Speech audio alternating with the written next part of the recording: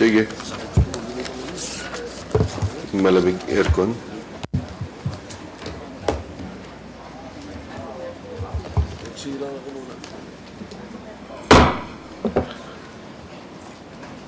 The hearing of the Senate Blue Ribbon Committee is hereby called to order. Morning, everyone. We'd like again to acknowledge the senators present, Senator Bam Aquino, Senator Tito Soto. Good morning, sirs. Also the resource persons who are here. From the Bureau of Internal Revenue, the Commissioner herself, Attorney Kim Jacinto Henares. Ma'am, good morning. The Bangko Sentral, represented by Deputy Governor Nestor Espinilla Jr. Good morning, sir. The AMLC, represented by Commissioner Manny Dook. Are you around? Yes, there you are, sir. Good morning, sir. Good morning. Yes. The Securities and Exchange Commission, which is also a member of the AMLC, Teresita Herbosa, is represented by Commissioner Manuel Gaite. Good morning, sir. Of course, Attorney Julia Bacay Abad, of the Executive Director of the AMLC, yes. PAGCOR, represented by its President, Mr. Eugenio Eugene Manalastas. Morning, sir. The PAGCOR representative of MIDAS. Morning, yes, sir. Mr. Ray de Guzman. Morning, sir. From RCBC, the President and CEO, Mr. Lorenzo Tan. Good morning, sir. Good morning, sir. The EVP and the head of the Treasury Group, Mr. Raul Victor Bitan. Good morning, sir. Morning, sir. The head of the Legal and Regulatory Affairs, Attorney Maria Celia Estavillo. Good morning, ma'am. Good morning, sir.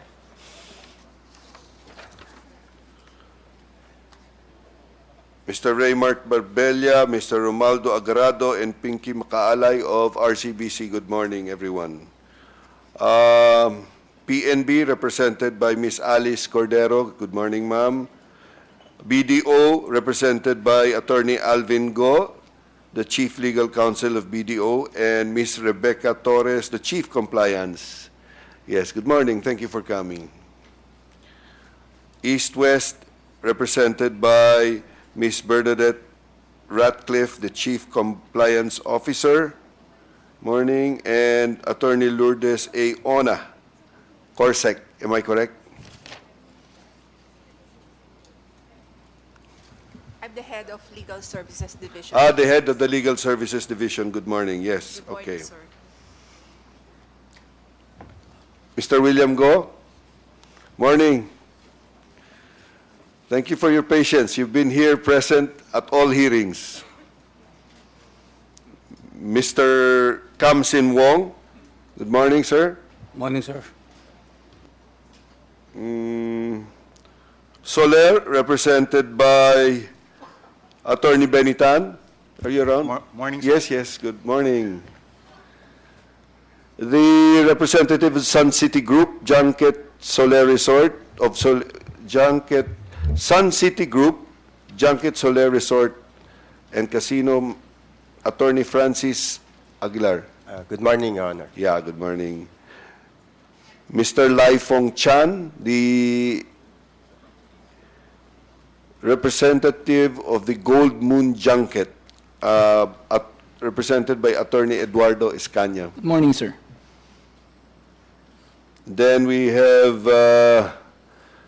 MIDAS, represented by Attorney Katrina Nepomuceno. Good morning, sir. Yes, good morning. The City of Dreams, represented by Mr. Adrian Au and Attorney Jomini Nazareno. Are you around? Good morning, sir. Yes, good morning. Angela Torres, ma'am, are you around? Hi, hello, good morning. And Grepa Life, Mr. Lauren Anthony Escobar. Yes, good morning.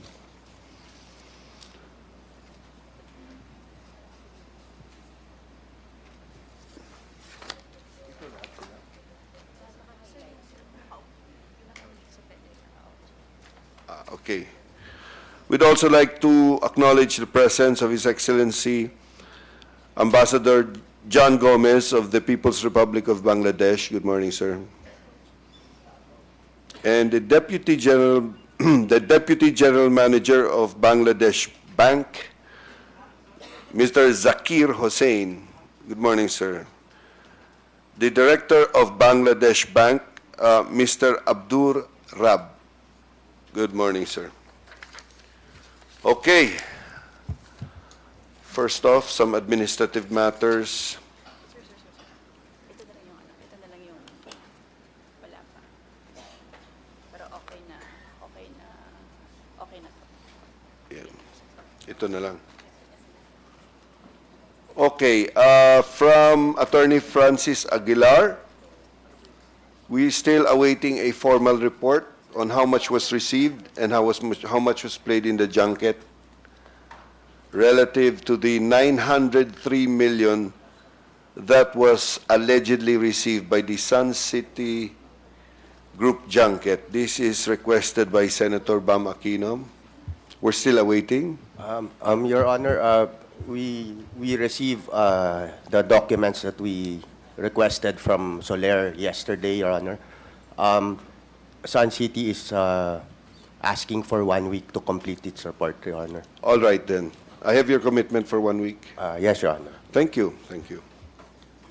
Wala na. Take note of commitment of 1 week. At this point, we'd like to recognize Senator Tito Soto. Senator Soto, you have the floor. Thank you, Mr. Chairman. Thank you very much. Well, I'd like to thank you for this continued hearing, but I suppose we're getting towards what we need in the proposed amendments to the anti-money laundering law that I'm sure you'll be proposing in the next Congress. But I just want to tie up some loose ends, Mr. Chairman, if you don't mind. Please proceed. Thank you. To the AMLAC, Ms. Abad, just one clarification. In your, I was looking over the transcript of the committee, and this was in the first day of the hearings. You said that the AMLAC first learned about this thing in February 11, and it was a Thursday, and then the governor of the Central Bank of Bangladesh called our own governor, Governor Tetanko Jr., seeking assistance to trace and possibly freeze the funds that have been stolen from Bangladesh Bank. That was your statement. And then upon receiving such call from the governor of Bangladesh, we immediately got in touch with the concerned bank, which is the RCBC. Did the governor of Bangladesh, the Central Bank of Bangladesh, say it was the RCBC immediately? It was contained in the report? Yes, Your Honor. I see. All right. It was not clear during that time. I just wanted to clarify that. So let me proceed to questions again, to tie up some loose ends also to the RCBC. May we ask perhaps Attorney Estabilio? Morning, sir. Yes, good morning. Can you tell us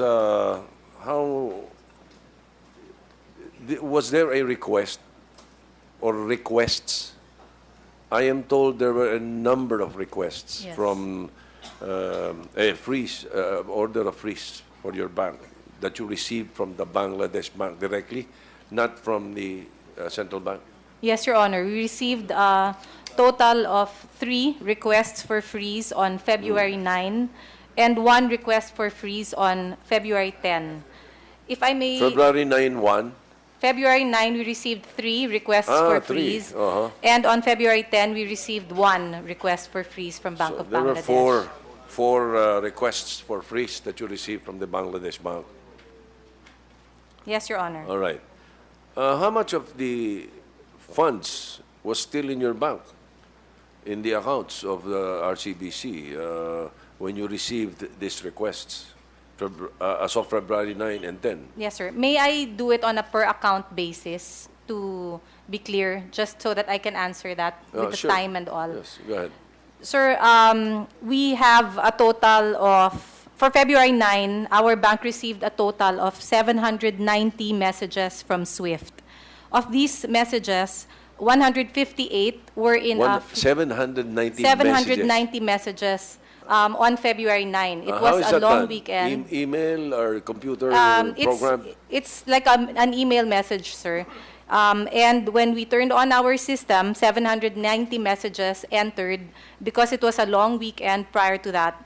Of these messages, there are several that are high priority to us. One would be an MT-192. This is a request for cancellation or stop payment. MT-192. 192. We received one MT-192, and it was not from the Bank of Bangladesh on that day. We received 111 MT-199 free format messages. This is like a chat, Your Honor. It's not an urgent message. How like many 199? 199 is 111. These are authenticated free format messages. These are not stop payment messages. They were 111. The Bank of Bangladesh did not send any of those. What they did send, sir, were MT-999. These are unauthenticated free format messages, and we received 47. The messages sent by the Bank of Bangladesh were of normal priority, and they were not stop payment messages. So when we received 790 messages, our officers proceeded to read the emails sequentially, unless we had a stop payment, which is the first that we would read, or a high priority message, none of which applied to the Bank of Bangladesh. On February 9, the first message came from the Bank of Bangladesh and was received by our settlements department and read at 11:19 in the morning. It was sent to the branch. And the message reads, Your Honor, this pertained to the Vergara account. And the message is a priority. Vergara. Yes, normal priority message, MT-999, or free format message. And it reads, reference to the Vergara account, please be informed that this is a doubtful transaction. You are requested to stop the payment. And if you already made payment, then freeze the account of the beneficiary for proper investigation. We think the transaction is contradictory with the AML law, with the anti-money laundering law. There are some words that Again, follow. just to educate some of us who are Yes, Your listening. Honor. Again, what is an MT-199? An MT-199 is just a free format message. It's like a chat, Your Honor. It's a regular message. It's not like a 192, which is a stop payment. So if our settlements department received 790 messages, it will look for the 192s first. That would be priority. And if there's anything tagged as high priority, it will then go to proceed with that.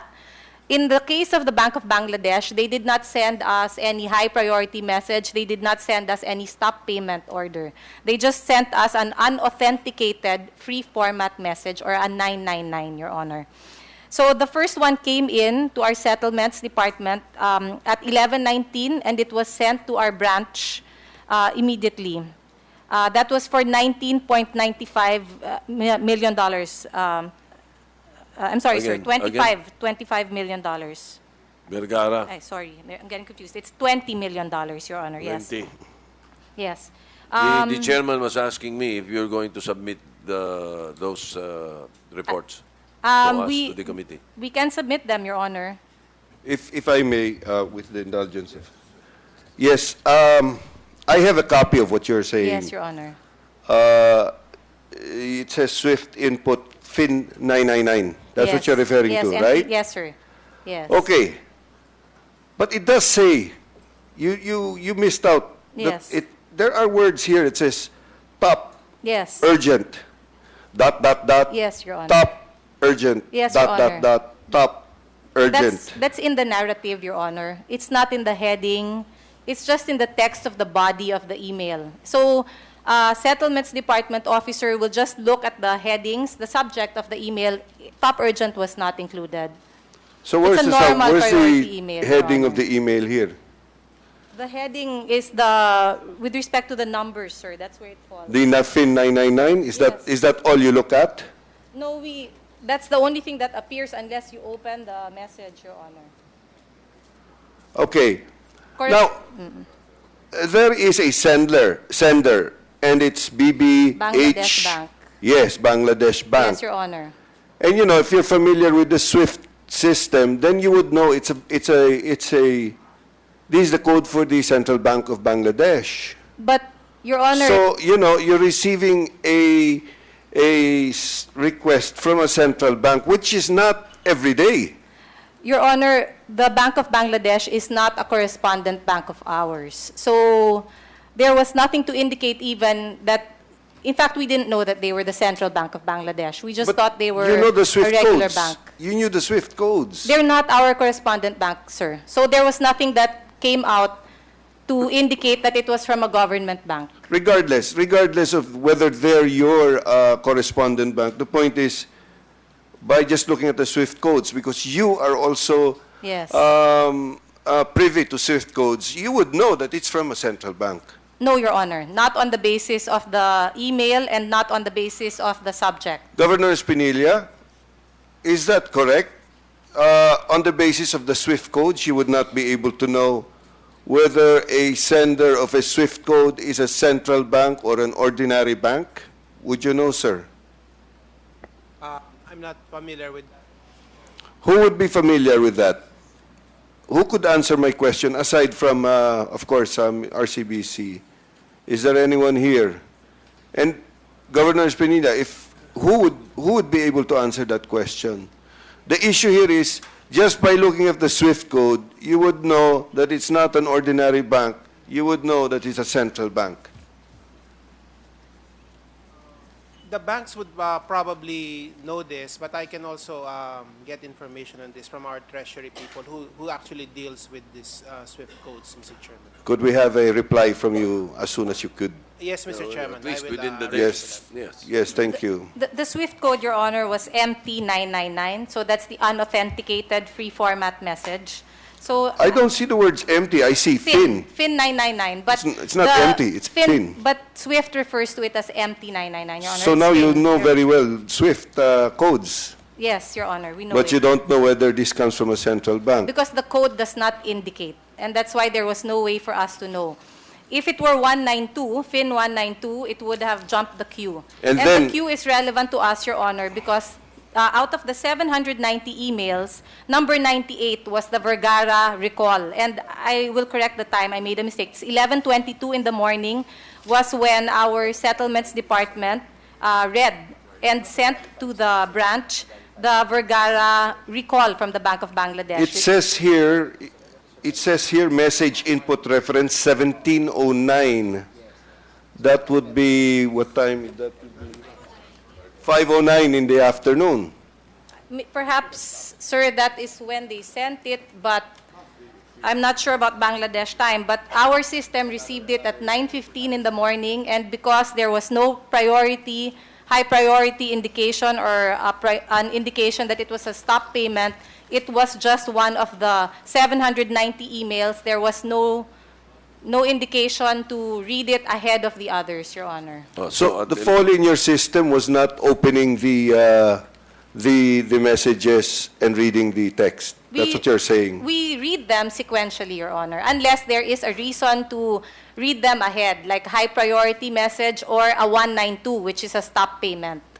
These did not apply in the Bangladesh request. So Your again, Honor. what is a 999 according It's to you? just a free format message. SWIFT describes it as generally a chat message. You can put detailed instructions there, anything. Kung sa ordinary language, kwentuhan. Parang kwentuhan, in a way. It's a message that captures everything that's not captured in the specific messages. But there is a specific message for a stop payment, and that's 192. Governor Espinilla, could we have from the central bank a definitive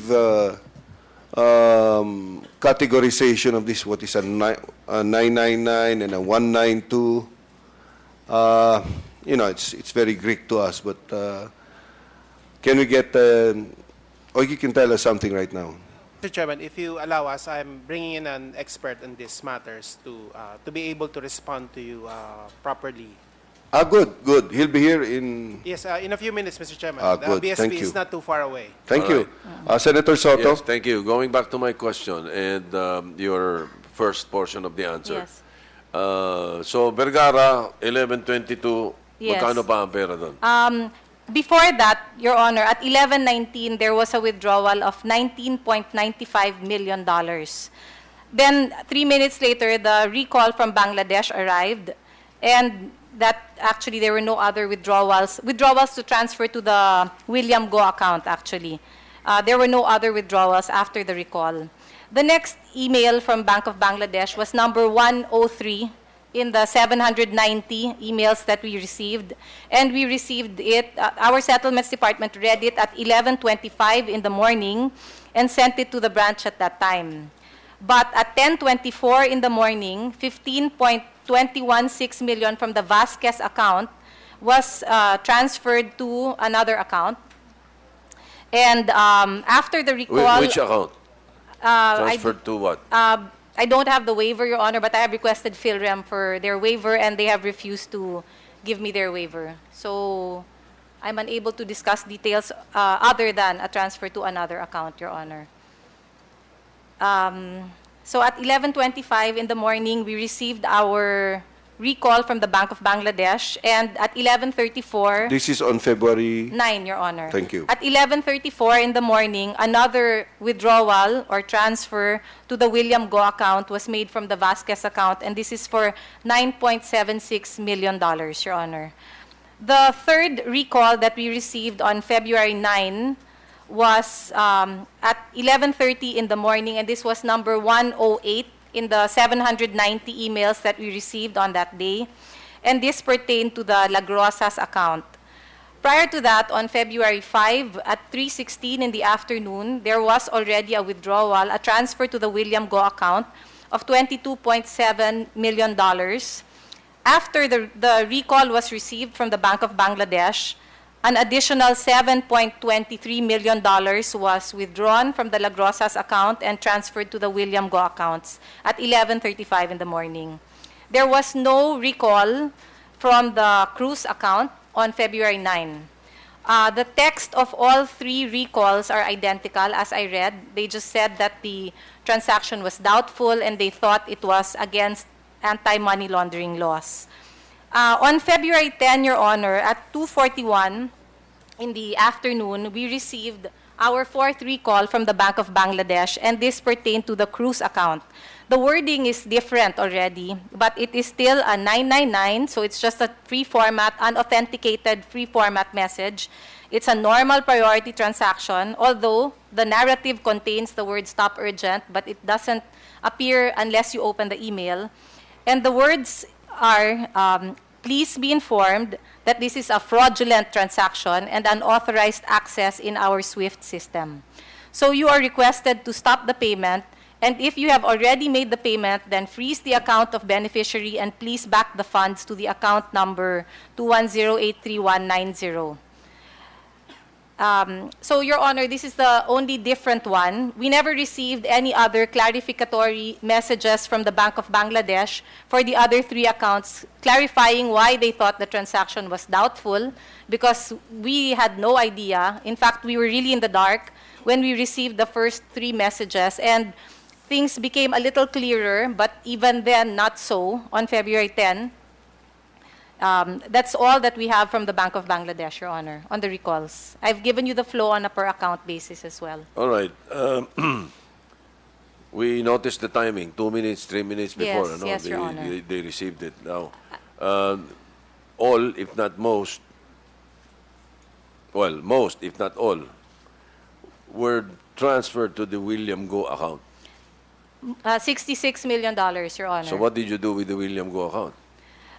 Your Honor, we did not freeze it. I have already said before that the bank is a private institution. We have the ability and the power to freeze accounts where funds enter, but not when the funds have already moved out.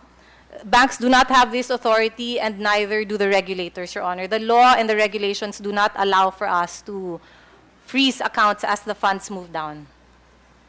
In fact, Your Honor, when we receive a freeze order, we also have to ask for clarification from our regulators if there are accounts which we believe should have been included. And we ask them, please advise us. We will put these accounts on hold. Please advise us if we should freeze. And if they tell us, no, please remove that, then we comply, Your Honor. So we, on our own, we do not have that power. All right. To complete the picture, so what did you do? So, Your Honor, we, How did you respond yes, Your Honor, we, to the requests, the messages? for the simple reason that the law prohibits me from discussing the filing of suspicious transactions reports, I cannot detail when and how we filed suspicious transactions reports for these accounts. But needless to say, we did receive a call from the AMLC saying that the government, that the Bank of Bangladesh, the governor had called them, and it was only then that we realized that it was the Central Bank of Bangladesh. And we did file all our reports in a timely manner, as we normally do, Your Honor. At that time, or right after, when you already received these messages, did the bank already have an idea on the accounts being fictitious or fake? No, Your Honor. We retrieved and pulled out the account opening forms on February 11, and it was around February 12 when we had an idea that the IDs were fictitious. Prior to that, we did not have any idea. So on February 9, we received 3 requests for freeze, or 3 requests by way of an unauthenticated free format message, which for us were confusing. We didn't understand why these transactions were doubtful or why they were thought to be against anti-money laundering laws. We had a little more clarity on February 10 when we received another normal priority message from the Bank of Bangladesh, and because they gave a different reason for the 4th account, we never had any clarificatory messages for any of the other 3 accounts. We never received any call from the Bank of Bangladesh. We only received further guidance from the AMLC. That's it, Your Honor. My next question would probably, well, your answer would probably help us in crafting the amendments to the anti-money laundering law that we are contemplating on. What kind of request or message would have provided you with sufficient legal basis to immediately freeze these accounts these accounts? An immediate freeze, Your Honor, is really a court order. That's really what empowers every bank to freeze any account. But we would have held the funds. In this case, it would have been too late, di ba? It would have been too late if the freeze order came because the money did kung move court fast. order pa. So Yes. what kind of powers do you need to be able to do that? Perhaps the law should be amended to include some holding power for the banks, at least to clarify that these banks have holding power when we receive certain messages. In this case, Your Honor, if we received an MT-192, a FIN 192, request for cancellation, we could have acted on the message more promptly. And I also do have to refer back to a statement that I made earlier that Maya Deguito, when she received the first of these messages, rushed to expedite the withdrawals as well. And at the end of it, she said it's better for her to expedite, to process these withdrawals than to have herself and her family killed. So it's in that context that even if she received the freeze orders, she still continued to withdraw about 16 million afterwards. Yun ang in that problema, context, because yes. the usual practice is kahit sa mga karaniwan na bangko, pagka medyo malaki yung transaksyon or cheque, tumatawag yung branch manager at tinatanong yung owner ng account kung in-issue niya ito. Ginagawa nila yun So in this case, it was not done in your branch. No. All right. I was looking through the records also. You earlier said that you determined that Mr. Who's this? Mr. Huico, his picture was used in the fake ID of Jesse Christopher Lagrosas. How did Yes, you Your determine this, attorney? We did not know. We were trying to do a little police work ourselves, and we wanted to see who the identities, who these people were. And we interviewed him on a different matter on a meeting in his house that he organized on February 12. And when we saw him, we realized that the picture was his. If Your Honor will indulge, I actually had the pictures prepared. So this is Mr. Yuhiko in our 201 file, and this is Mr. Lagrosas in the IDs. So it's, to us, quite clear that he's one and the same. The pictures are quite blurred, but quite clear for him, actually. All right. Thank you very much. you, Your Honor. Mr. Chair, I have a number of questions for Phil Remy, so I will suspend my query at this point, Mr. Chairman. Okay, I haven't been informed that Phil Rem, they're on their way. Stuck in traffic lang daw, so they'll be here shortly. I do have some questions for RCBC. Yes, let's go back to the stop payment request. Yes, sir. But you do agree, had you opened the text, then you would have been sufficiently alarmed.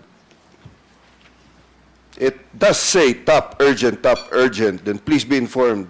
And yet, Your Honor, I also cannot deny that they used very vague terms. And I'm trying to think, based on the articles I have read, that perhaps it was also not clear to them what had happened on February 9, because it was not clear based on their email sent, doubtful. We have received many stop payment orders, Your Honor, but never anything as ambiguous as these messages. But I don't see, let me read. We think the transaction is contradictory to the anti-money laundering law. I think that's clear enough. But they should have just said outright, it is contradictory to the anti-money laundering laws because, and given their reasons, instead of an opinion that they express. And then they say that it's a doubtful transaction. And our thought was, why is it doubtful? We ourselves were not clear. I Your think this Honor. is, well, anyway, let's not argue. But Based on let our me just- experience, yes, Yes, Your Honor. okay, fine. But let me read it so that the public can hear it. We think, this is Bangladesh telling RCBC, and it says, we think the transaction is contradictory with the anti-money laundering law. To me, that's pretty clear. I'm not a banker, but it's pretty clear. And Anyway, at any rate, okay.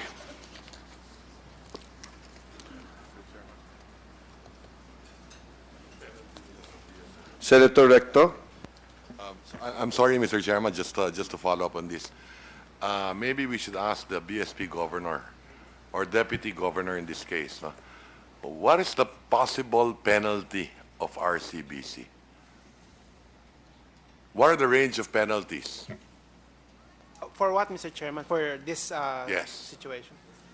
Well, there are several things that are applicable here, Mr. Chairman. With respect to the BSP's charter, our penalties are limited by law. That is 30,000 maximum per day and or per transaction. So that is assessed on a case-by-case basis, Mr. Chairman, depending on the circumstances of the situation. In addition to monetary penalties, the BSP, through the Monetary Board, can also impose what we call non-monetary sanctions, which is basically administrative disciplinary actions against persons responsible and also on the bank. But beyond that, under the anti-money laundering law, there are also provisions of law that may be applicable with respect to monetary penalties, Mr. Chairman. So, Mr. Espinilla, with regard to penalties, it is possible that the penalty for RCBC is 30,000 pesos. That's per day, Mr. Chairman. Yes, still. Yes, that's Mababa. So would you recommend to this committee that later on, aside from the charter of the BSP, but maybe in the AMLA law, that we increase the penalties also for banks yes, Mr. who Chairman. may have been involved or may be involved in anti-money laundering? I mean, whether or not they knew, if the bank's protocol systems are not proper, then certain penalties should be established, significant, no? And then we read all these articles in other jurisdictions, particularly in the U.S. Penalties there range all the way up to billions of dollars. Is that correct? Could you provide the committee what other jurisdictions have, since we're talking about following international standards?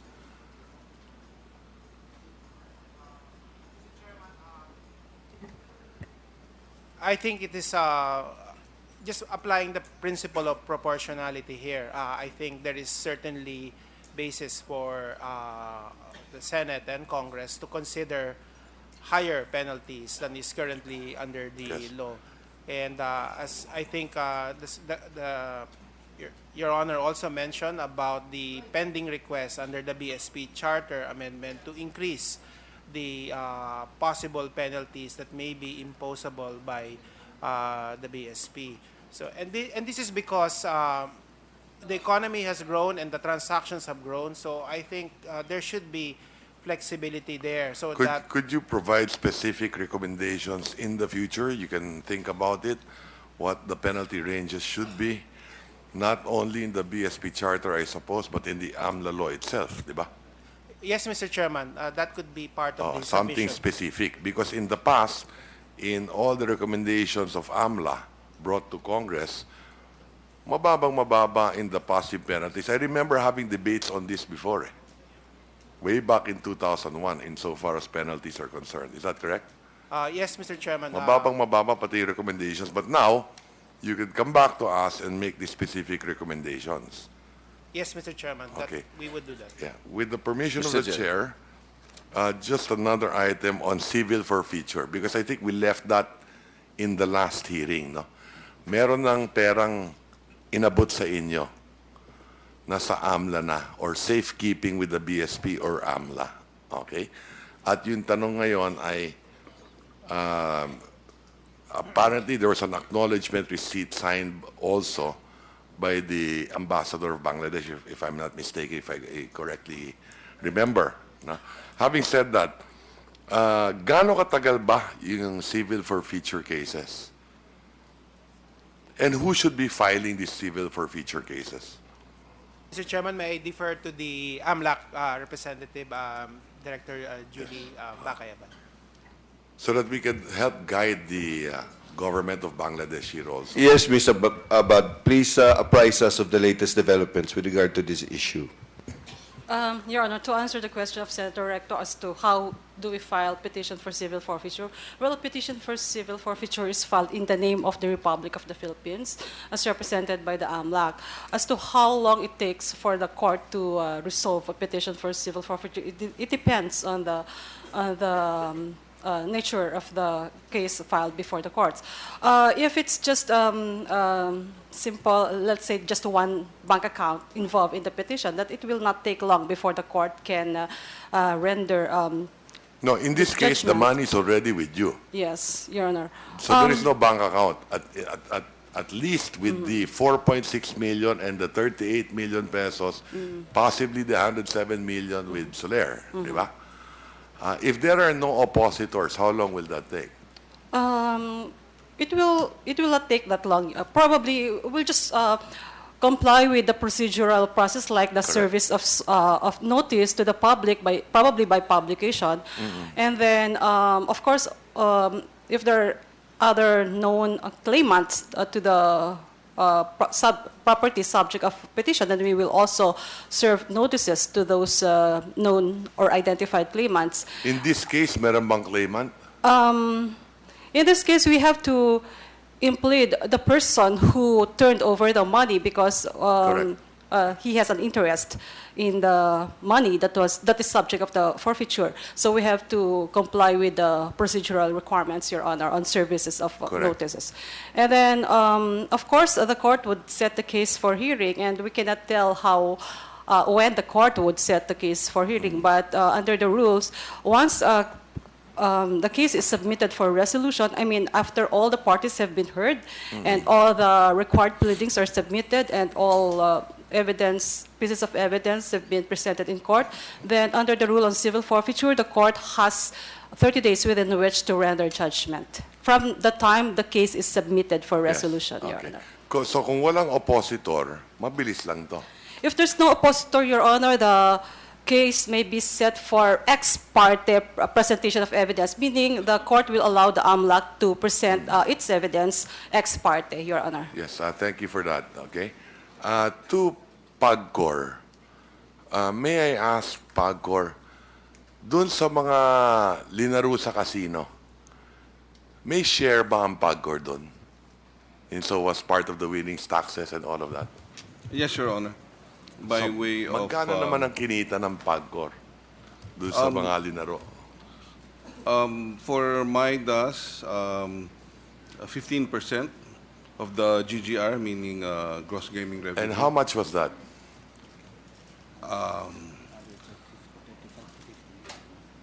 Our branch manager for MIDAS maybe... So the average share of government from MIDAS junket operations is from the average of 35 to 50 million naman, sir.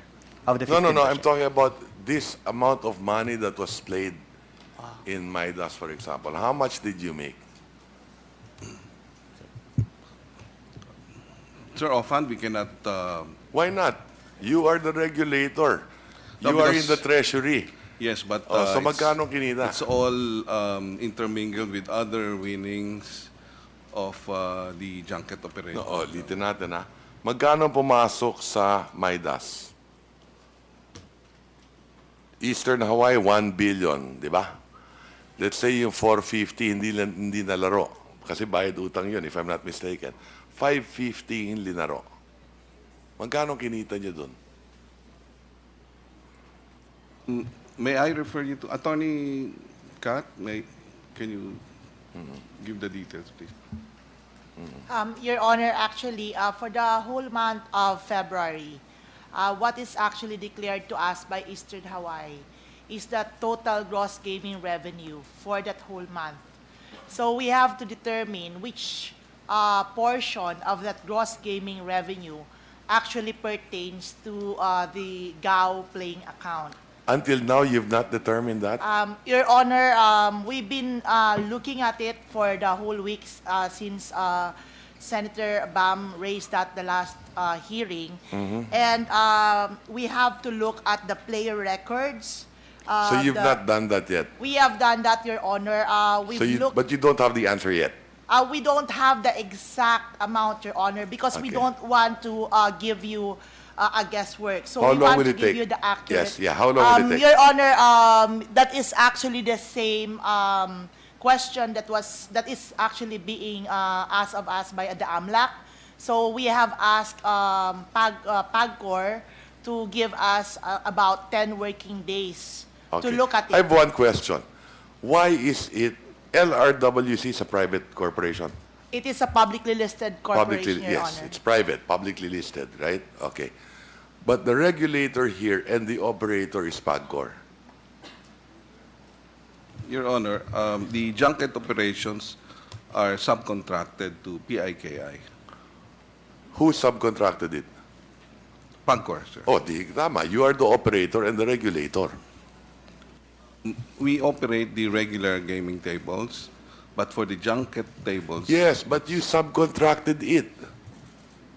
Kayo rin. Not Yes, sir. only that, you're not only the operator, but the regulator. Yes, sir. Correct? Yes, sir. Okay. And you mean to tell me, you don't know how much you made? You cannot Sir, answer the question. No, we do, but right now, with the Well, the give me a period in ballpark. question... What is the ballpark figure?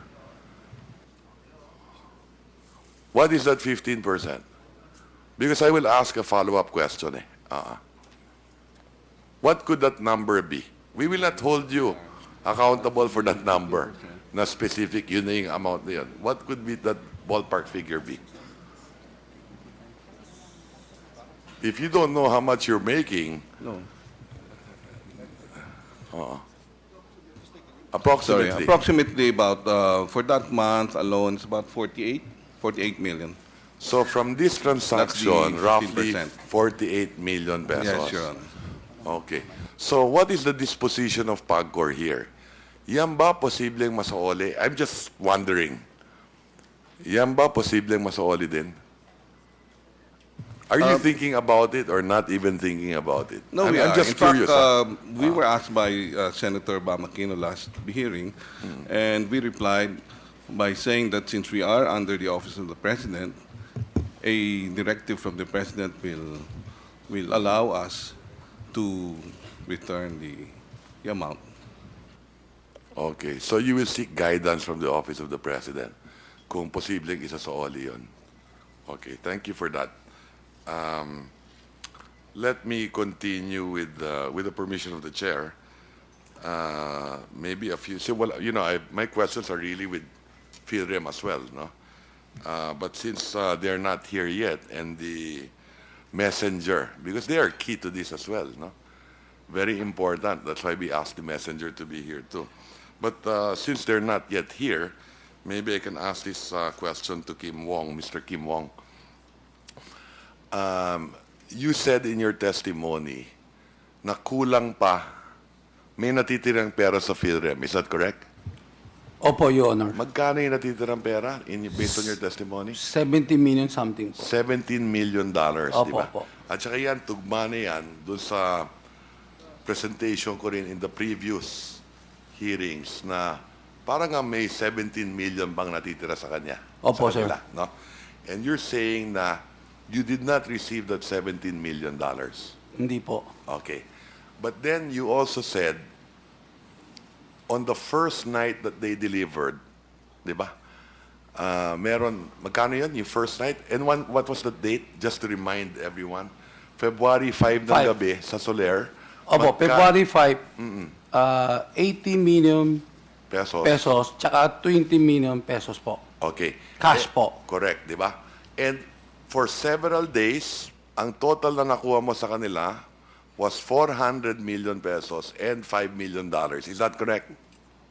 Opo, plus yung 100 million nakuha sa Sore, plus 300 million, 400, plus 5 million US dollars. Correct. Opo. So total 400 plus $5 million. Now, Opo, sir. And how many times was that? Ilang kayong beses? One in Soler, one happened in Soler, and 3 sa bahay nila. Opo. 3 times po. So, 4 na beses yan, di ba? Opo, sir. Okay, now. On the first night, February 5, anong oras ng gabi yun? Mga 7:30 ho. 7:30. Opo. So, binigay sa'yo 80 plus 20. Yung 20, sino nagbigay? Si Maya po. Si Maya ang nagbigay. Kaya may testimonya, kaya yung kotse niya nandun, may letrato, di ba? Opo, sir. Okay. And then you mentioned also, sinong kaharap mo? Kaharap mo ba si Konkon o yung babae? Ang una dumating po si Concom po. Okay. Sino nag-abot ng 80 sa'yo? Yung Concom kasi po, dumating mga magse-7 po.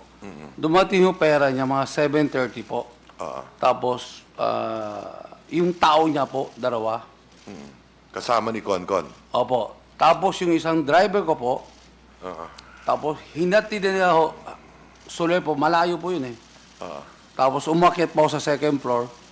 Tapos doon ho binilang yung 80 million, tsaka 20 million. Binigay yun sa cage. Sino nagbilang? Yung cage na mismo? Hindi, ako mismo pumunta para Correct. inabot ng bundle-bundle lang po. Correct. Tapos, para yung 80 million, para makita sa harap ng tao ni Concon, 80 dala nila, so binilang bundle-bundle. So, 100 million po, pero hindi pa ho nila binilang isa-isa. Kumbaga, 100 million po, nakaano po. Bundle. Tapos si Ding po nandun, binigay ni Ding, ito yung account ilalagay mo sa pangalan ko. Si okay. Ding Shishi po. Correct. Okay. Opo. Nandun ba si Wei Kangshu? Wala po. Wala. Wala po. So on that first day, So, ang testimonya dito kasi nung unang araw din ni yung asawa ni Concon, yung babae sa PhilRem. Anong pangalan niya? Salud. Ang sabi niya, siya ang nagbigay sa iyo. So, sinasabi mo, hindi totoo si Concon mismo ang nagbigay. Hindi, si Konkon kasi po nagdala. Oo. Oh, late na ho kami nagkita. Okay. Nakita mo ba si Salud? Opo. So, nandun din siya. Late na ho siya dumating. Late siya dumating. Oh, Pero naging nung unang pagkain lang hearing sa amin. kasi, yung unang hearing kasi, hindi niya binabanggit si Concon. Ang binanggit lang niya, siya ang nagdala, and then in the succeeding, yung messenger niya. In fact, wala nga sinasabi sa bahay nila eh.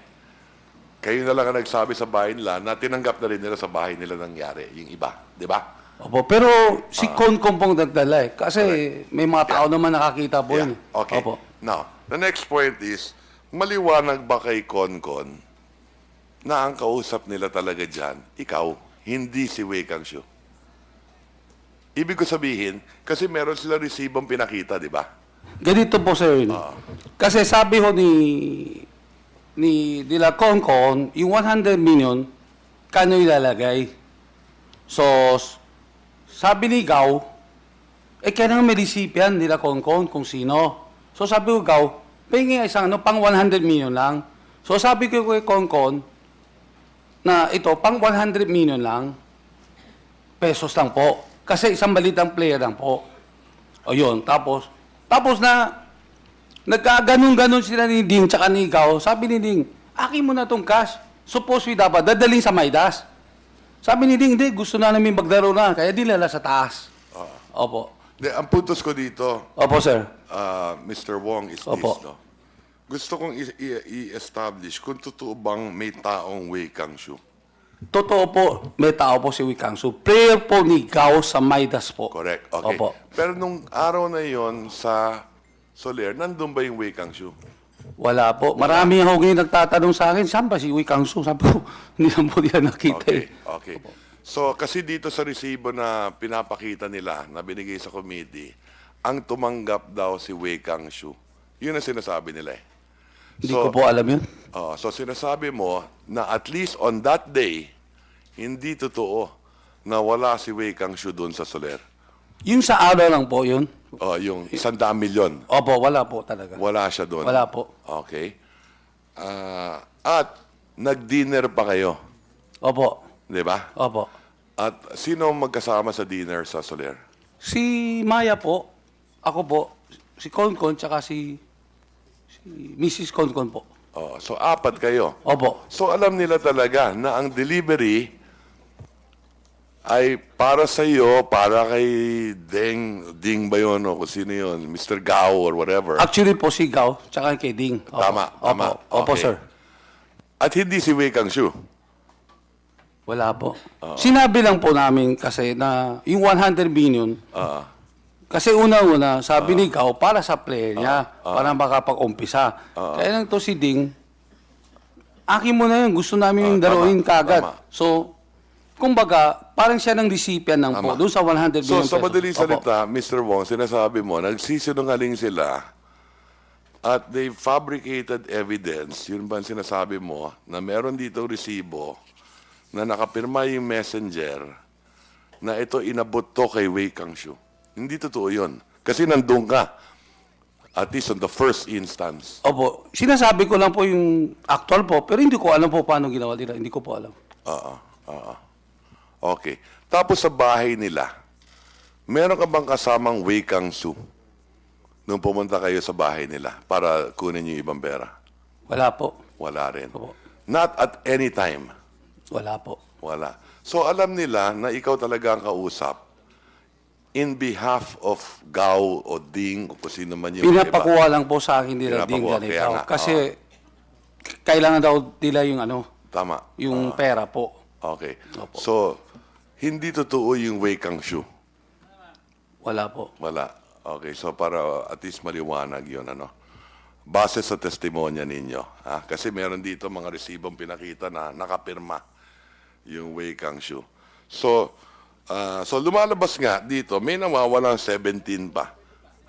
Dahil yung more or less na naka-entrust na sa Bangko Sentral natin, Yung $4.6 million, yung 38 million pesos, may 107 million sa Soler, at merong pangakong 450 million na ibabalik kayo sa Bank of Bangladesh through the AMLAC, di ba?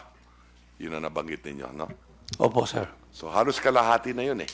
Noong 34 na kwinenta natin noong nakaraan. Opo, sir. Opo. So you stand by na may 17 million. Kasi po, hinahanap din tsaka ni Ikaw po yun eh. Hanggang ngayon. Hindi po, nung that time po, nag-away po kami. So, meron nagtago ng $17 million. Maliwanag. Palagay ko po. Sige. Okay, maraming salamat. Isang Thank tanong you na po, lang sir. sa RCBC. I know that this is a difficult question to answer. But let me lead to that. No? How much was your profit last year? Last year. Yeah.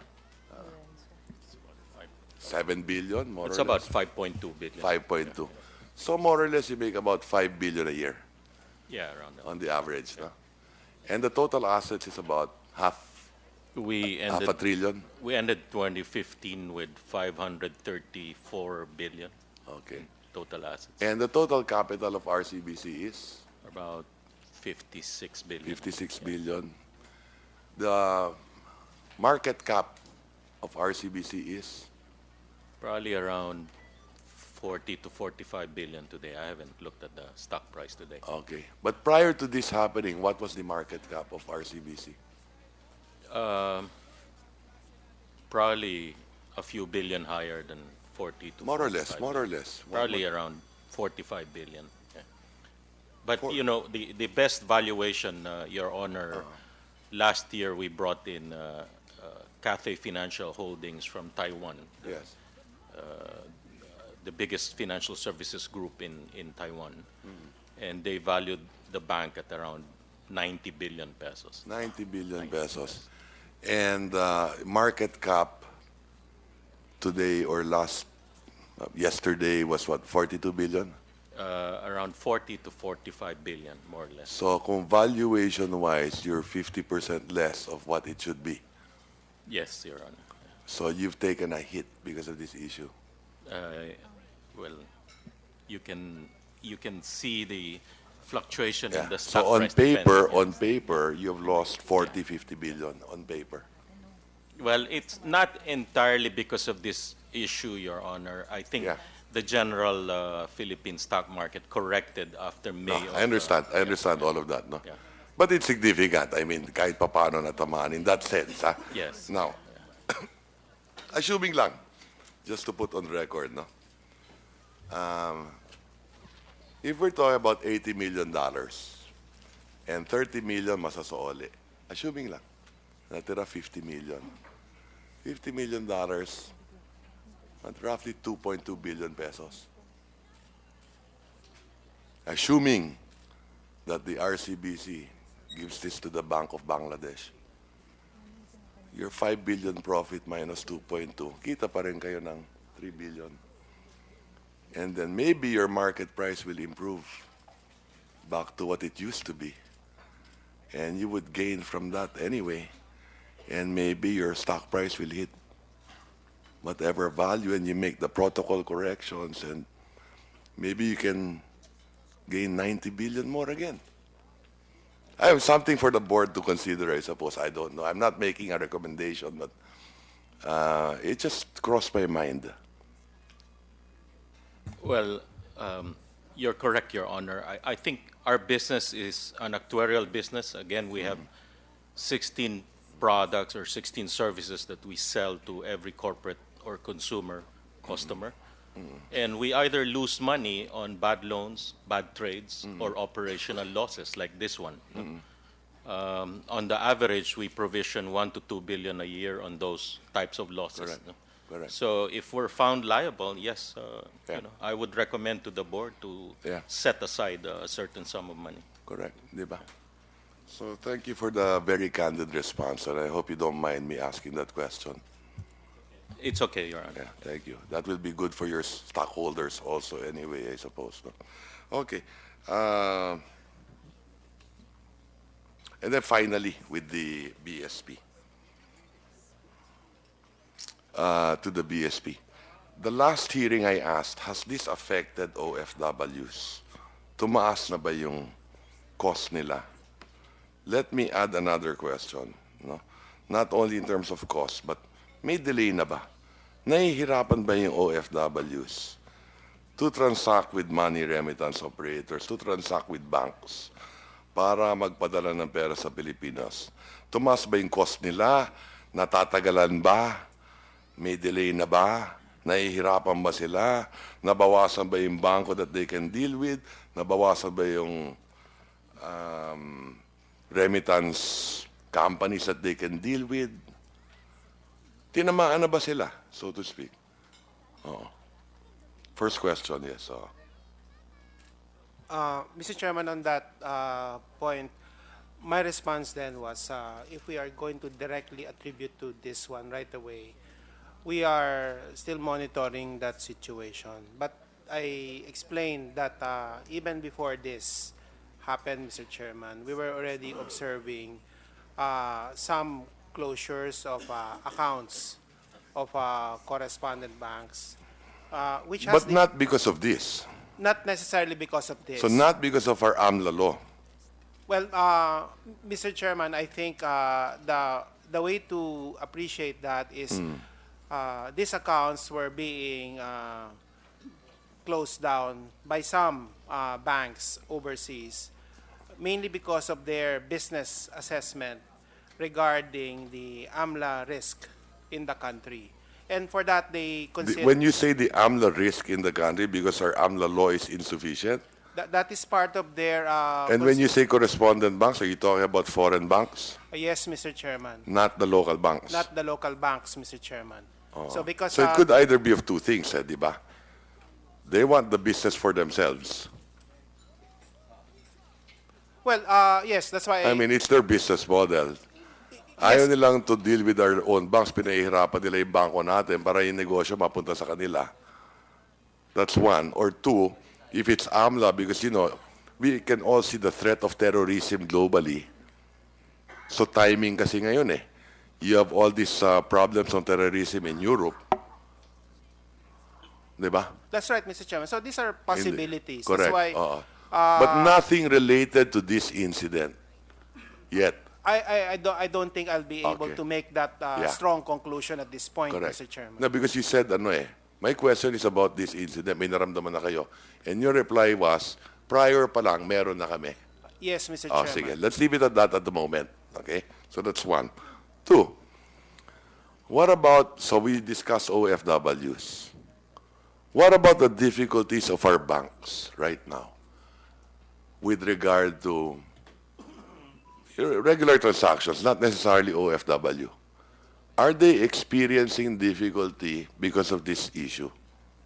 Muna, let's start with that. Mr. Chairman, we do not see that Walang at this ganon. time. Okay. Our banking system is quite strong, No, Mr. Chairman. I'm not talking about, I know that our banking system is strong. I'm talking about dealing with remitting foreign exchange outside coming in here, going out. I mean, because of these issues that affected our banks, in so far as trade is concerned. Wala naman. Anecdotally, we asked, Mr. Chairman, Yes. anecdotally, there's been some, what I would say, more questions are now being asked of our banks regarding the situation. When you say more questions, what do you mean? Let's say a Filipino businessman is remitting money to the country, not necessarily an OFW. Does he have to fill up more forms? No, Is there delays? Are costs higher? Wala naman. No, Mr. Chairman. What I meant was the counterparts of our local banks, they are revalidating their assessment that their relationship is still, they shouldn't be concerned about the anti-money laundering compliance of their And you're saying that is counterparty. because of this incident? I would say that that is a direct reaction of, Direct because this is a reaction, high yeah. publicity event, Yeah, Mr. I Chairman. understand. I understand. And then prior to this, I've heard of complaints among our banks, and not necessarily because of the law, but the international regime in place today. Is that true? I mean, do any of our banks have difficulty right now? Not in terms of our banks, I know that our banks are solid. I'm talking about in transacting with other foreign banks, may konti bang problema in that sense na mas maraming paperwork, mas maraming delays, or something to that effect? Wala naman. Mr. Chairman, the factual answer there is that there has been some issues like that in terms of foreign banks wanting to limit, not all, some banks in some jurisdictions wanting to limit correspondent banking relationships with local banks. And the context of that Yes. is the broader concern about their own anti-money laundering compliance. You will recall that get some it. banks have been fined heavily, so they're Got it. being extra cautious. So Okay. any doubt, for example, Okay. they tend to overreact to this, Mr. Chairman, and this is what we are also arguing with at an international level for more reason in these matters, Mr. I Chairman. get it. Okay. Thank you for that response, for my better understanding of the situation. At this point in time, Mr. Chairman, since PhilRem is not here and the messenger is not here, I do not have further questions. Thank you very much to the candid responses of our resource persons. Yes, thank you. PhilRem, I see the lawyer is here. What happened to your clients? Good morning, Your Honor. I was told Salud is on her way. I just came from court. Sorry for the delay. So I thought she would be here already, but I was said she was on her way. So maybe she'd be in a few minutes, Your Honor. All right, all right. Is the yes, Deputy Governor? Mr. Chairman, our SWIFT code expert is available at this point. Okay, then can we have him? Her. Okay, thank you. Bakante po dito para hindi na magano si Deputy Governor. Dito na po. Okay, whatever. Sige.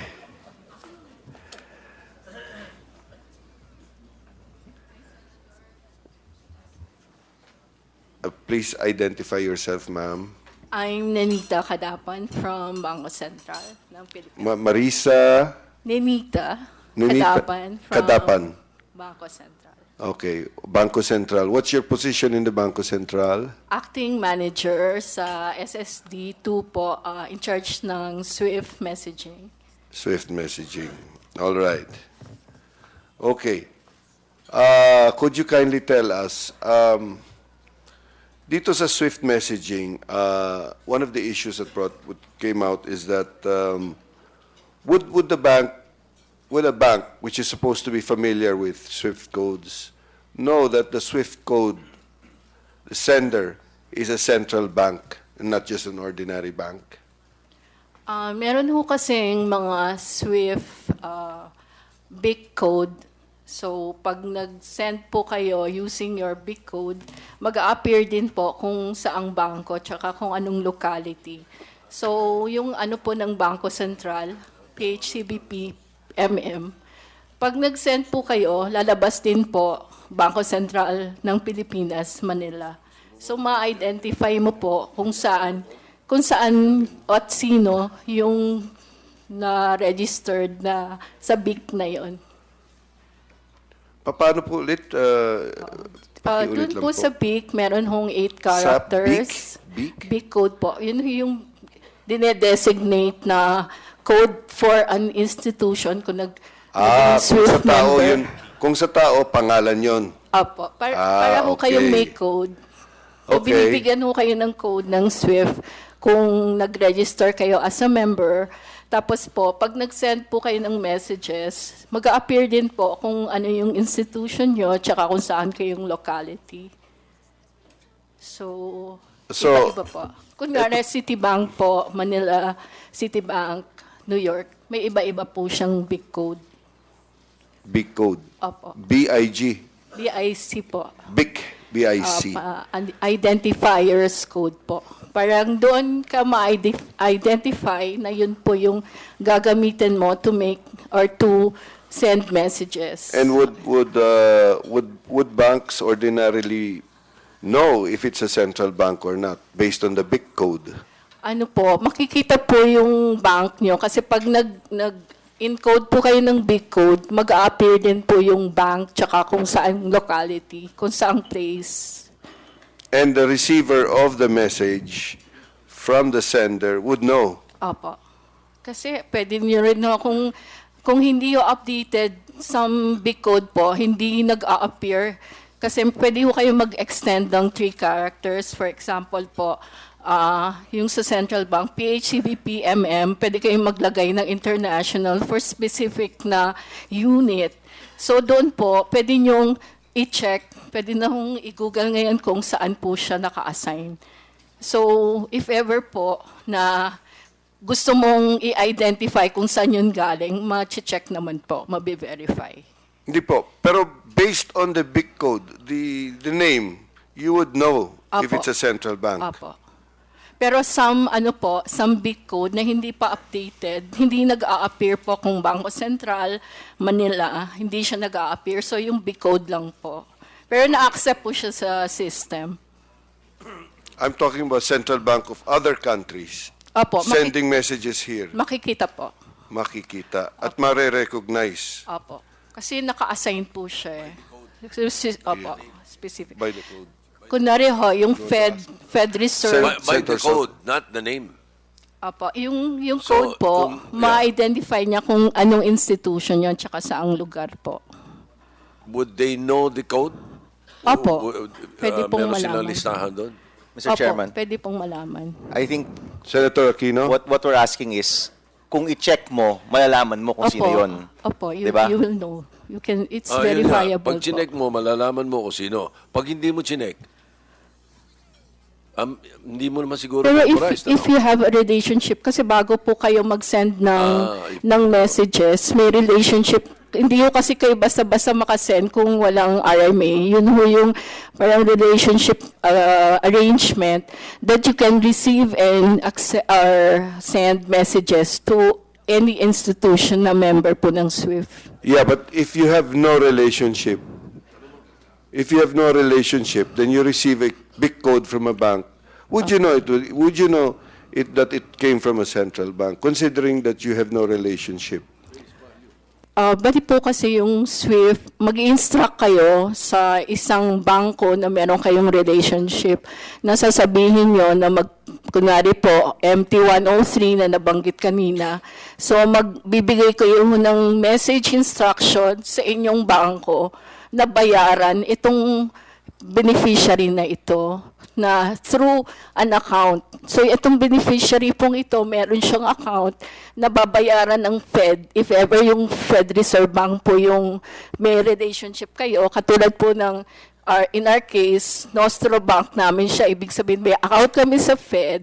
Pwede namin pong mag-instruct sa Fed to pay a beneficiary through an account sa isang bangko dito sa Pilipinas.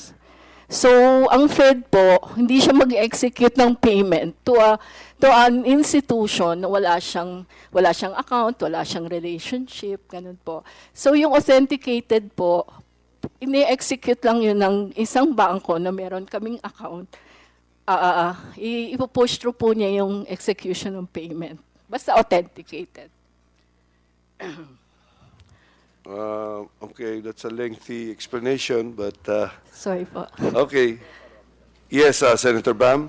Kung wala ho kayong relationship, pwede ba kayong mag-send ng messages sa isa't isa? Opo, yung yung free format, yung MT-999. Okay. Ano po siya, it's an authentic message, instruction, pero ano po siya, free formatted. So, ibig sabihin ho, ang difference nung authentic na message, authentic siya message, pwede ho siyang pumasok sa SWIFT, pero hindi siya authenticated. Ang authenticated po, i-execute niya Okay. yung Ju- ju- instruction. Just to be fair to RCBC, anyone from RCBC can answer, no? Do you have a relationship with Bank of Bangladesh? No, we have never had any relationship with That's them. why it entered into your system as the free form. Well, 999 is not authenticated. But I was mentioning earlier, 192 would have been the stop payment or the request for cancellation of payment, which... But they cannot do that because they don't have a relationship with Bank of Bangladesh. Is that right? Yes, kasi 192 po, cancellation STP straight through. If you have nag-send kayo ng message na 103, you can cancel that instruction using the MT-192. But only if you have a relationship with the other bank. Opo. In this case, you did not... Since wala ho silang RMA with Central Bank of Bangladesh, ang option po niya yung free format. Which is the 999. Opo. Okay. The other, Attorney Fernandez, the other messages that you received aside Yes. from the 999, I Yes. think you mentioned the one... There was a 192 and a 199. There was a 192, but it did not pertain to any of these accounts. Who did that come from? Unidentified, but it's one. We received one empty 192, and it's not related to anything Okay. here. It's not, it Not didn't come related. from the Bank of I Bangladesh. just identified that it was part of the 790 emails that we Okay. received. Your emails pertaining to the 5 fictitious accounts opened in RCBC Jupiter, what kind of message did you receive in the SWIFT internal system? From the Bank of Bangladesh, we received the MT 999. Okay. That's the not authenticated free format message. Okay, just to make it clear, yung corresponding banks, kayo ma'am, you're the SWIFT expert, no? Yung mga corresponding banks po ng RCBC, I think in this case it was Citibank, Wells Fargo, if I'm not mistaken, and Bank of New York. Should they have been the ones to give the 192, the MT 192?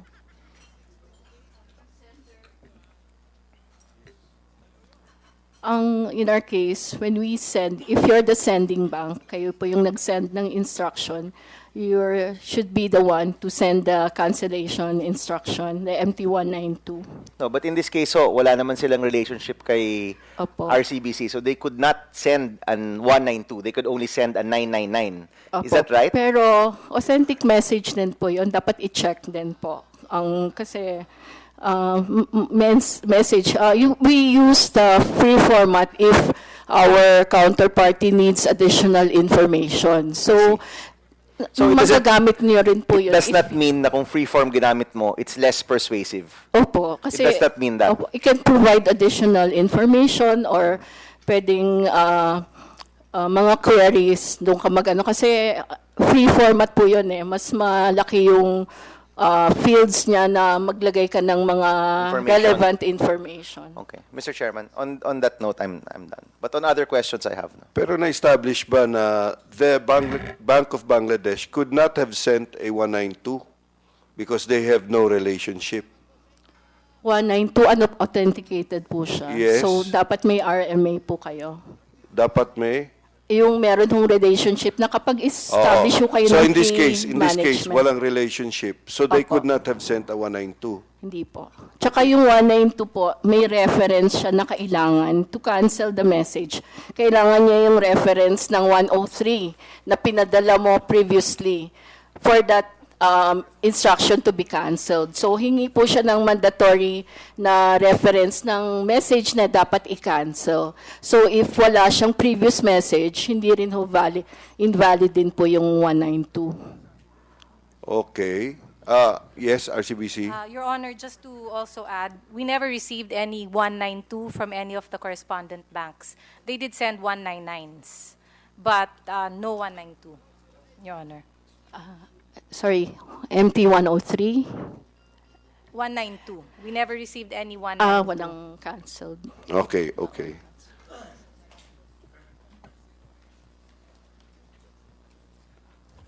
In that case, I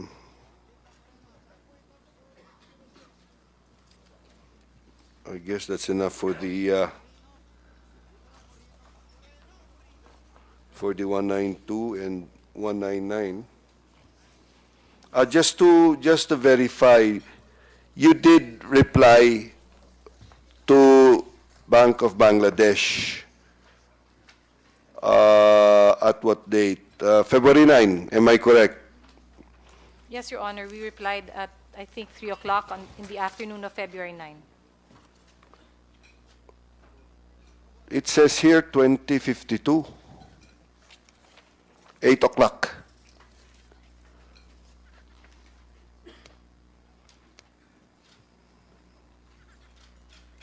sorry, sir, I don't see the time, but we did reply on February 9. Our reply indicated we acknowledge receipt of your notice. Acting on your instructions, we have placed on hold the remaining proceeds from the transactions which you have labeled doubtful transactions. This is without prejudice to additional information, notices, or instructions that may be received by the bank and which may be contrary to your instructions. Nandito sa taas, nakalagay dito correspondent input reference, tapos nakalagay 2052. Can you see it? Which account, Your Honor, are you looking at? Your reply, you just read it. Yes. Transaction reference number RCBC 160209A. Okay, Your Honor. Yes, Your Honor. Is that 2052? 160209A, that's the transaction reference number. That's the 16029, that's the date. Yes, February 9. Before that, it says 2052. That's the time. I don't see it in my copy, Your Honor. I'm not sure what copy you have, but it's not in my copy, Your Honor. My copy says F20 transaction reference number RCBC-160209A. That's all. Yes, that we it have the says. same. I don't know don't why see the yours time. doesn't have this. This is, I don't have the time, Your Honor. That here. I don't cannot have be. those We have numbers. the same reference number, the same. I have the This is your. original- That's your. That's from your Yes, bank. Your Honor. Yes, this is the original document, Your Honor, from our bank. Okay, let me just show you what I have, so that then we'll get back to you.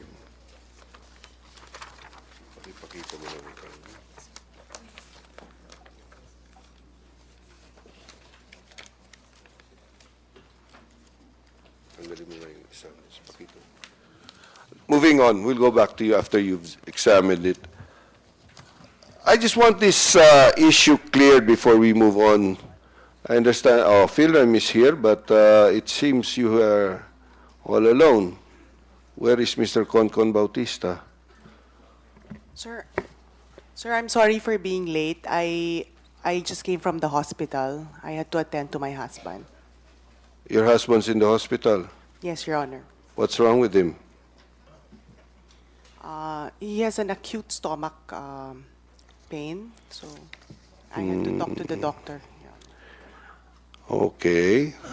Where is your messenger? Your He Honor, also has stomach pains? no, Your Honor, my messenger is not feeling well, but I have his affidavit with me. Your messenger is not feeling well again. Yes, Your Honor. So every hearing he will be not feeling well. I don't know, Your Honor. I hope not.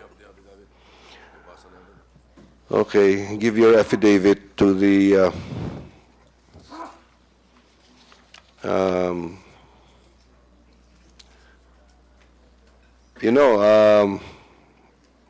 you really give us this feeling of evasion.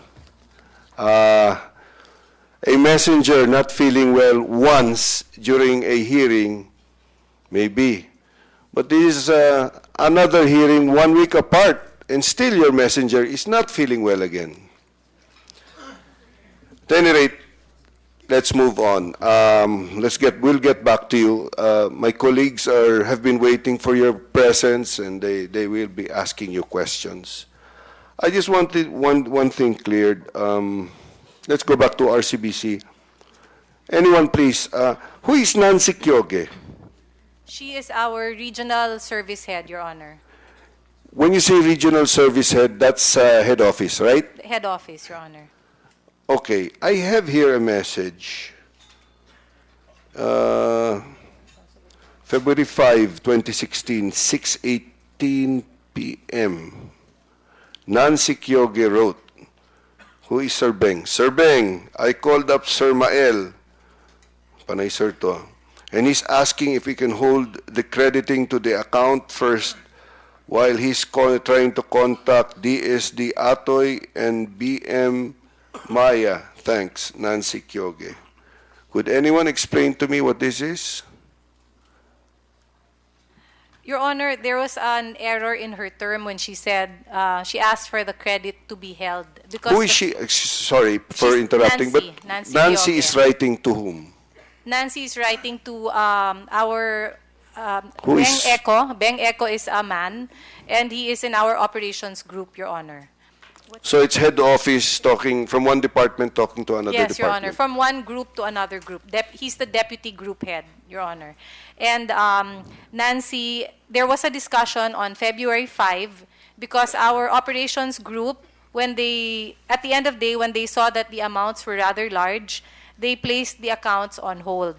And they asked our, Wait. They placed the accounts on hold, at the end of day, Your Honor. and you noticed that they were rather large. At the end of the yes. Yes. At the Taken end of the together, day. In yes. fact, this is at 6:18 Yes, Your Honor. p.m. So that's end of day, Yes, Your obviously. Honor. Okay. Go ahead, please. So our operations group contacted our retail branches, retail banking group, and advised them that they were putting it on hold until further information from the branch.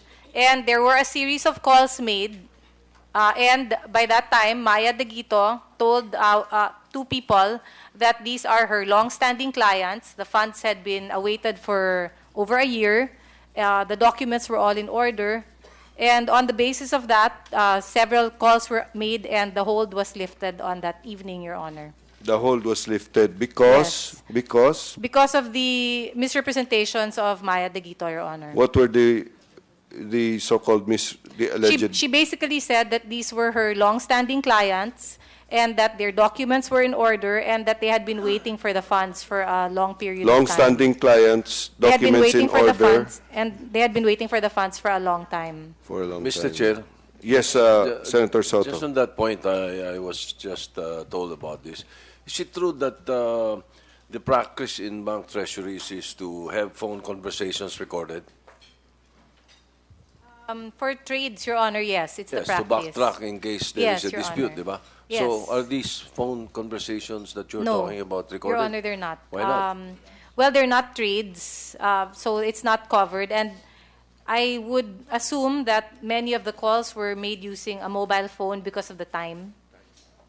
So this practice is no longer feasible? We record conversations on landlines, and this would pertain to trades or orders, but not pertaining to a discussion of this nature. And I am almost certain that the phones used were mobile phones, Your Honor. Even in the case of the branch and in these transactions with I'm not the sure account what. holders of Go, Vasquez, I have no idea on those, Your Honor. Can Maybe you look into Maya that? is the better person. can you look into that? Yes, Your Honor. Thank you. Then I have another. Yeah, 6:22 p.m. Sir Loreto, this is a valid remittance. BM, I suppose, is branch manager. Should coordinate with clients on the nature of this inward. And we have to make sure that these accounts pass through the proper KYC procedure. Please call Atoy and let them decide if we hold the credit or not. What do you mean by the hold the credit or not? The term is so carelessly used, Your Honor. The credit has been done. It's to hold the account or not. So at that point, they were already, if the sender of that is Nancy Gioque, Your Honor, they were discussing if the account Yeah, the sender, I'm sorry, it's Nancy Gioque. if Yeah. the account should be held, given KYC considerations, given that the amounts were large. Basically, the boots on the ground would be the branch. And so questions would then be referred to the branch to ask what kind of accounts are these? Because an amount in itself, even if large, may be justified under different circumstances. That's why there's always a need to refer to the branch, Your Honor. Yes, but then you just admitted you do have the power to hold.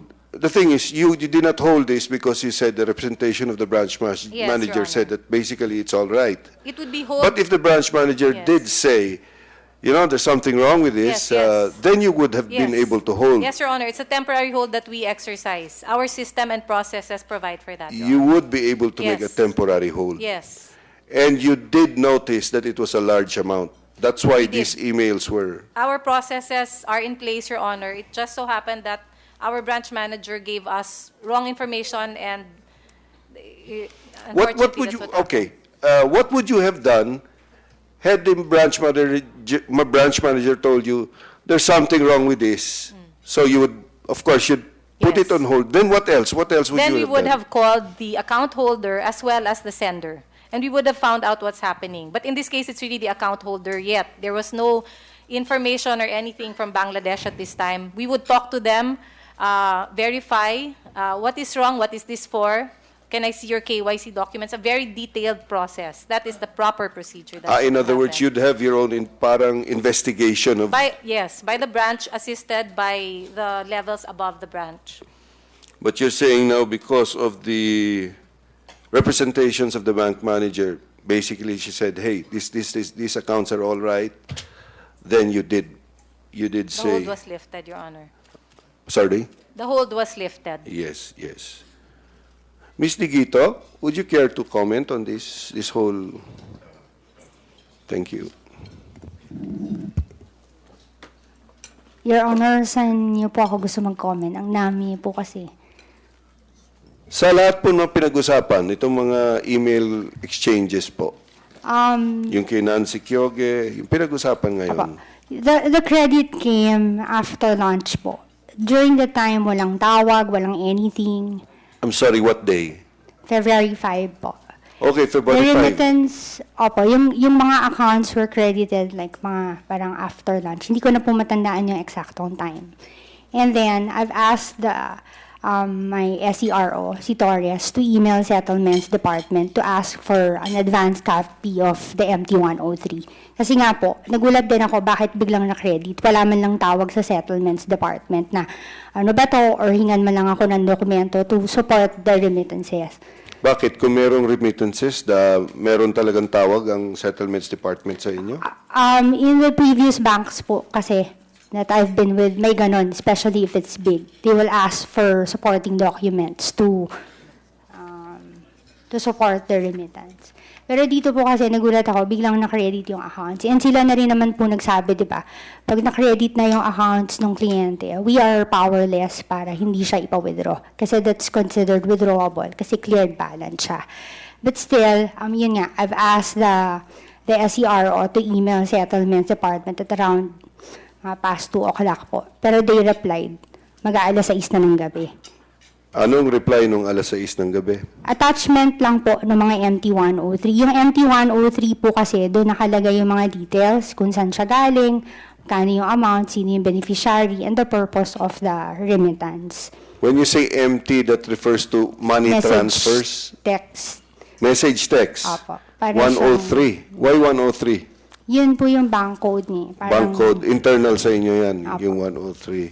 So, you ask Ms. Torres, Opo. am I correct? Yes. You ask Ms. Torres to talk to the Settlements Department. There's an email from Torres sent to Settlements Department requesting for a copy of the MT-103, which was sent to past 2 o'clock po. And they replied, I think a copy of which we have already submitted to your office.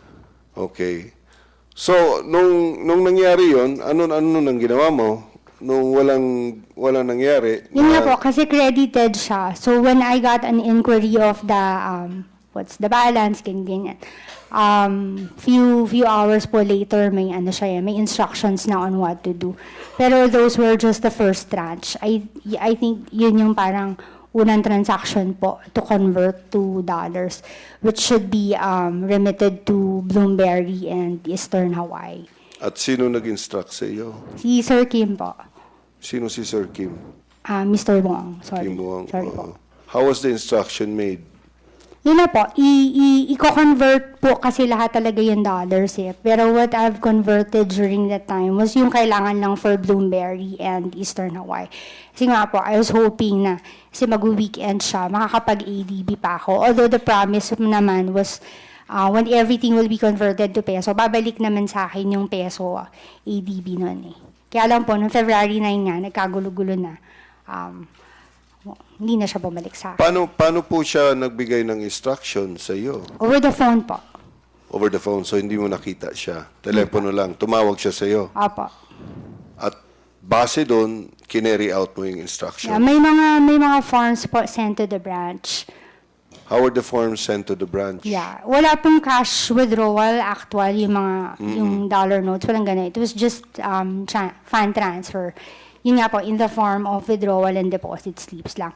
Actually, yung February 5, wala pa naman pong ganong problema. Tapos yun nga po nung gabi, parang I received a call from my boss asking kung regarding the accounts. Tinanong lang naman po ako kung kailan na-open yung account. Sabi ko, May 2015 pa. Tapos parang, are you waiting for this remittance? Pero kung hindi yung remittance po, matagal ako naghihintay na ng malaking volume for the branch. But I did not say na matagal ko na tong iniintay. Because I didn't know. Kumbaga, nung nakipag-meeting po ako sa kanila nung una when the account was open, hindi naman po nabanggit yan na may ganyan kalaki. All I wanted was an account. Si Mr. Wong just referred those accounts to me. You said you talked to your boss called you?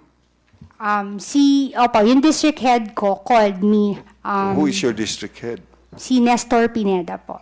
Nestor Pineda. Apo. Siya yung una pong tumawag sa akin. He just inquired on the, yun nga po, yung mga accounts. And then he asked me kung parang, pwede muna ba natin yun i-hold, ganyan. Tapos sabi ko po, sir, bakit i-hold? Tapos sabi ko, kung gusto mo i-hold, sige, email mo na lang po ako. Tapos he didn't email me. And then I called up the other boss, yung regional sales director po, Bridget Capinya. What's the name, please? What's the name? Bridget Capinya. Okay. And then I told her nga, ma'am, pinapahold ni Sir Atoy yung, I'm referring to Nestor Pineda, pinapahold ni Sir Atoy yung credit for yung remittance po. May mga withdrawals na nung hapon. So pinapahold ni Sir Atoy. Oh. Pero I asked him if he could email me para ma-hold yung funds. Tapos sabi niya, bakit i-hold remittance yan, cleared funds yan. Kumbaga dumaan ng mga chorus bank yan, may due diligence yan, ganyan. So hindi kailangan i-hold. So who said it's cleared funds? Si Ma'am Bridget Capinya po. Kasi nga inward remittance siya eh. Kasi wala naman pong floating yun pag inward remittance eh. Okay. And lastly, you said the withdrawal slips were brought to you. Apo. So I presume by a messenger. Yes, sir. Kilala mo yung messenger? Opo. Kilala mo? Opo. Paano makilala yung messenger? Nakikita ko lang po, By face, you mean? by face, oo. Name? Pero yung kilala. Hindi po ko yung pangalan, yung mukha lang. Kanino messenger yun? Sa Soler ko po siya nakikita eh. Sa Soler. Okay. So binigay yung withdrawal slip sa'yo, pirmado na, I suppose. Yes, sir. Permado na po siya. Tapos may mga post-it siya as to amount and kung kaninong account i-withdraw. Tapos kung kanino siya i-deposit. Okay. Mr. Kim Wong, narinig niyo po. I would like your comment, please. Tungkol sa sinabi niya, tinawagan mo daw siya on February 5, may nagbigay ka instructions over the phone, at saka nagpadala ka ng messenger na sabi niya kilala niya by face yung messenger at meron kang instructions pa daw sa post-it. Yung sa phone po, sinabi sa ni Gao, i-deposit yung sa lahat kung 1 billion ipadala sa Maidas sa Eastern Hawaii. Yung Sino po nagsabi? Si Mr. Gao, instruct niya ako. On that day? Opo. Okay. Tapos yung iba, lahat ng natira, idaling sa Sulepo. Opo. Yung isa naman sinasabi nyo, yung pirma, yung mga ganun, hindi ko po alam yun. Pero tinawagan mo si Miss Maya on that day? Opo. Anong sinabi mo sa kanya? Yung sabi ko ni Gao, di ba si Gao dinifer ko? Yeah. So sabi niya, 1B, ipadala sa Maidas kasi 1B sa Maidas, okay. Kasi bayaran ako 450 million, yung iba, ilalaro ng tao niya. Oo. Yung lahat, kung anong matira, ipadala. Yun lang po. Pero yung sinasabi, pirma ho, ganun, baka hindi ko po alam. Baka wala po ako alam nun. So wala kang messenger na pinadala? Wala po. Wala. So as far as you're concerned, hindi totoo po yun? Yung Hindi sa ko messenger? po alam. Pero wala po eh. Kasi hindi ko nakita, hindi ko po alam. Okay. Wala. Okay. Miss Maya? Sir, Your Honor, during the executive session, di ba, I told you naman po that whenever we meet, there's this Chinese guy who's always there. Kaya na I cannot identify him because I do not know his name talaga. I don't know if it's, if that is Mr. Yung dalawang Chinese po na sinasabi na, I don't know who that is. But yung messenger po na sinasabi ko sa inyo na pumunta sa branch, yung nakikita ko po yun sa Soler, kasama ng mga Chinese na yun. Okay. So anything else that you want to add sa instructions or anything? Yun lang po yung, Your Honor, yun lang po yung instructions ng February 5. And then pagdating po nung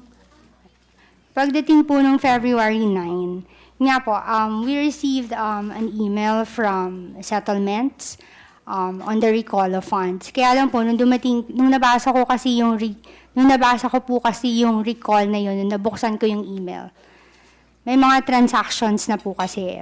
But I immediately called Torres and Agarado. Kasi tatlo kaming naka-CC doon eh. Tatlo kami naka-email doon. So I've asked both of them if they got a call from settlements regarding the recall of funds. February 9. Yes. What time? That was mga past 12 na po nung nabasa ko yung 12 email. lunchtime. Apo. Tapos, tinanong ko silang dalawa kung may nabasa na sila or na-receive na sila. Or kung may tumawag sa settlements regarding the recall of funds. And then they said, walang tumawag. And then sabi ko, parang, ano ginawa nyo?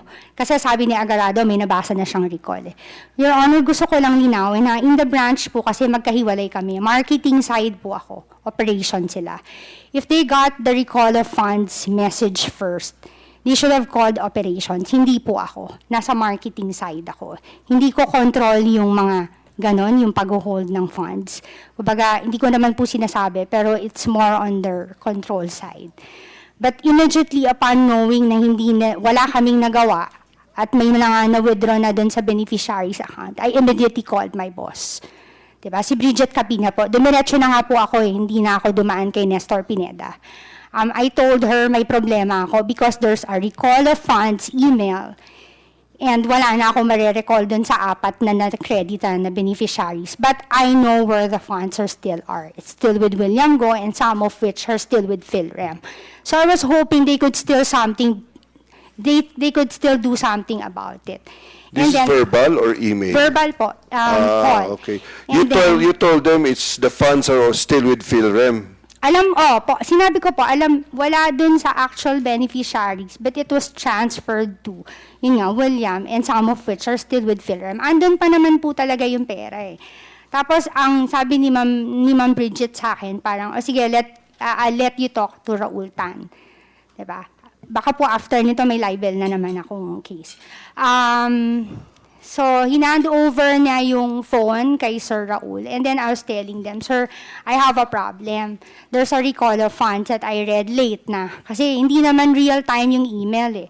And I was hoping, since recall of funds yun, somebody from settlements could have called the branch and alarmed us na hindi na pwede mag-allow ng withdrawal kasi may recall na. Pero wala kasing ganong nangyari. So, nagsabi po ako sa kanila. And then, ang sabi ni Sir Raul, yung kausap ko po siya, sabi ko, Sir, may problema ako. Diba? Kasi wala na ako ma-recall dun sa apat na accounts na nakreditan. Pero yun nga, nandun pa yung mga funds. And then he told me, hindi natin problema yun. Problema ng Bangladesh yun. Diba? And then, after that, may mga series of text messages ako, which I already forwarded to your office regarding what is happening. So, go ahead, please. Go ahead. Nag-inform po ako sa kanila. I wanted to do something about it. Diba? Hindi ko po minadali yung withdrawal. Diba? Nagkataon lang po na nandun na kasi yung instructions. The signatures were verified. Fully accomplished naman yung withdrawal slip. Wala naman akong authority. Tsaka wala naman pong cash withdrawals talaga. Wala akong authority to hold it. Sila na rin na naman nagsasabi, under the law, hindi namin pwede sabihin hindi pwedeng ipa-withdraw. But immediately after I got the recall message, nung nabasa ko na po lahat yung mga SWIFT message, nagsabi naman po ako eh. And you can base it everything on the screenshots of the text messages that I sent you.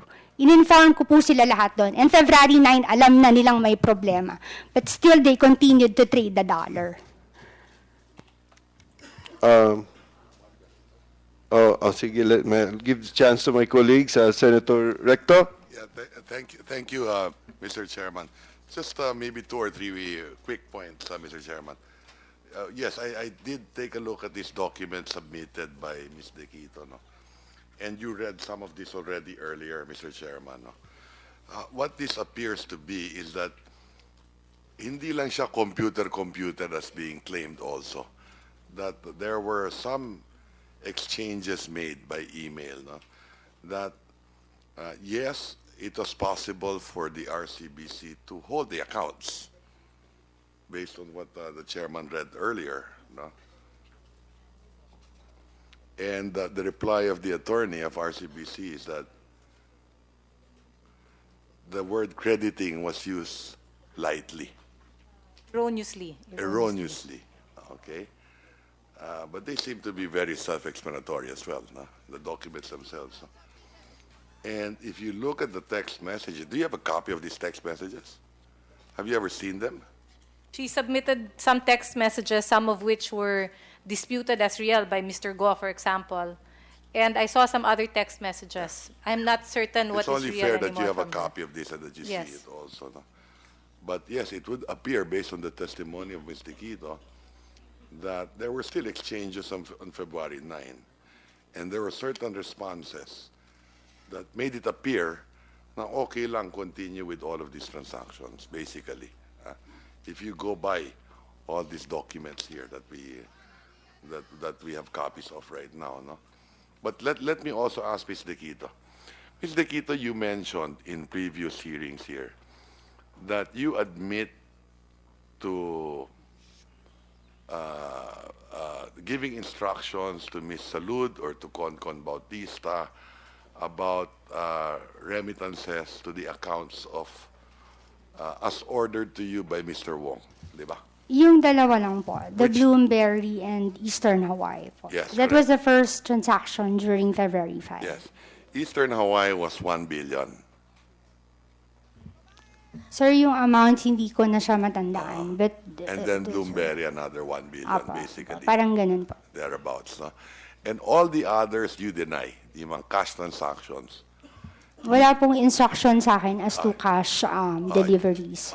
You never gave any of those instructions to Philrem. No po. Di ba? Okay. And, well, earlier we discussed you did have dinner with Mr. Kim Wong. Excuse me? You did have dinner in Soler with Mr. Kim Wong on February 5 evening. Yes, sir. Together with Concon Bautista. Yes, sir. Actually, I have a text message nung February 4 po kay Sir Kim. Dapat Feb 4 pa kami magkikita eh. Pero this is not about the remittance, to be very honest. I was supposed to go to Soler February 4 pa, kaya lang I begged off because I need to pick up my daughter at school. That's why I told him, sige, bukas na lang po after office. Madalas ba kayo sa Soler talaga? Hindi po madalas. I would go there po pag may pinapatawag ako ni Sir Kim. May pinag-uusapan po kasi kami. Pero hindi po yun yung remittance. Anong pinag-uusapan pa ninyo? Hindi kasi sir, he admitted naman that he has an account with East West Bank, di ba? Kasi hindi na masyadong kilala yung BM doon. So whatever instruction that he has for that particular account, pinapadaan po siya sa akin. Okay. Yun lang po yun. Okay. So maliwanag ba sa inyo when you had dinner with Mr. Wong and nandyan si Mr. Concon Bautista? Did you notice also that delivery? Do you admit that 20 million ikaw nagbigay kay Mr. Wong? Sir, yun nga po baka po nako-confuse si Sir Kim kasi halos kasunuran ko yung tao ni Philrem. Wala po akong dala sa Soler. Nagkataon lang, I don't know kung nakaplano yung dinner nila Concon, nila Philrem. Pero yung sa akin po kasi nayaya lang talaga ako because I was there. I was really supposed to meet him. Siguro in courtesy na lang kasi nandun ako. Pero during na nagdi-dinner, hindi na po namin napag-usapan yung dapat pag-uusapan namin. So wala kayong napag-usapan dito dinner? Wala po. Yung mga casual lang po. Yung mga walang mga Nagulat ka ba kabagay-bagay. na nandun si Mr. Concon Bautista? Hindi naman po. Hindi. But, Kasi alam ko magkakilala naman po sila. but did you know that that dinner na nagkaroon ng transaction na sila? Opo, ako nga po yung di ba? Kumbaga, Sir Kim asked me to yung Bloomberry and Hindi Eastern siya Hawaii parang remittance. party dinner na, uy, successful tayo, this is the first 100 million. Ay, sir, wala pong ganun. Hindi ganon. Hindi po Consummated yung deal. Kaya May po down hindi- payment na. Ay, ganon. wala pong ganun. Kaya nga po hindi siya napag-usapan because the instruction that I got during this day was just to remit to Soler, Bloomberry nga, and just Eastern Hawaii. As to cash, walang ganun. So Hindi mo we alam. didn't talk about anything as far as the transaction is concerned. Okay. Miss Salud, tinatanggap ni Maya De Quito that she gave you instructions only for these two accounts. Only for these two accounts. But all the cash transactions, hindi galing sa kanya. Who could it have possibly been? Your Honor, galing po sa kanya. Galing sa kanya. Hindi galing kay Mr. Wong. Hindi po. Kim, you never gave instructions to them na yung cash deliveries. Na, uy, kasama ko yung dalawang Chinese dito. Eto si Deng at si Gao, magkakasama kami sa Soler. I-deliver mo yung 100. Wala po, wala. Wala kayong instruction na gano'n. Hindi, ang meron pong request, yung first day ho, di ba? Oo. Kailangan nila kasi ng 200 million cash. Correct. Opo.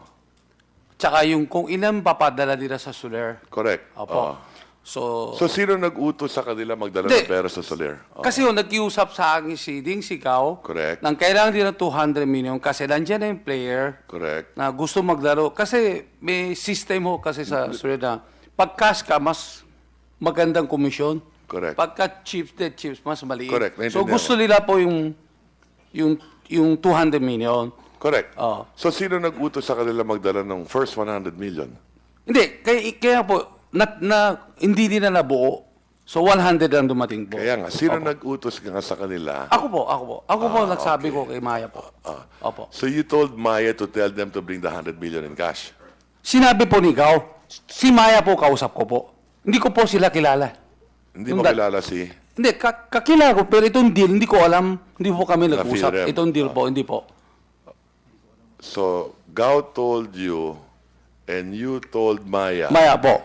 And Maya should have told them to bring the 100 million in cash. Opo. No, 200 million po. Pero 200 nadala ng pero Gao 100 na. lang ang nadala. Opo. Okay, so Maya, you don't recall that conversation?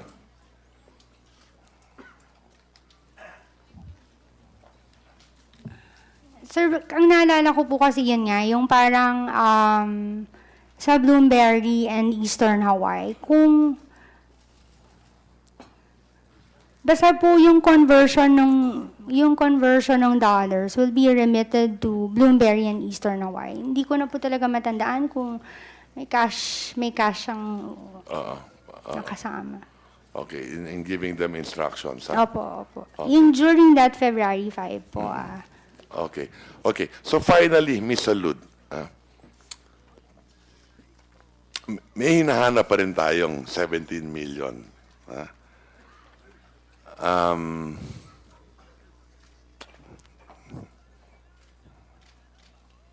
Wala pa yung tanong, attorney. That's okay. Okay.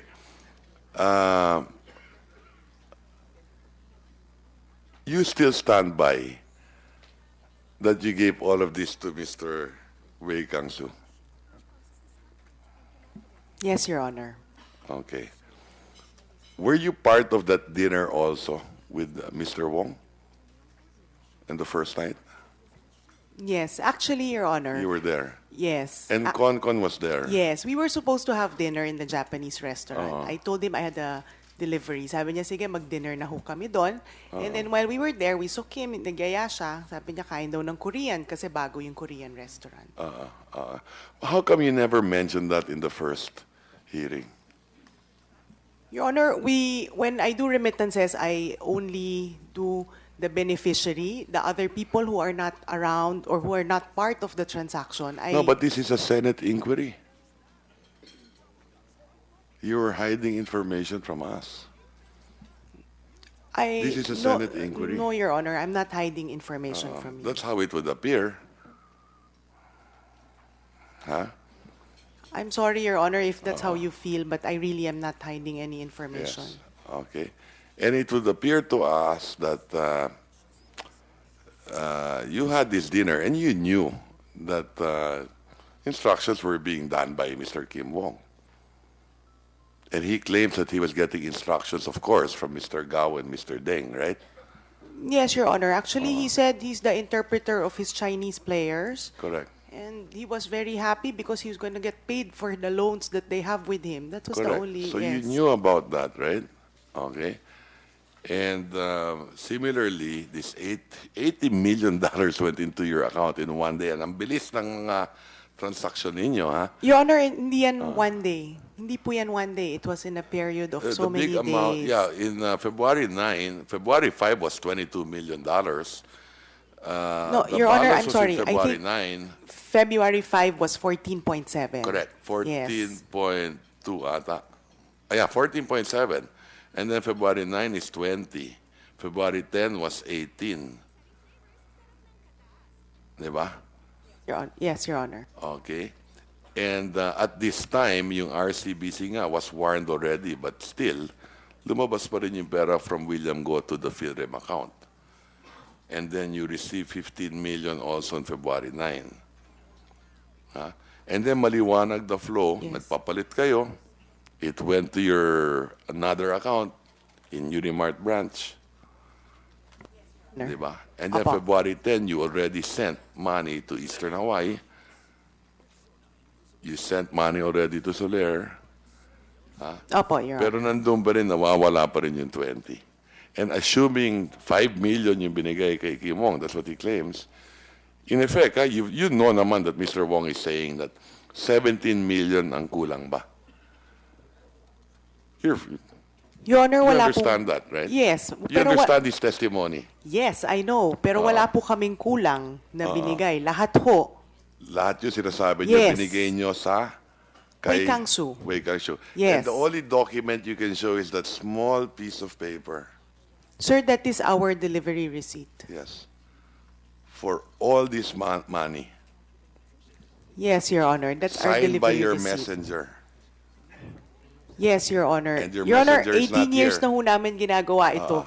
Yan ho talaga ang resibo namin. Kahit na ho, if you check ho. O sige, pagpadala ka ng mga resibo dito sa lahat. Ganyan kalalaki, ha?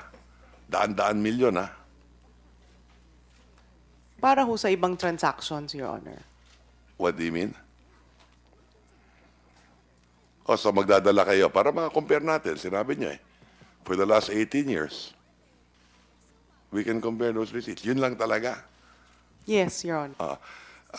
Miss Kim Hinares, have you seen those receipts? Official receipt ba yan?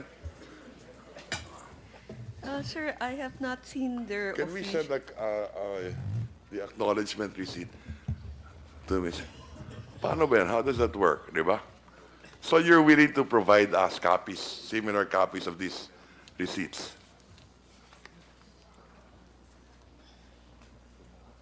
Your Honor, I don't think I can give you other clients' receipts. Yeah, but you claimed You claim similar. Ganito yung mga resibong binibigay ninyo. So we're just challenging you. Sige, para makita natin kung pare-pareho talaga. Sabi nyo, 18 years yung ginagawa. Yes, sir, pero hindi ko namin mabibigay yung mga resibo na iba naming kliyente. Bakit? Binibigay ba nyo sa BIR yun? Hindi po. Kasi ano lang ho yun acknowledgement receipt lang ho yun. Acknowledgement receipt. So, acknowledgement receipt, hindi mo kami pwede magpakita na talagang ganun talaga. Your Honor, hindi ko ho pwedeng bigay yung mga ibang so that resibo will be namin. your problem, ha? That's gonna be a problem because you said, you made a claim na ganito talaga yung mga resibo natin. And now we're coming back to you. Sige, show us that this is your real practice. That is the acknowledgement Yeah, receipt yeah. whenever we deliver or... Okay, ganun lang, ha? Okay. So, malaki ang problema talaga dito. Ha? Now, one last item. Ha? I'll give you the opportunity to answer this because I received text messages today from certain media people. Because there are rumors around that you're finding a way to return the money. So, walang katotohanan yon. Wala po, Your Honor. Sige. So, at least I give you that opportunity to answer that question. Thank you very much. Who wants to go? Okay. Before Senator Aquino, no, it's okay. I'll give the floor to Senator Aquino. May I just ask the permission of the committee to show Mr. Kim Wong the affidavit of the... It contradicts everything that Kim Wong is saying. The affidavit of the messenger who was messenger. always not feeling well whenever there's a hearing. Okay. May I show it to him and basahin niyo ito, sabihin niyo sa amin kung ano tingin niyo kung totoo o hindi. Okay. Mr. Chairman. Senator Aquino, yes, you're recognized. On that note, Mr. Chairman, Mr. Palmares has skipped 2 invitations already. I would recommend to the committee if maybe it's time that we compel him to come in the next hearing. Yes, actually, I feel very strongly that, alam mo, feeling ko, linuloko nyo kami. To put it bluntly, I did not issue a subpoena to your messenger because you made a commitment to produce him at this hearing. In the last hearing, he was sick, not feeling well, and then you committed to bring him here today. Now he's not feeling well again. Frankly, I feel you're hiding something and your credibility is at very, very low. So you better, I'm warning you, I'm warning the both of you. And we will be issuing the necessary compelling orders. Mr. Chairman, I suggest we also invite Attorney Renato De Jesus, the notary public who signed this affidavit, because if I'm not mistaken, notary publics need to be face-to-face with regard to anything that they sign. So I would like to know if indeed Mr. Mark Palmares went to a certain Attorney De Jesus to actually file this himself. So ordered. The Director General is ordered to issue subpoenas for Mr. Palmares and... To be fair, The Mr. notary. Chairman, this is the first time we're inviting Attorney De Jesus. Maybe an invitation for Attorney De Jesus and a subpoena for Mr. Palmares. Fine. Invitation then for Mr. Can I have Attorney? Mark, the lawyer. Attorney Renato De Jesus, notary public. Attorney Renato De Jesus. Okay, Thank you, Mr. Senator Chairman. Aquino. Mr. Chairman, my questions are really with regard to February 5 and February 9, no? And finally, we're getting some clarity on what exactly happened. The first chance to verify the individuals was actually during the meeting. And currently, we have 2 contradictory stories, no? Sinabi po ni Mr. Wong, wala namang 5 tao doon. Sabi po ni Ms. Digito, merong 5 individuals na nandoon. So that's the first contradiction. The second one is when the bank sends letters to verify the addresses of the individuals. No? So I would like to ask RCBC, did we send letters to these 5 addresses? And was there a return? Were these returned? Or were these verified? Yes, Your Honor. In the last hearing, I mentioned that we did send out the thank you letters. And of the 5, 4 were returned. Ms. Digito was advised of the return for various reasons, including the address. The resident has moved. He has moved already. How was she advised, By Attorney? email. By email, Your Honor. Okay. So we have it recorded. Let me ask Ms. Digito, do you recall seeing that email, that these addresses were fictitious? Sir, I have answered that during the last hearing already. If there's are return thank you letters, it's supposed to be delivered in the branch. And pag ganun po, kami yung tatawag sa kliyente. Wala akong natatandaan na may email, una. Pangalawa, wala ring bumalik sa aming thank you letters. I have mentioned already before that my PC, together with the computer of the service head and the SCRO, was pulled out. So hindi ko po alam kung ano yung sinasabi nilang email. Okay. Do you have a copy of that email, Attorney? Yes, Your Honor, I do. Was there a reply? Did Ms. Digito reply to the email? No, she did not reply, but she did receive it. It was sent on for the Vasquez account, unclaimed, returned to sender. It was sent to her August 20, 2015 at 9:22 in the morning. For the cruise account, no one to receive. The RTS return to sender was sent to Maya Deguito June 16, 2015 at 4:22 p.m. With respect to Picache, insufficient address, it was sent to her on June 3, 2015. And La Grosa's unknown address sent to her same day, June 3, 2015 at 4:39 p.m. Attorney, how do you know that Ms. Deguito received it? Our system indicates that she did. This is not a personal email. This is an internal email. It's an internal email. Her memory is more selective than the emails, Your Honor. So nakalagay doon, nabasa niya. Yes. It was sent, received. And That's the- opened. Received is opened, no? Yes, go ahead. Your Honor, the system will say received, so you'll get a receipt notice saying that, and normally you get it when it is opened. Okay, so it was opened, no? Were the actual thank you letters sent to the branch? No. Is that part of the protocol? No, Your Honor. She's just advised by email that the envelopes were So returned to hindi sender. normal yung ipapadala physically yung mga letters sa branch. What's normal is that you're notified by email. Yes, Your Honor. Okay. So that's the second time, no? Now, meron ng problema. Hindi totoo yung account. Why wasn't it closed right there and then? Can't the mother branch or the main bank close that?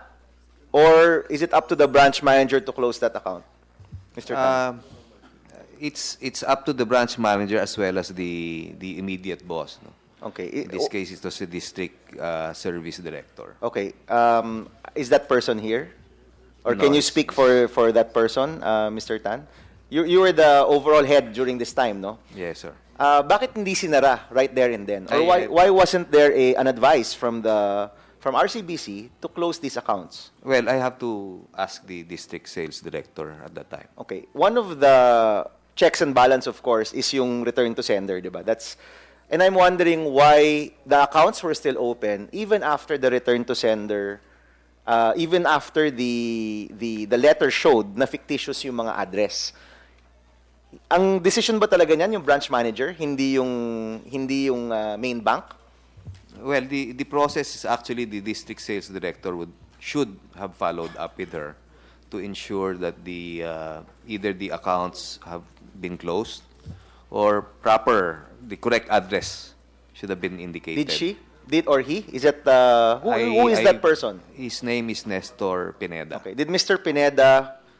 What did Mr. Pineda do? I do not have information about that. At this But point. knowing that we're here, nagamit yung mga accounts kahit binalik yung mga sulat.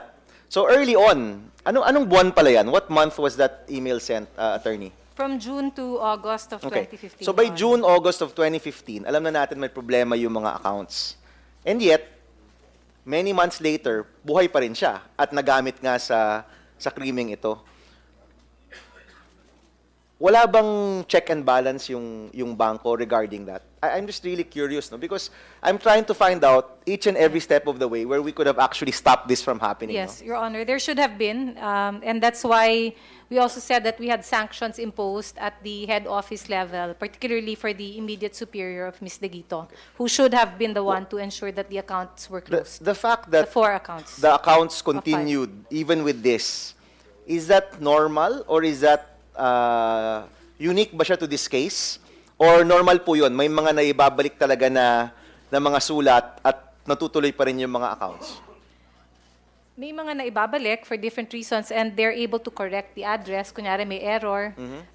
They're able to ascertain various other reasons why the envelope was returned. But if it is because, for example, the address could not be verified, like in the La Grosa's case, it clearly should have been closed. And again, we say that's why we also imposed sanctions on our head office. Okay, so this is one of those failures that we talked about in the checks and balances. Yes, Your Honor. Okay. So, February 5, nangyari na. I don't think there was really anything in between, no? The time that those letters were returned and February 5. Nangyari na yung February 5, a lot of money came in. Just to be clear, no, the requests of the Bank of Bangladesh came February 9. Actually, February 8, pero nabukas ng February 9. 9 and 10, Your 9 Honor. and 10. On February 5, when the money started coming in, did RCBC knew about it, right? Settlements Department. The yes. settlement department. What other departments knew about it? The branch. The The branches. branch. That's it. Okay, and usually, si settlement is your check to the branch. Or is that a parallel process, or are they supposed to cross-check each other? Your Honor, the process is the first point of entry is through settlements. Okay. Because that's an inward remittance. And pumasa siya sa settlements. And from settlements point of view, on a processing, on a transaction per transaction during that day, it passed muster. Okay. And at the end of the day, that was the time it was flagged as unusual, when they were taken collectively, Your Honor. Okay. So, the time na flag siya, no, ibig sabihin, oh, may problema ito, is end of day, not during the transaction. Yes, Your Honor. Okay. Now, at that time, it was flagged that there was a problem. When you flag transactions and accounts, naka-note na yun, di ba? That's noted already. Yes, Your Honor. What check was done to this? Did settlements call the branch manager? So as per procedure, Your Honor, and this is what happened on February 5, when the transactions were flagged, the settlements officers called the branch for disposition processing. Okay, and I'm sure you've done your investigation on this. They asked branch manager Digito kung ano to, and what did she say? At the time, Your Honor, they were not able to talk to the branch manager. According to the officers that we talked to, she was busy on the phone with clients. Okay. So we were only able to talk to the CSH, Okay. Mr. Agarado, Okay. and Miss Angela Torres. Okay. And at the time, Your Honor, when that happens, then we escalate. Okay. Can I ask Ms. Torres, who is here, no? Ms. Digito, you agree with this testimony so far? Hindi kayo nakausap? Kasi busy daw kayo. Wala naman pong tumawag sa akin. Okay. Let me ask Ms. Torres. Ms. Torres, do you recall this conversation mula sa settlements na nagtatanong kung ano ba itong mga transaksyong ito? And we're referring to the four fictitious accounts na may pumasok na $81 million. Naalala niyo po yun? Hindi po totoo yun, Your Honor. Wala pong tumatawag sa branch. Let me ask, sir, what is your name? Yes, sir, what's your name? Your Honor, I'm Dennis Bangkod. I'm head of IT and operations. Bangkod? Yes, Your Okay, Honor. Mr. Bangkod, in your records, meron bang tumawag kay Ms. Torres? Yes, Your Honor. Who is that person? That is the head of settlements, Miss Mercy Quaresma. Okay, and do we have also any, the operations manager. meron ba tayong record sa phone or was it through a landline? Is there a record that that phone call happened? Unfortunately, Your Honor, we do not have a record of the phone calls. So, Ms. Torres, you're saying walang tumawag sa'yo mula sa branch? Wala po, Your Honor. Let me ask Maya. Maya, on February 5, meron, in your testimony, meron bang tumawag mula sa branch to check on the transactions? Your Honor, you mean from head office? Yes. Wala po. February 5, ah? February yes po. 5. Kaya nga po nagpa-email ako sa settlements, diba? Because I wanted to get a copy of that MT-103 because they outright credited the accounts without calling the branch. But that's February 9, no? 5. Also on February 5. The funds came in February 5. But yung email mo is on what day? What do you mean po? Yung sinasabi mong pina-check mo, di ba? Sabi mo, you asked That settlements. was February 5, Your Honor. February 5, okay. So on February 5, natanggap ba natin yung... Did the settlements receive that email of branch manager Digito asking to check on these transactions? Yes, Your Honor. Okay, and what happened? So we responded to that email and sent them a copy of the notices, Your Honor. What are these notices? These were the MT-103 inward notices, Your Honor, inward remittance Okay, can you notices. remind me, 103 is? This is the request to credit the account. Okay, so hindi pa to yung request to stop, no? Which was the 999. This yes, is just Your Honor. a request to credit. Yes, So, Your Honor. nung tinanong ni Ms. Digito si settlements through an email, settlements said, go ahead. Yes, Your Honor. At the time, actually, it was already credited. Okay. And they were just asking for a copy of the remittance notice. And at the time, the end-of-day review hasn't happened yet. Okay. So you're saying, nung tinanong ni Ms. Dequito, and she emailed settlements, and we have a record of that, at sumagot yung settlements, hindi pa nafa-flag nung panahong yon. That's correct, Your Honor. Okay. So this goes back to 2 hearings ago when we talked about meron bang mga check and balance versus amounts, no? And I think Mr. Lorenzo Tan mentioned before that RCBC did not have standards with regard to particular amounts, no? That's right, Mr. Tan.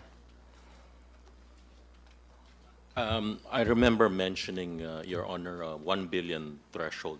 Okay. Yes. But that was not a written rule, no? That's an medyo unwritten rule. Or was that that's actually a rule within the bank?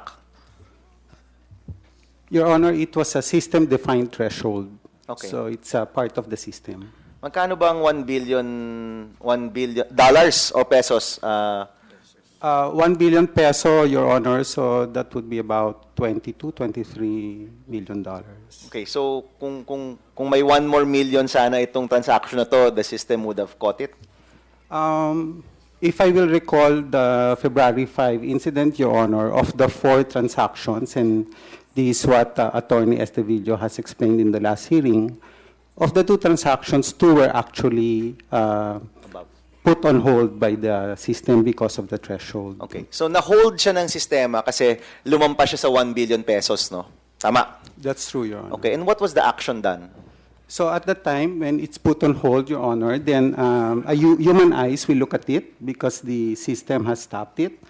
And at the time, it was deemed normal because they were processing transactions with those amounts. Okay, so you're saying pangkaraniwan naman yung ganung level with the branch of, with Jupiter branch of RCBC? That's correct, Your Honor. Okay. Have we changed these rules since this happened? Yes, Your Honor. What are the reforms that you have instituted so that we can make sure these types of transactions won't happen again? One of them, Your Honor, is we've lowered the threshold significantly. Ano na po yung threshold? If it's all right, Your Honor, for us not to disclose to Okay. allow us to have some security for our bank, but it's significantly lower. Okay, I'll accept that. Your Honor, we've also now we've also increased the number of reviews, so we're not waiting for end-of-day reviews anymore. Okay. So we've also increased the number of reviews throughout the day. Okay, so natuloy na-encash na. On February 9, the request from Bangladesh comes in. Okay, and this is my question. If on February 5, na-flag na siya, on February 9, wasn't there a check that these are the transactions that were flagged on February 5 and that these are accounts that didn't have a valid address? Kasi we look at it on a day per day, no? February 9, may pumasok na request, ay, hindi naman to court order. February 5, may mga lumampas dun sa breach, na breach yung levels. Eh, anyway, na-check naman according to them, kay Ms. Torres. Aren't our systems, or don't we have systems that track all of these different changes? Kasi I'm trying to understand, no? These accounts may mga fictitious address. On February 5, lumampas dun sa levels natin yung dalawa. On February 9, may sulat tayo or may request tayo, even if we didn't recognize it as a central bank. But aren't these accounts tagged each step of the way? Your Yes. Honor, our system does not tag that, but it's actually a very good suggestion for us to incorporate for future changes. But I also would like to just refer back to February 9. Had we been given the opportunity when we received the requests for freeze from Bangladesh, we would have done something and frozen them. But Maya had conveniently changed the facts of what happened on that day because when she received the first order request, she immediately rushed the processing of the balances that were still in the 4 accounts. So that's the difference. But had we had the opportunity, we would have held them. Teka, and let me get to followed. that point later na. We'll go to Maya. But just on this point, yung mga tao na nag-check nung addresses within the bank, yung mga tao na nakakita na sumobra doon sa threshold on February 5, at yung mga tao sa February 9 na nakatanggap nung request ng Bangladesh, hindi magkakaparehan. They were not the same people? Or They're- were they the same people?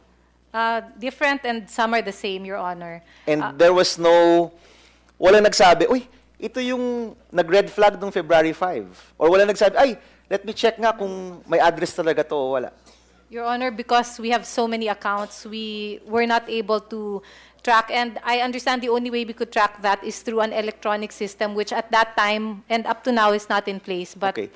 But let me state lang for the record that maybe this is really an important yes, yes, Your Honor. possible reform that, Yes, Your that you Honor. can do, Thank no? you. Na each step of the way, kung meron ng suspicious, kumbaga you build a track record of accounts which maybe initially hindi pa ganun ka-suspicious, but eventually with all of these different things, Yes. nagiging suspicious siya, no? Because Yes, Your Honor. you're able to check. Now, let me ask lang Mr. Tano, because si Ms. Diquito mentioned you earlier, I'd like you to respond. May nasabi siya about you earlier, and I'd just like to hear. Well, yes, I think I do not recall saying that problema ng Bangladesh Bank yan. No? When the phone was handed to me, I think I explained what was a request for recall, no, at that time. Sorry, you explained what was a request for recall. Recall the money. The notice. I explained to her what it was. I think that's what I told her. Okay, but was there an order to actually recall? Or Well, you there just was- explained the request to recall? Yeah, actually she was the one who called us. No, we were having lunch and she called us maybe about 12:30 that time. Sorry, this is February? February 9. February 9. So tumawag po siya, I guess asking clarification on the request to recall? Yes, to Miss Bridget Capina. And then at that time she handed the phone to me. So what I recall is she was asking me about what was the process. So I told her the process. Okay, but was there an order to recall? There was no order to recall. There was a request according to her, and what I did was I called Beg Echo of our operations group to email me the request for recall. But was there actually an action on the request to recall? The request to recall is the MT-999 that we're talking about, no? Yes, sir. From the Bank of Bangladesh. What was the action on the request to recall? At the time, it was already around 1 o'clock, so I assume the monies had already been withdrawn. Okay. So, you're saying, even with that request to recall, huli na rin kasi lumabas na yung pera? It went out already of the 4 accounts. Okay. Which leads me to my last point on this topic. When the money was already in the William Go account and about to be transferred to PhilRem, it seems that this was all happening on February 9, no? If I'm not mistaken. And we knew that there was a request to recall already. We knew that, by that time, I'm sure na-investigate nyo na yan. Maraming mga issues ang mga accounts na ito. What was the course of action done before it transferred to Soler, no? And in between that time when the money was going from William Go to PhilRem? Your Honor, as I mentioned earlier, the bank does not have the authority, despite the request from Bangladesh, to hold or to freeze any of the other accounts. Okay. Was there an effort to call Bangladesh, the sender of the recall? Kasi sila po yung nagre-request na itigil, Yes. di ba? Was there an effort to call them? No, and they didn't make any call to us either, Your Honor. Okay. Is that one of the reforms that, let me just finish my, Sige. is that one of the reforms that we wish to do, that when there's a request to recall, at least tatawagan natin yung nagre-request?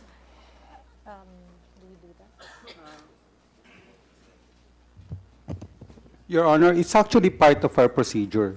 Why wasn't it followed in this case? Because in this case, Your Honor, on February 5, the reason why we didn't call was because on February 9, we didn't call because at that time, Your Honor, the disposition and this is why operations have to rely on the branch is because we really do not know who owns the funds at that time in February 9. Normally in inward remittances, Your Honor, whenever there's a stop hold order, what operations does is it refers it to the owning branch or the owning unit. which In in, this case is particular Jupiter. Is Jupiter. Okay. And the idea there, sir, Your Honor, is to find out who really owns the funds.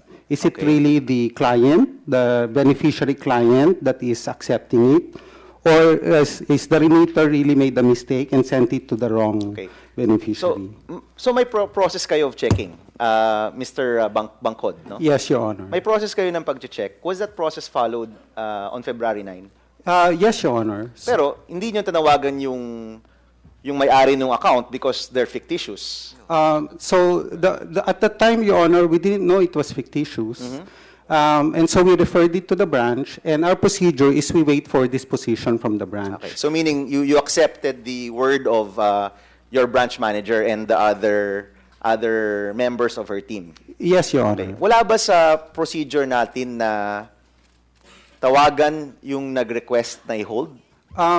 In this case, the Bank of Bangladesh? As I said, Your Honor, normally it's going to be a judgment call on the part of operations where if we do not receive any answer or any clear answer, then we may call the remitting bank. Okay. May I suggest that maybe as you're doing your changes, that maybe when a request comes, especially if it's from a central bank, that maybe at the minimum, tawagan natin yung nag-request ng...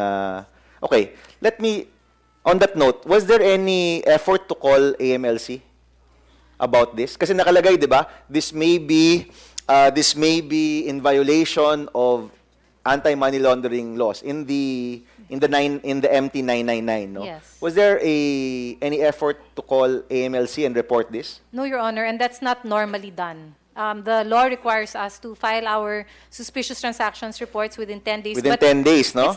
It's not normally done that we call up the AMLC to advise them of this. Really, the procedure is really we file a suspicious transactions report. Okay.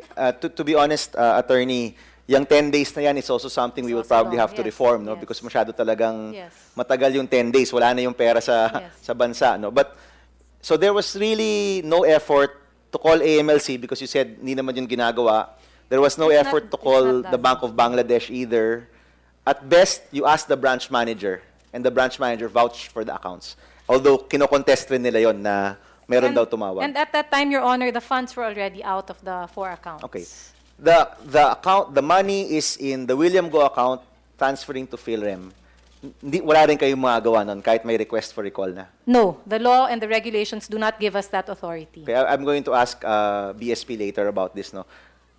Pagkatapos nilabas ng PhilRem a large amount of money, binalik rin sa RCBC to convert. At that moment, hindi nyo rin pwedeng i-hold yung pera. Kasi 'di ba, pumasok na sa PhilRem and then kinonvert ninyo sa RCBC. That's right, no, Ms. Salud, no? Your Honor, we are not allowed to hold or freeze. We do not have the authority to hold or freeze. After it's moving down, we do not have that authority, Your Honor. So the only time, your testimony is, the only time that you could have was when the money was remitted to the 4 accounts, or from the time that the 4 accounts moved to William Go, or from the time that the William Go account moved to PhilRem, or from the time that PhilRem converted back to RCBC? At what point could you have done something? Only in the 4 accounts, Your Honor. We are a private institution. The laws and regulations do not give us that authority. In fact, when we receive a freeze order, for example, excluding some accounts, we still have to ask for guidance from the regulators. Why are these accounts not included? And they will guide us. You didn't ask guidance from the regulators, from BSP or AMLC? After the freeze order was issued, Your Honor, I believe we did send a letter to the AMLC asking for After guidance. a certain number of days? Yes, but in this case, in the start, we just filed our suspicious transactions reports as we normally do, Your Honor. Finally, Mr. Chairman, I'm taking a lot of time, no? From DG Espinilla and from Ms. Bakay Abad, narinig niyo po, each step of the way, may mga tsansa na matigil po ito. And I'm not putting blame on anyone today. I'm just saying, mukhang may mga failures talaga. Now, DG Espinilla, from the BSP point of view, you're the regulator of our banks. Ano pong komento ninyo? That there were a lot of times when checks and balances probably could have done better. In fairness to RCBC, they have apologized for this already. But moving forward, Ano po ba? Kailangan ba mas maging stricto yung checks and balance natin? Do you have any comment after we laid out the process this morning?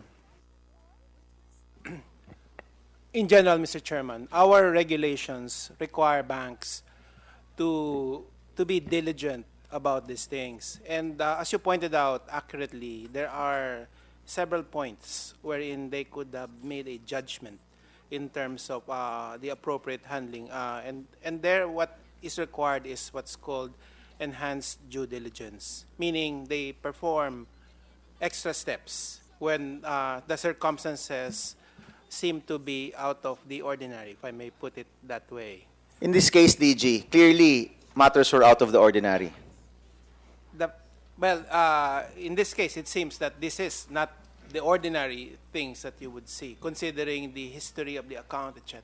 What is the Bangko Sentral going to do with all of this? If I may ask, I have not asked this question yet from the BSP. Is there a kasi kayo po yung regulator, di ba? What are the possible consequences or actions to be done by the BSP regarding everything that has happened?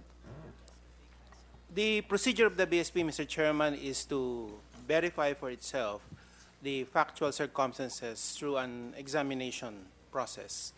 And the purpose of that examination process is, among other things, to establish whether there has been a violation of regulations and whether there has been, particularly in this case, a violation of the anti-money laundering law, and to determine who are accountable for such violations, Mr. Chairman.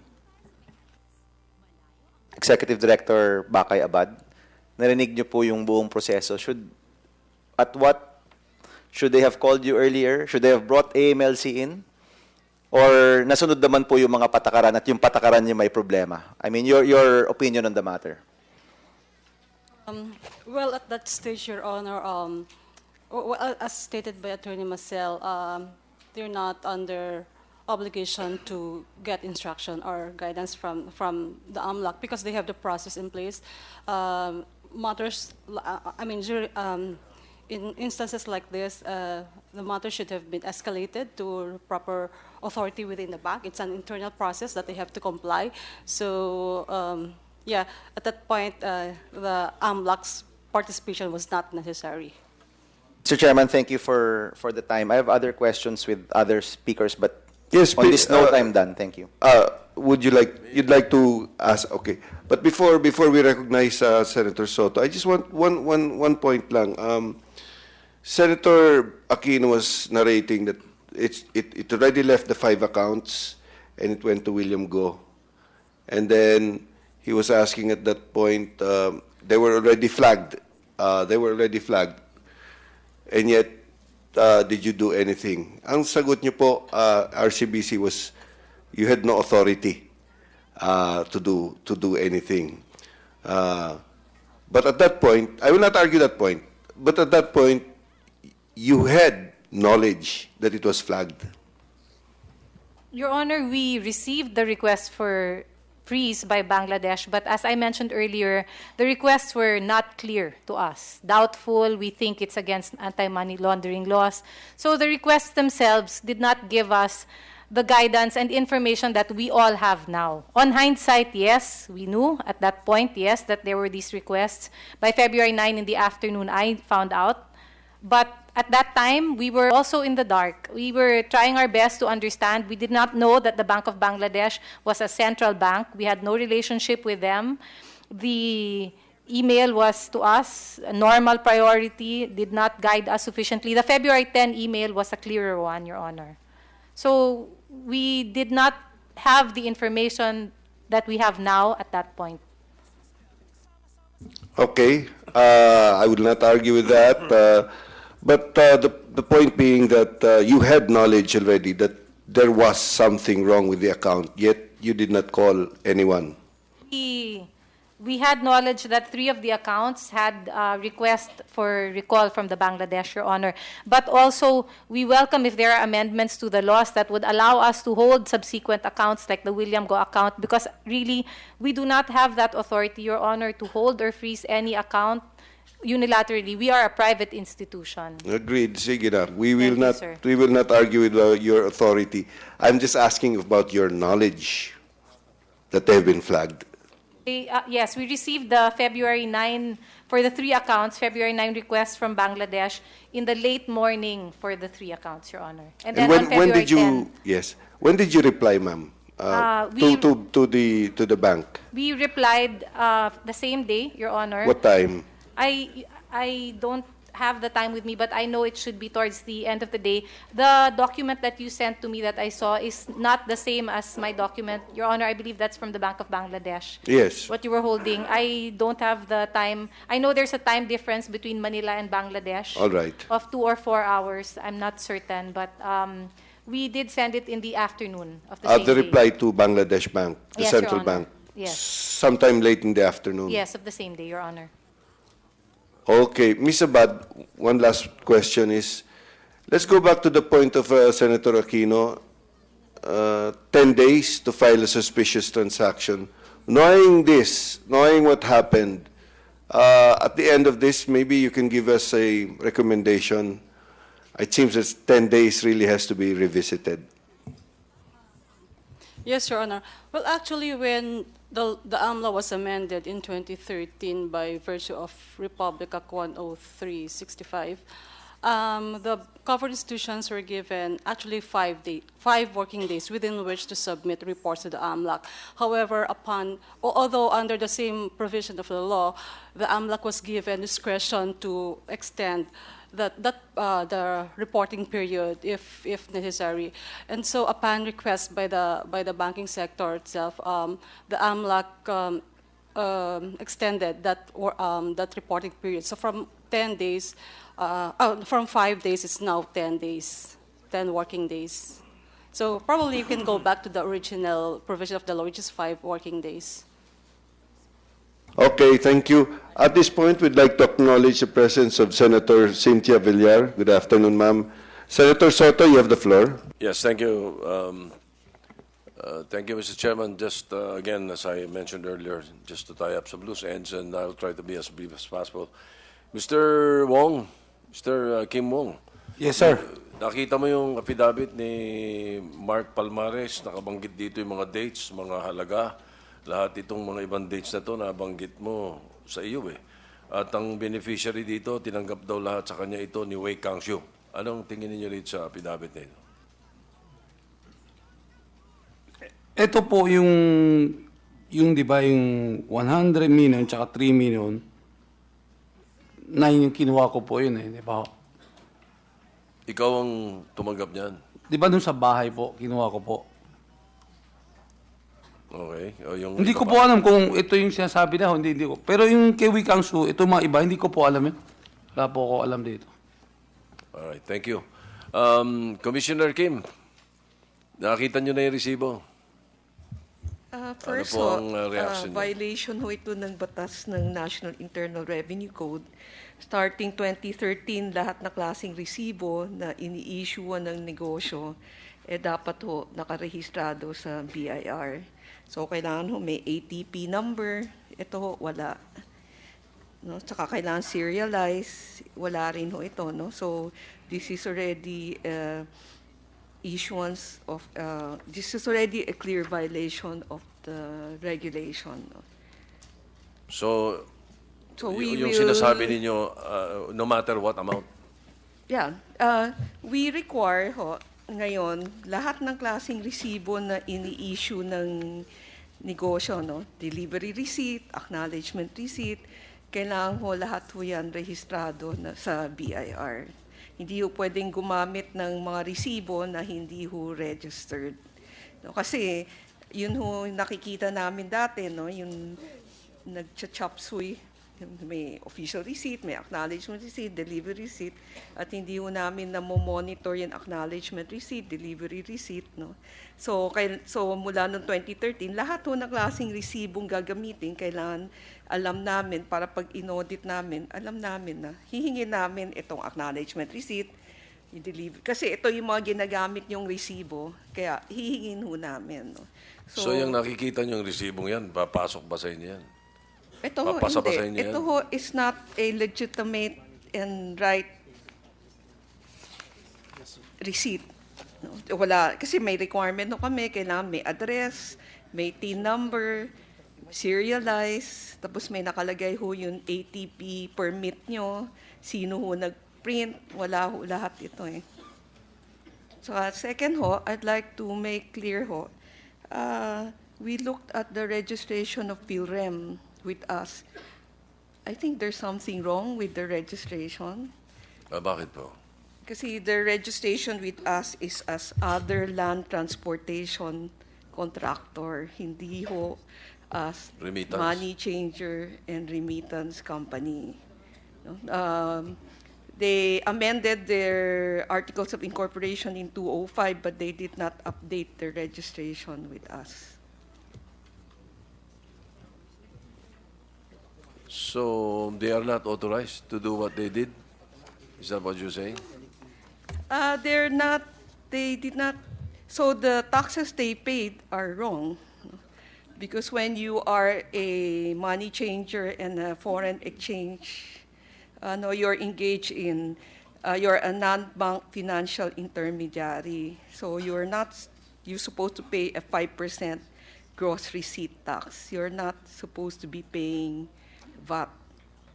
So there's How much did they pay last year, Commissioner?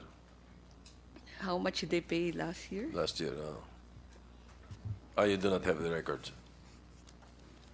Much, much less than six figure. Lesser than the six figure, sir. I Less just than cannot six figures? disclose it kasi. Yeah, okay. Anyway, thank you. I think that would help us. So, in that case, well, not really to compound the issue, but let me move on to PhilRem, no? Unless you would want to react to what the commissioner said. No, that is a professional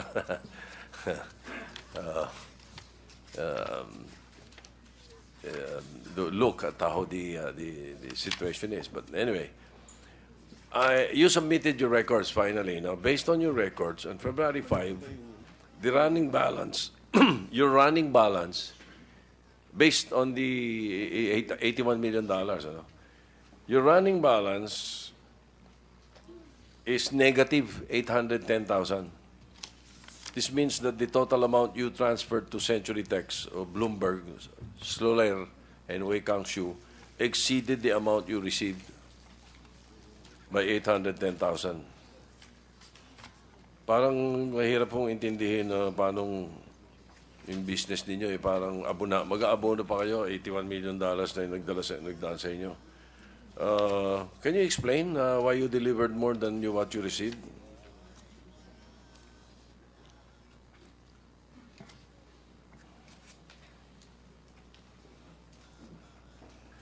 I say this, just for the record, Mr. Chairman, because you look further down your records, the records that you submitted, February 9, you converted $35,215,977.26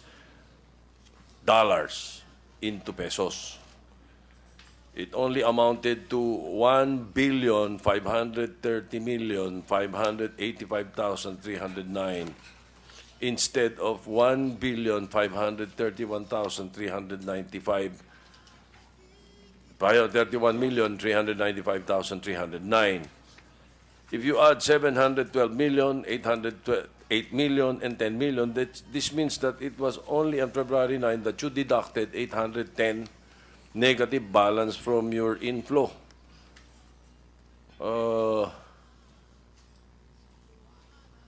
Bakit po? Yes, sir. So why? Nag-abono pa kayo?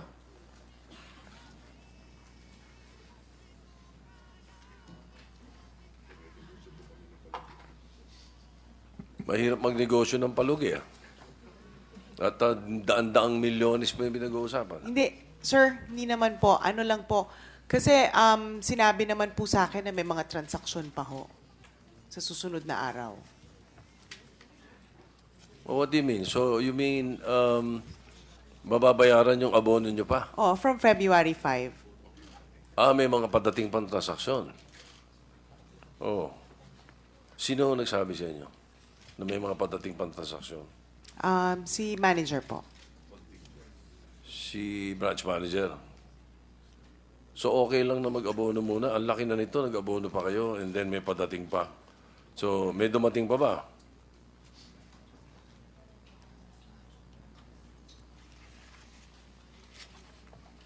May tanong po, may dumating pa ba? So may Opo, dumating yung pa? February 9, 10, 11. At pagkatapos yung mag-abono ng 810,000, bumalik naman. Yes, Your Honor.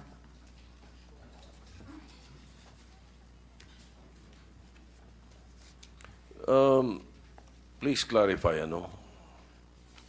February 10, negative balance, you received $17 million, 17,968,664 and 37 from Century Tex. But you converted $18 million to pesos.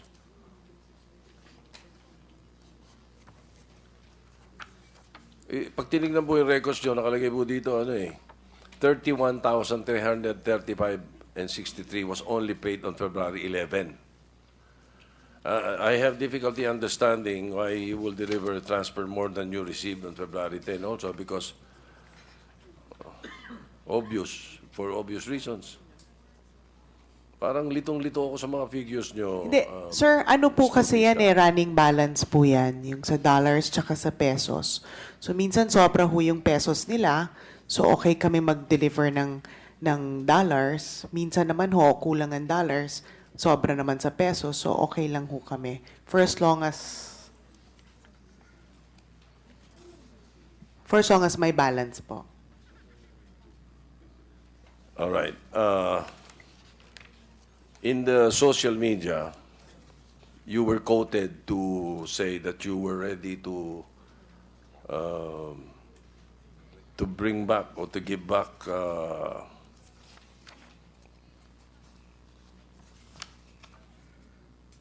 you were prepared to return the remaining undelivered funds.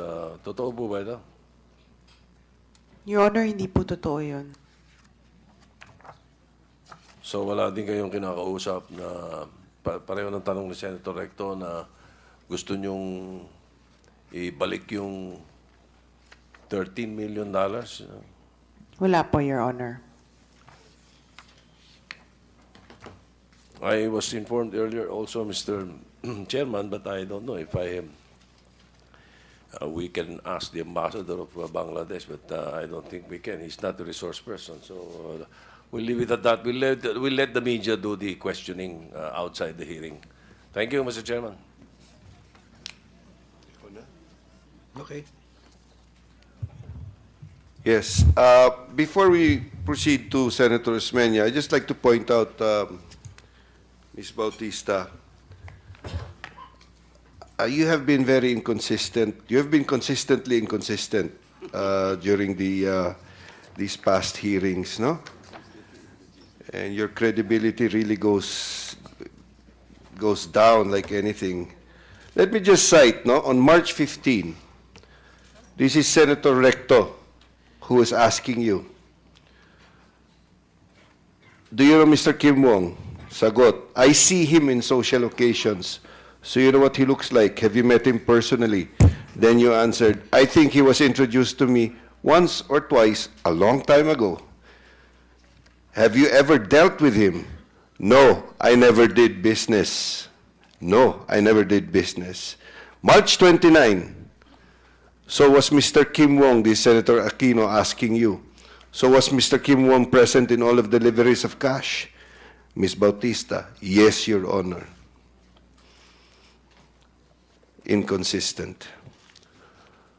Senator Osmeña? Ms. Bautista, paano nire-report ninyo yung revenues ninyo? Dalawa o tatlong klase ang revenues ng money changer, di ba?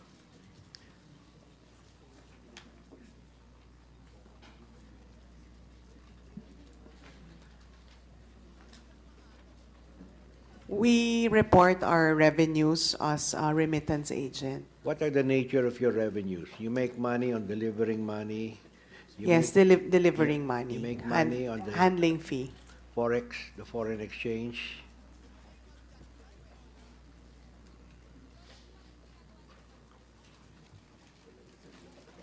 Sorry, what's the question again, Your Honor? Sorry. Your biggest money maker there is in the foreign exchange, di ba? When we convert our Yes. remittances, yes. Right. What would be the ratio of foreign exchange to total revenue? Foreign exchange earnings vis-a-vis your total revenues? 20 to 30% would be the foreign exchange. Okay. Yung sa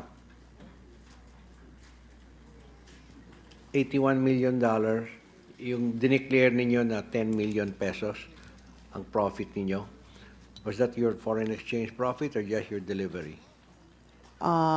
Foreign exchange. Foreign exchange. How did you compute that?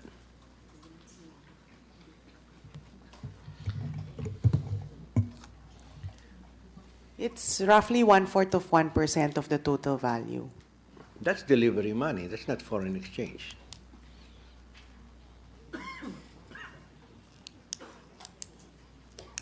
That's our spread, yes, on the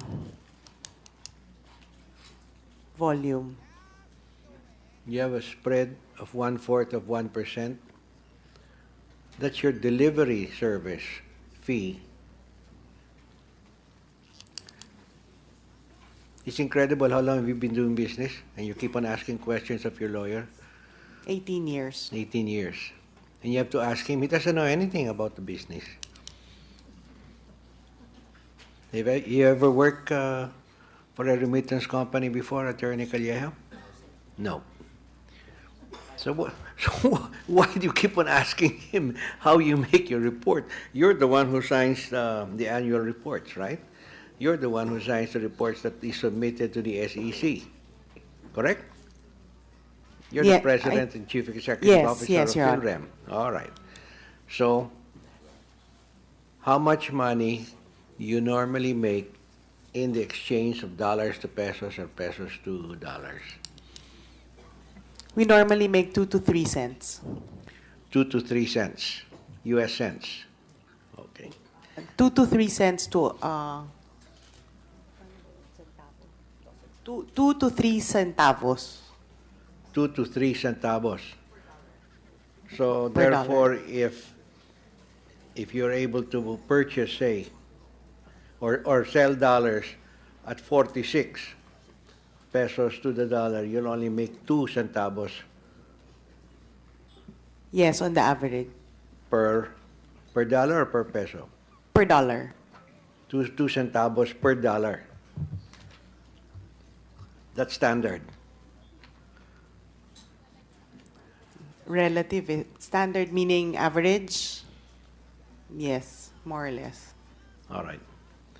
Now, in your declaration of the 10 million pesos, how did you break that down? Yung profit ninyo dun sa sinabi ninyong the profit you made on the PhilRem account. On the exchange. On the RCBC. On the exchange. Yes, how the compute the 10 million. Paano kayo nakarating sa 10 million pesos?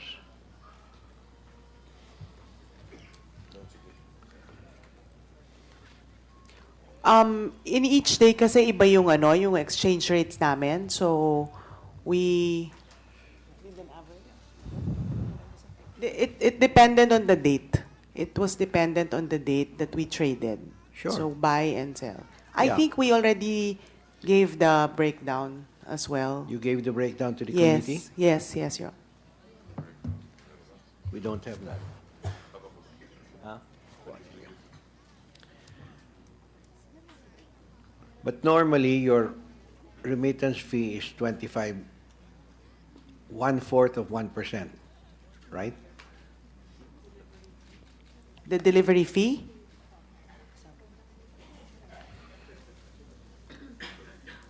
We put it as the foreign exchange. We put it as a handling fee. That's what we call it, actually. Foreign exchange is also handling fee. What if it's just Yes. straight delivery? I'll give you 1,000 pesos to give to my relative in Negros or in Cebu. That's a 50 pesos. 50 pesos. Yes, Your Honor. Okay. So ngayon yung $61 million was exchanged, no? Through you. Yes, Your Honor. At 47 to a dollar, that's about 2,867 million.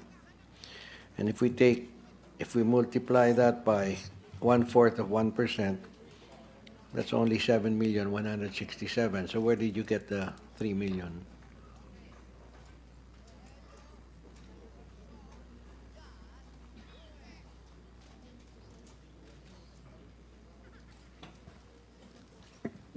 Some of the foreign exchange we converted on our own, not through RCBC Treasury. Sure, but you still have to pay, right? You converted on your own, meaning through other Yes. sources. Yes. We bought it. Yes. All right. So would you say that the 10 million that you said that you earned from that one transaction alone, that was out of the ordinary, Yes, Your Honor. and suddenly this was thrown into your lap by Miss Digito and said, I got $81 million, I'd like you to exchange it. Yan ang sinabi ni Miss Digito.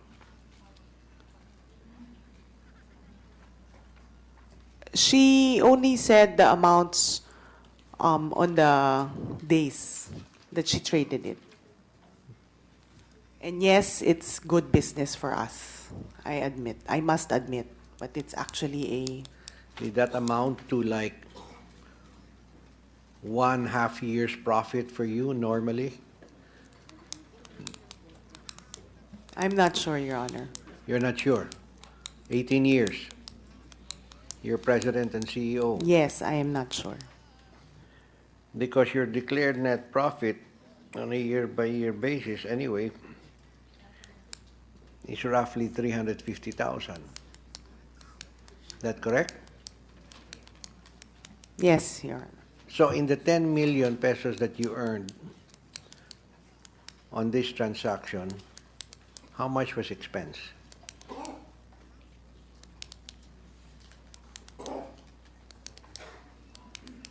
Eh, wala kang ginawa. Tumawag ka lang sa telepono, pinakuha mo yung pera. No, but kasi, hinatid Your mo Honor, yung we pera, have a... kunin mo yung We, pera, hinatid mo sa Soler.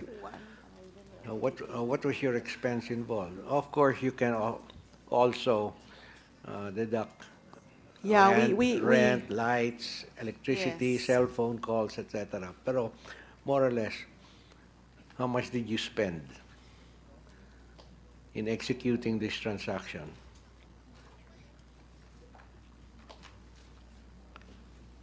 I haven't accounted for it yet, Your Honor. So, the expenses. 18 years. Yes, Your Honor. In a transaction that took what? How many days? 3 days, 4 days, 5 days? 5 days? Okay. You grossed 10 million. Yes, Your Honor. How much did it cost you to service this particular transaction? 9 million? No, I can't say yet because when we operate, it's our whole office, and this is I just one understand part that. of the transaction, Uh-huh. one Yeah. part of the thing that we do. in Let's the say we were able to disaggregate it. Really disaggregate it. How much do you think did you spend? Yung direct cost lang dito.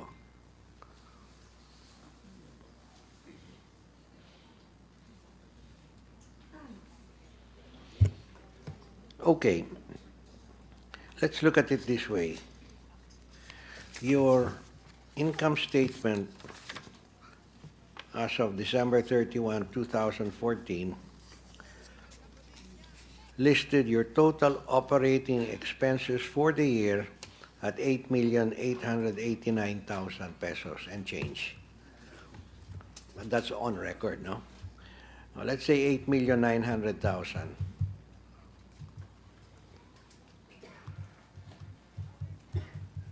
Divided by 12, that would be 741,000 a month, more or less. All right? You made 10 million here, so you couldn't have spent more than for 741,000 that month. So your net profit on this transaction alone would have been about 9,300,000. Correct? No, Your Honor, you're not accounting for the risk. How do you book risk? You don't book risk. You book losses. You book gains. You have allowance for bad debts, but you don't book risks.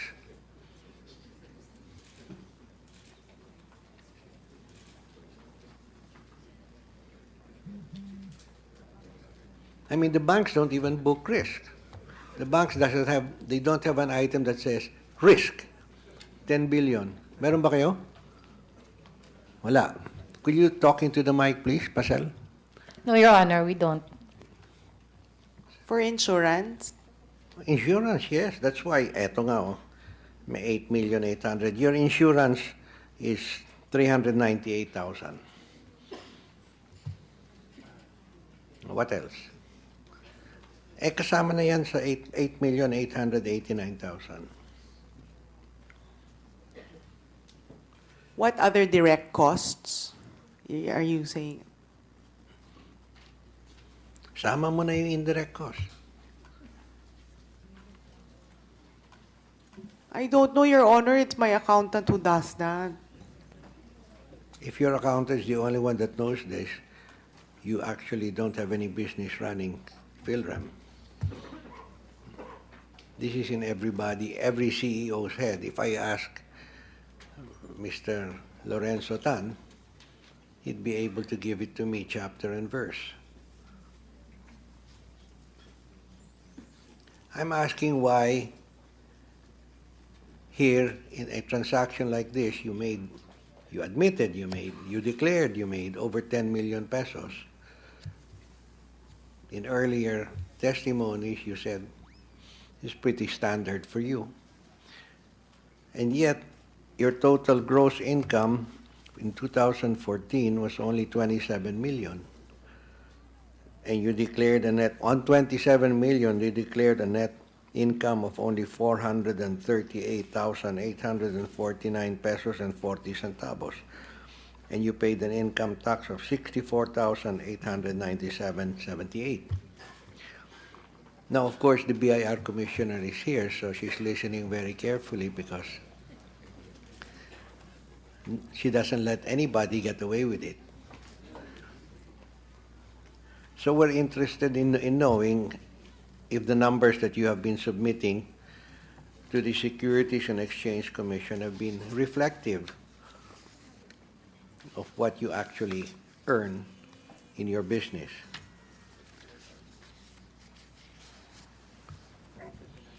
Yes, Your Honor, that's an audited financial report. Oh, there are auditors and there are auditors. I'll give you all the auditors you want, and you tell them how much taxes you want to pay, and they'll fix the books for you. They go backwards in this country. Una sa lahat, itatanong yung ng auditor, boss, magkano gusto mo bayaran? Di sabihin mo na, 300,000. O sige, okay na. And he will manufacture all the expenses to justify declaring only 300,000 in taxes.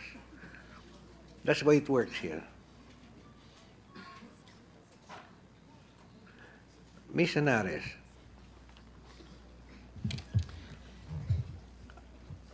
are remittance companies taxed differently than ordinary operating businesses? Yes, sir. For the business tax, a remittance company and a foreign exchange firm is a non-bank financial intermediary and is subject to gross receipt tax of 5%. That's not in lieu of income tax. Meron pa income tax. Yeah, aside from income tax, they are not vatable, but they are subject to gross receipt tax. Okay, define gross receipts for the committee. So like for example, they said they earn 10 million, so they're required to pay 5% of 10 million. So that's 500. Why do we tax them twice? I was not responsible for that law, so. No, this is a business tax. Other business pay VAT, but there are some business who does not pay VAT, but they pay percentage tax. Okay, so this is in lieu of VAT. Yeah, in lieu of VAT. All right. Magkano po binayaran ng PhilRem in gross receipts tax? Wala siyang gross receipt tax, sir. I think they paid their VAT because their registration is wrong. We looked at their registration. How much did you pay in VAT? Wala rin ditong VAT eh. They're only... They didn't pay any other kind of tax.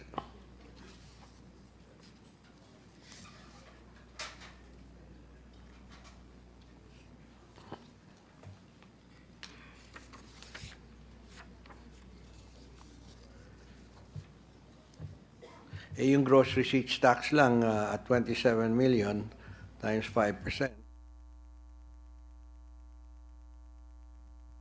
we're VAT registered, so we pay VAT. Saan po yung VAT dito?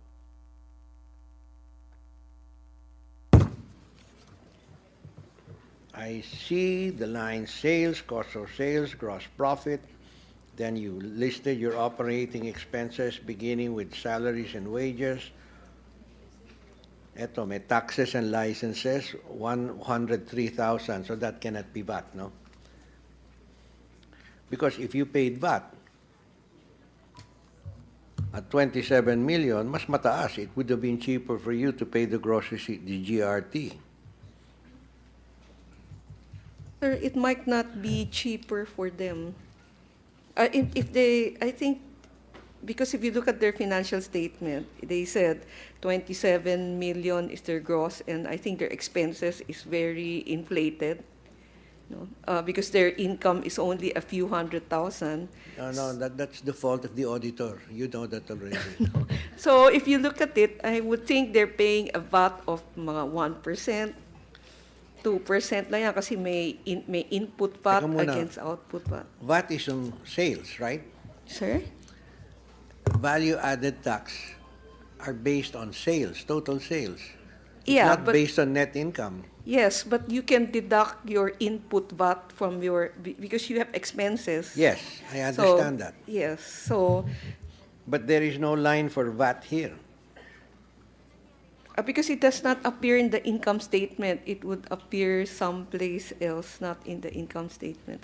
Did you pay VAT, Ms. Bautista? Yes, Your Honor. How much VAT did you pay?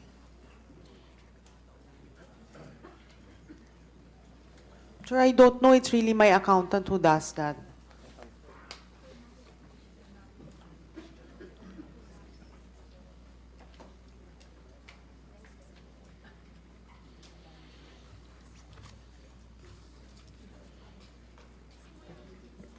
For January 2016, we paid 45,301. In January only.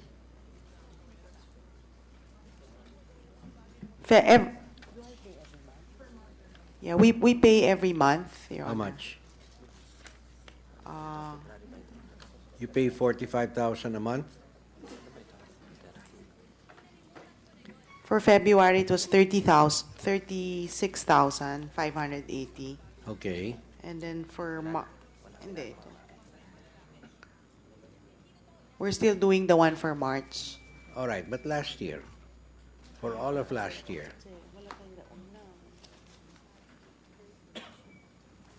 then what did you credit in terms of input VAT?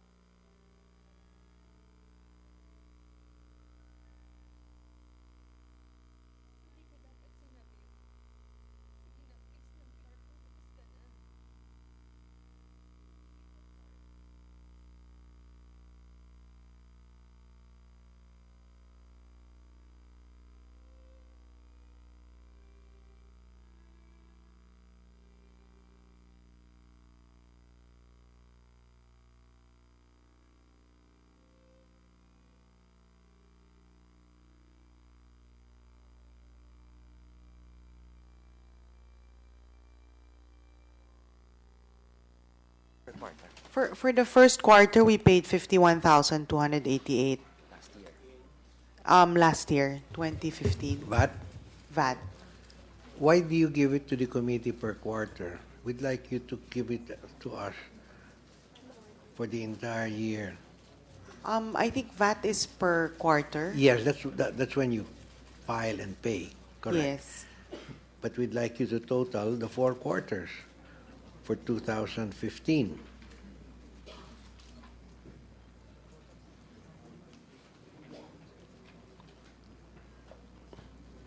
While they're looking for that, would you like to explain to the committee what you mean by cost of sales?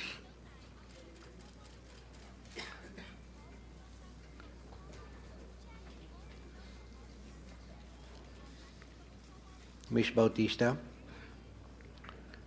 what goes into your cost of sales? Bank charges. Bank charges. Yes. So in 2013, on a gross income of 20 million, you declared 5.5 million to be cost of sales.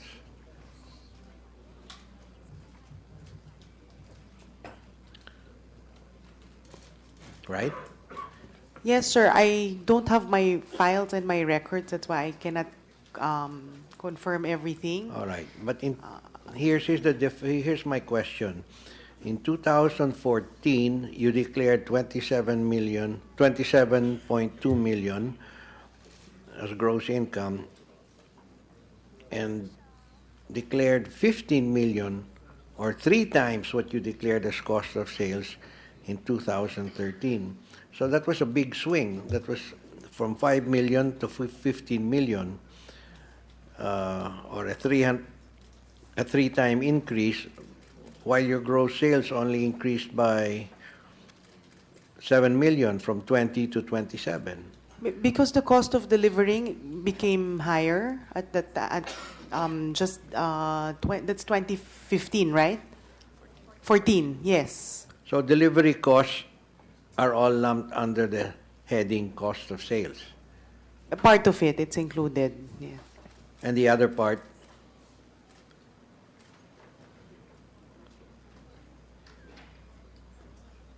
The other part is the operating expense, I believe. Hindi, yung operating expense is below that already.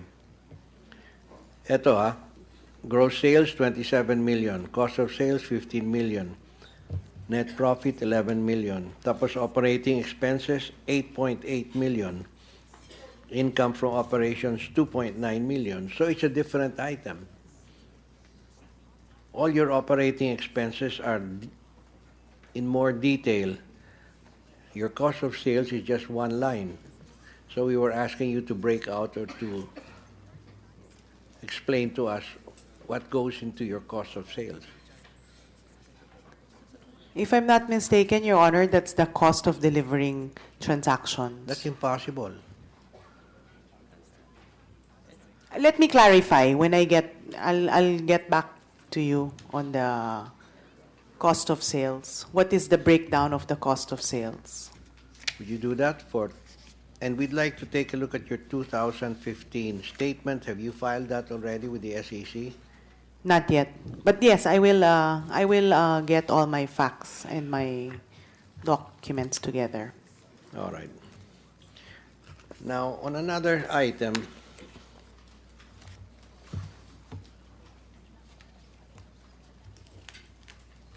we're still not clear whether you ever met Wai Kang Su or not, although you did say in previous hearings that you delivered, ano sabi ninyo, 600 or 400 million pesos? 600 million pesos and $18 million. Okay. And you delivered it in several tranches? Yes, delivered at first and then picked up on the rest of the days. Now, the 600 million pesos that you said you delivered to Mr. Wai Kang Su, does that include the 400 million pesos cash that you delivered to Mr. Kim Wong? I did not deliver to Mr. Kim Wong. He was just Pumunta there. nga siya sa bahay mo eh. He was there, but I did not deliver to him. It was Mr. Wei Kang-soo. Yes, part of it was When the Mr. 400. Kim Wong went to your house 3 times, he picked up the cash. Mr. Kim, paki-confirm lang Yes, po. sir po. Opo. Ilang beses po kayo nakapunta sa bahay ni... 3 beses po. 3 beses. Opo. And on each time you picked up 100 million. 100 million, tsaka $3 million. February 9, February 10, 100 million, $2 million. February 14, 100 million po. So that's 300 million pesos in cash and $5 5 million million pesos, in opo. cash. Yung Yung first yung- 100 sa ang Soler po dineliver yun. sa Soler. Oh, Soler po. Okay, there you have it. Are you saying Mr. Kim Wong's lying? I don't know, Your Honor. But he went to your house. Yes, Your Honor. I Okay. admit to that. So, kinuha mo sa kanya yung 600. 400 plus the $5 million. Hindi po, 300 po. Kay Concon po. Kay Concon. Opo, sa asawa niya po. 300 plus $5 million. Opo, opo, opo. Okay. And hindi mo kasama si Wai Kang-soo. Wala po. Yung pick-up ko, wala po. Pumunta po sa bahay, wala po. Ako lang po, tsaka driver. On what occasion were you with Wai Kang-soo as far as delivery of monies were concerned? Yung isang beses lang sa Soler? Ganun ba yun? Never po, never po.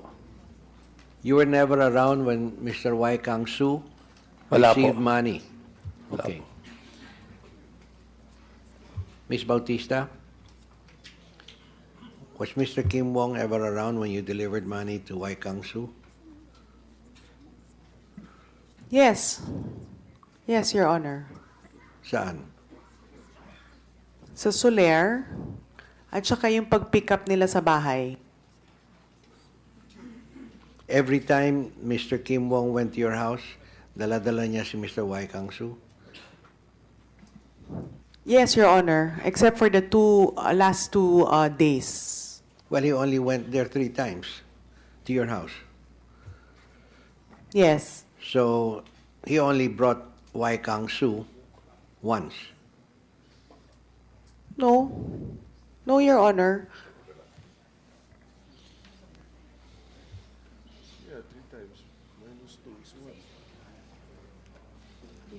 He went to the house 3 times, except for the 2 days.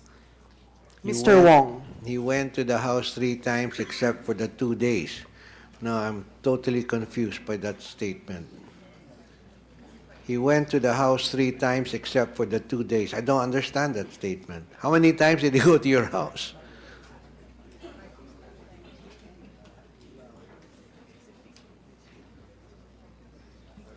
Well, we had a total of 6 transactions, right? One was in You Soler. mean 6 deliveries? No, yeah, one was in Soler, the first time, the February 5. And then 9, 10, 11 with Mr. Wong, and then 12, 13 without Mr. Wong. 9, 10, 11 in your house. Yes, it was picked up. Mr. Wong, Yes, Mr. Wong and Mr. Wei Kang-soo. sabay. Oho, meron ho silang mga Chinese na kasama. Did you know Mr. Wai Kang-soo at that time? I mean, you recognized him? You knew he was Wai Kang-soo? I saw him the first time. On February 5? Yes, but I was not there on the 9th, 10, 11. It was my husband, Mr. Bautista. Mr. Kim Wong? Kasama mo daw sa pagpunta sa bahay ni Concon Bautista at ni Mrs. Salud Bautista. Sir, wala po akong kasama. Ako lang po, tsaka mga bodyguard ko po. Baka yung bodyguard mo, kamukha ni Wai Kang-soo. Maitim po eh. Did Mr. Wai Kang-soo enter your house? Did he say hello to you? No, I was not there. When they picked up the money, On the 9th, I wasn't in the house. So it was only Concon Yes, yes. who can testify to that. So that's why we need him at the next hearing. Yes, Your Honor. Wait, I think he said that already in the last hearing, Your Honor. All right. Now, you submitted receipts of delivery to Mr. Y. Kang-su. Yes, Your Honor. You submitted them to the Senate.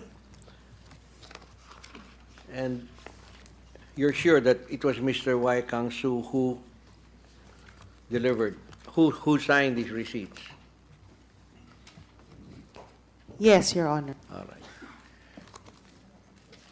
Because we compared his signature with the signature that he submitted to the department, to the Philippine Consulate General in Xiamen when he applied for a non-immigrant visa to the Philippines.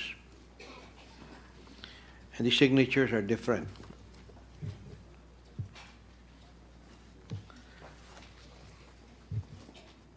May we see, Your Honor? Would you like to see it? Yes, Your Honor, please. And we'll show you, you have the PhilRem receipts?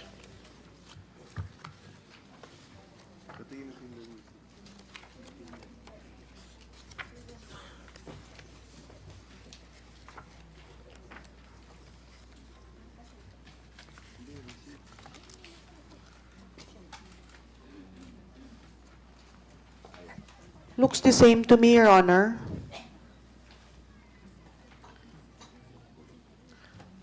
To us who don't understand kanji, it all looks the same, that's true. But if you look more closely,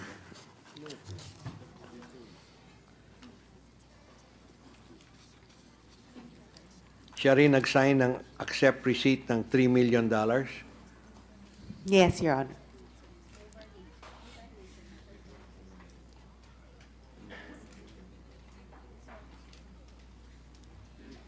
It looks different to me. We're going to need a handwriting expert in kanji to decipher, but it looks quite different to me. Did you check it yourself? And you're saying it's one and the same? Looks the same to me, Your Honor. I'm not Chinese. I actually... All right. Did you check Mr. Y. Kang-su's passport when he identified himself as Y. Yes. Kang-su? Yes, Your Honor. I just took a picture of it. You took a picture. May we have a copy of that? I already submitted, Okay. Your Honor. Saan?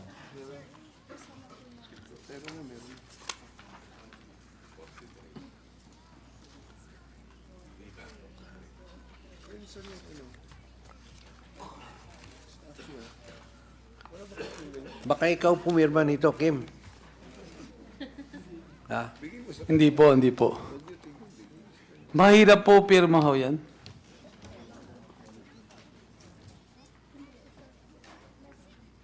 Because hindi namin maintindihan, masking si Senator Gingona, kaya niya gayahin ito. Hindi ko malaman kung fake o hindi. Sino?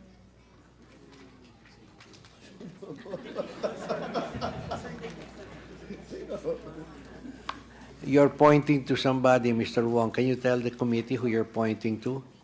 I think Commissioner Kimila can read the Chinese. Can you tell the difference? I can read Chinese, but I don't know whether I can tell the difference. No, but this should be fairly easier for you because you're familiar with kanji, di ba?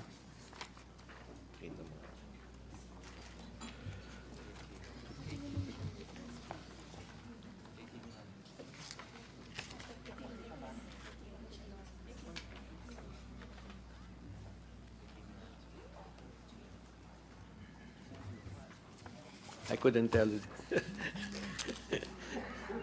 Beyond my level of expertise. Now, also in your report, Ms. Bautista, Sir? you tried to complete but did not quite complete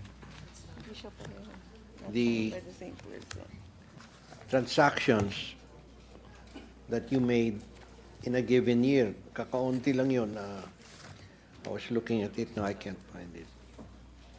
Binigay ko kasi yung income statement.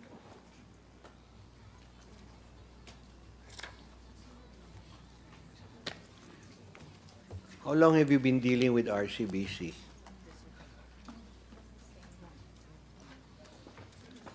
Ms. Bautista? Since 1999, 1999. And in a given year, how many transactions would you have with RCBC, either to change dollars to pesos or to change pesos into dollars? I deal with, for the dollars, we normally deal with RCBC Forex Yes. and RCBC Treasury. Would you report that?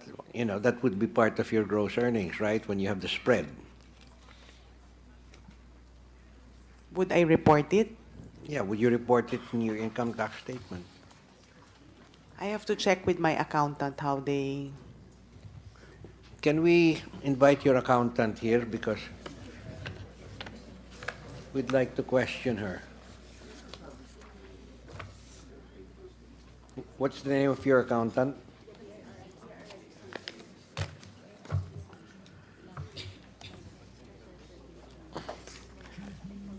Ms. Bautista, have you decided what the name of your accountant will be?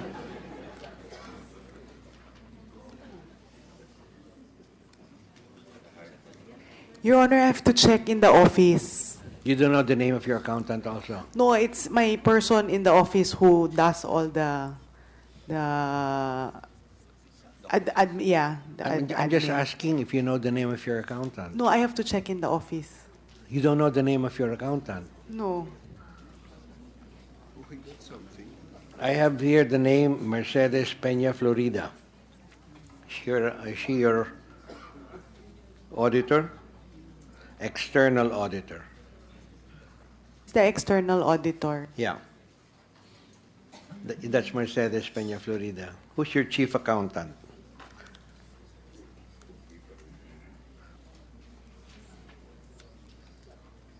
You know, that's very strange. You know, you must have a very large office, no? Ilang kayo sa opisina? Sorry? How many employees and associates do you have in your office? Cityland, no? We're around 50. 50. So at least you have one chief accountant there, no?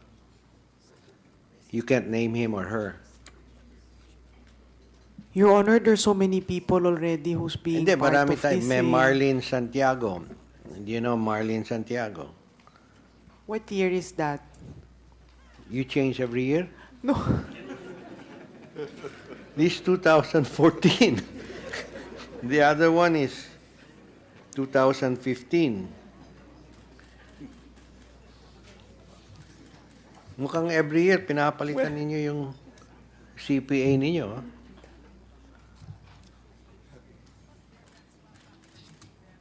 Who's your chief accountant?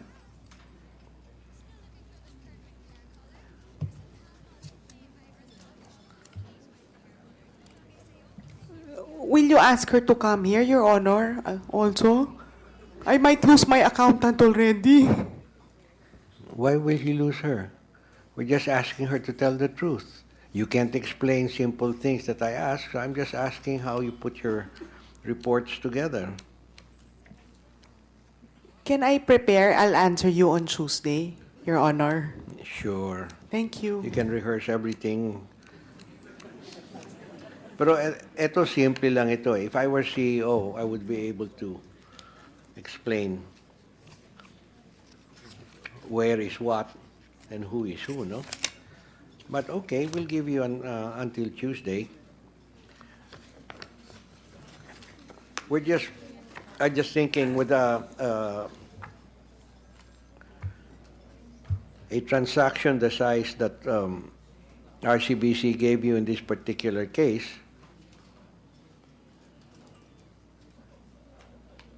certainly your gross receipts should be way higher than 27 million a year. Much higher. Now, remittance companies are covered institutions.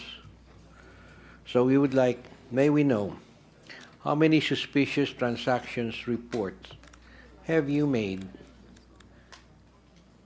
over the last 3 years? 3 years lang. 2013, 2014, 2015. How many STRs? This have is you- actually the first one, Your Honor. The first one. So, none of your past transactions ever. None, Your Honor. Very honest people. Yes, Your Honor. But you just you said in earlier hearings that you depend on the KYC of a third party, in this case RCBC and other banks that you deal with. Yes, correct? yes, Your Okay. Honor.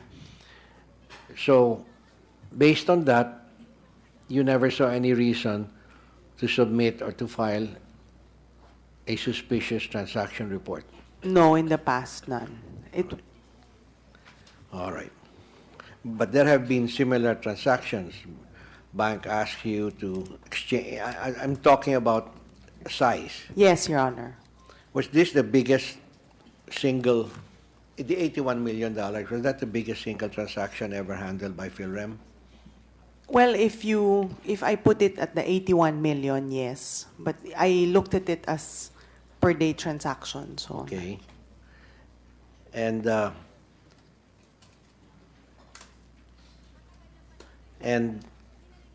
your largest transaction before this was how much?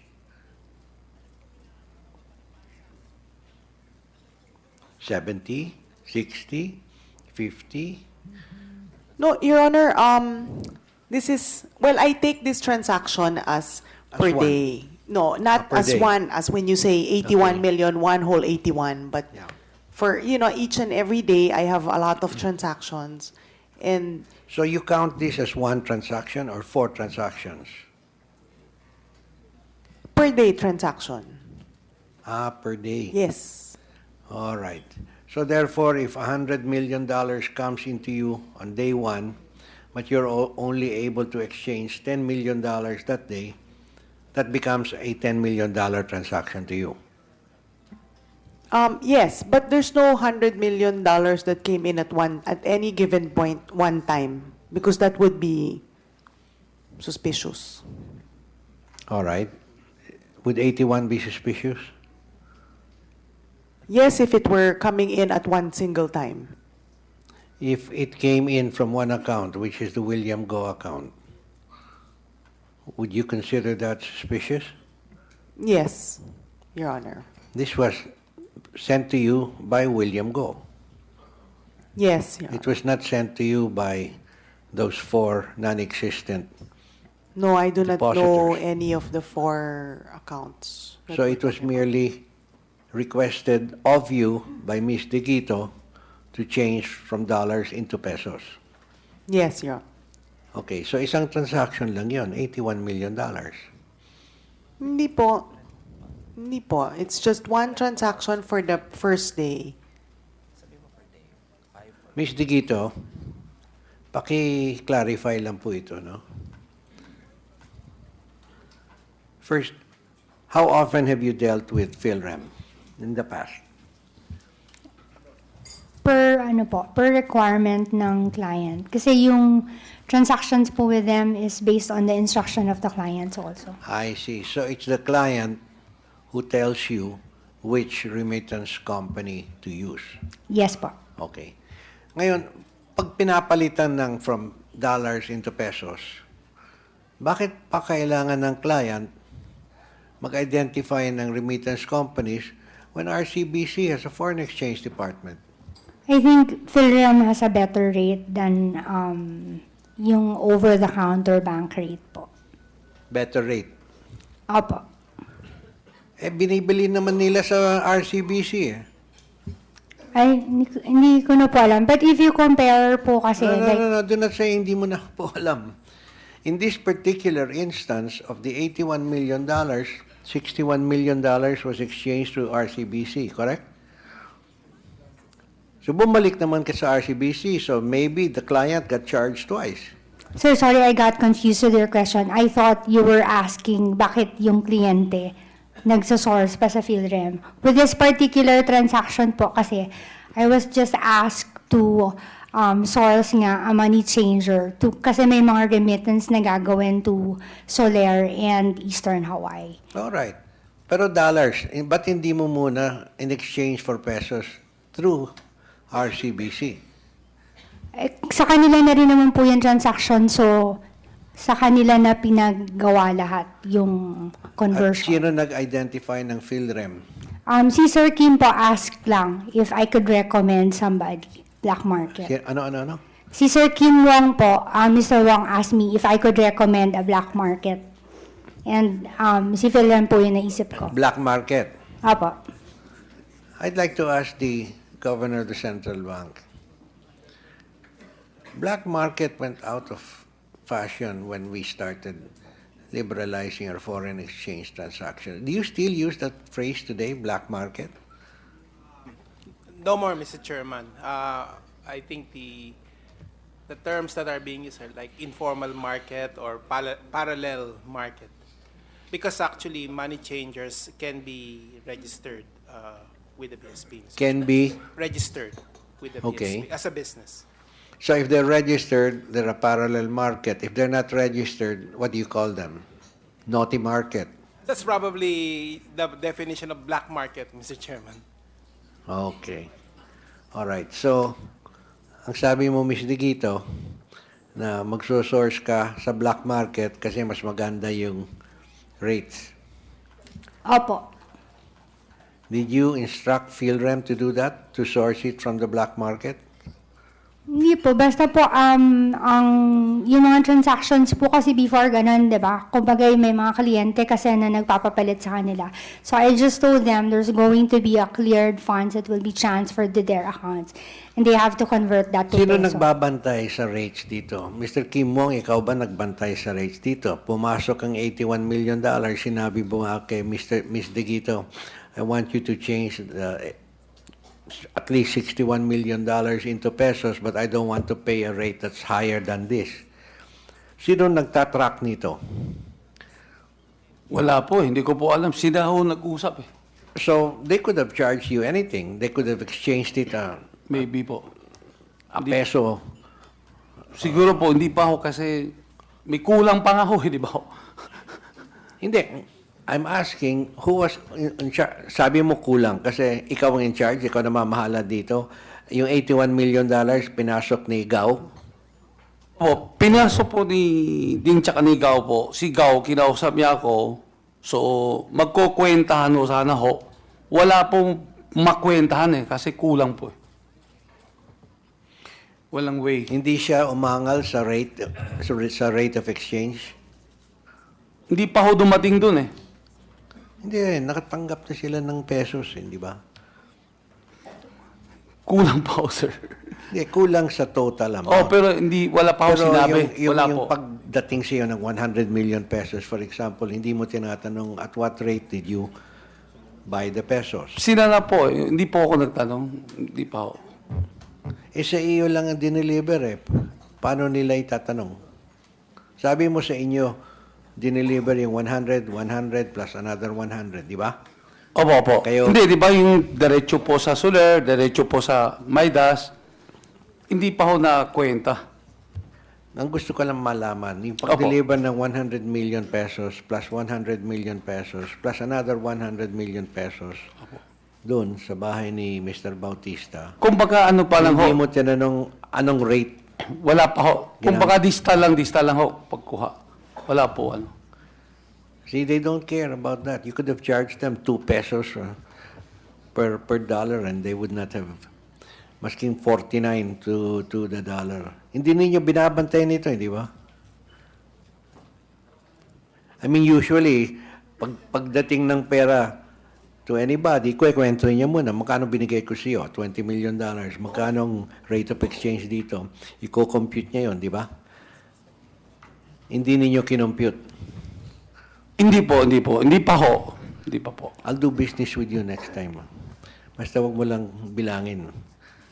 Basta lista. Pagka total na lang po. Hindi total, pero total it depends upon the details. Opo, yung details na pang dulo na lang daw po. Kaya lang pagdating dulo, kulang po. Okay. In any case, it doesn't seem important to you, Mr. Wong, pero nakapagtataka kung bakit wala ho nagbabantay ng total nito, $81 million. Sino ho ang sisingilin ninyo sa pagkukulang ng $17 million? Kasi po sir, kinagaw ho kinadingil. Hindi ako masyado interested. Hindi ako nagipagkwenta ever since eh. Hindi nagagalit sigaw? Hindi, nagagalit ho sila. Basta kulang eh. Nagkukwenta ho sila. Pero sabi ko, hindi ko ho alam eh. Malaking kulang po yun. Malaki nga po. Halos na magkapatayan na ho kami. Last eh. Ikaw ang papatay nila. Hinahamon nila hindi ho. si Mrs. Bautista. Sabihin mo, hindi. Sinabi ko sa kanila eh. Sabi ko, huwag niyo ako takutin kasi Manila to. Sabi ko po. Okay. Pero talaga, Mr. Kim Wong, I don't understand how Mr. Gao could have left the country when he is short $17 million. Hindi po siya umalis. Nandito po siya? Hindi ho.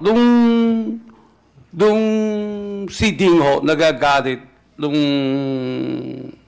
February 11, 1 o'clock na ho. Doon ho kami nagkakatalo. Sigaw ang tikaawat. So, next day, seeding, umalis na po. Sigaw na iwan pa ho. Sigaw ho, nasa record ho ng Sule. Hinuli pa ng Sule. Hinuli? Opo, ng March 10. Why? Dahil nga, di ba, nagkaproblema ng Sule, kinuha pa kay Gao lahat ng pera, mga chips, pati password. Kaya ho, magtutulong sana kami, kaya lang, sabi ng Sule ho, wala naman tayong rights sa paano i-hold si Gao. So si Gao nakauwi ho, March 11. 10 kasi gumalaw ang Sule, may record po yun. 11 ho siya umalis. Teka muna ang question ko, ba't siya aalis kung meron pang $17 million missing? Hindi nga pa ho siya sana aalis eh. Hinuli ng Sule, kinuha ang chips, kinuha lahat eh. Kaya natakot daw siya. Hindi na din makadaro. Wala ho silang pera. Will Soler confirm that? Did you abuse your own client? Yes, Your Honor. We confirmed that Gao Shuhua was one of those players on March 10 when we stopped the play. And it was one of he was in the room that where we searched and got the cash and other chips, Your Honor. But you only were able to recover like 103 million pesos, no? In equivalent cash Yes. in pesos, Your Honor. Yes. Yeah. What happened to the rest? The rest, 107 million in their account, Your Honor. The rest he lost. Hindi, gusto ko malaman kasi ang pinadala sa Soler, magkano yun? 1 billion, magkano? Sa Bloomberg? 1.365 billion. 1 billion 365 million. That's correct, Your Honor. But it was distributed to the players. Not the junket operators, Your Honor. Three Okay. junket operators. All right. So what was played with us was 331 million. And the 800, what happened to that? The balance. Well, the junket operators are supposed to explain what happened. You to mean the- they didn't gamble it? They didn't play it? They did not play it in the premium program of Soler, Your Honor. I think they played it with In the private room? junket operators. In the private room? That's correct, Your Honor. Yes. You don't keep track of how much they played in the private room? Di ba may non-cashable chip yan? That's correct, Your Honor. Okay. The non-negotiable chips were transferred from Soler to the junket operators. All right, so the one who's responsible for that would be the junket operators. That's correct, Your Honor. And who were the 3 junket operators you say the 1.365 million were transferred to? Yeah, 903 million went to Sun City Junket. Sun City, that's Mr. Chua. Chow. Chow, sorry, Chow. Yes, and the 100 million went to Gold Moon, and 31 million went to Lau Kawai Junket, Your Honor. And those 3 gentlemen have left the country already? No, Your Honor, they're our junket operators, so they are in Soler. They They're operate based Soler. in Soler. That's correct, Your Honor. All right. One of these days, the committee would want to talk to them. Yes, Your Honor. They more or less spend most of their time here, being junket operators. They've been with us, Gold Moon since No, 2014. do they live here? Do they make life here in Manila?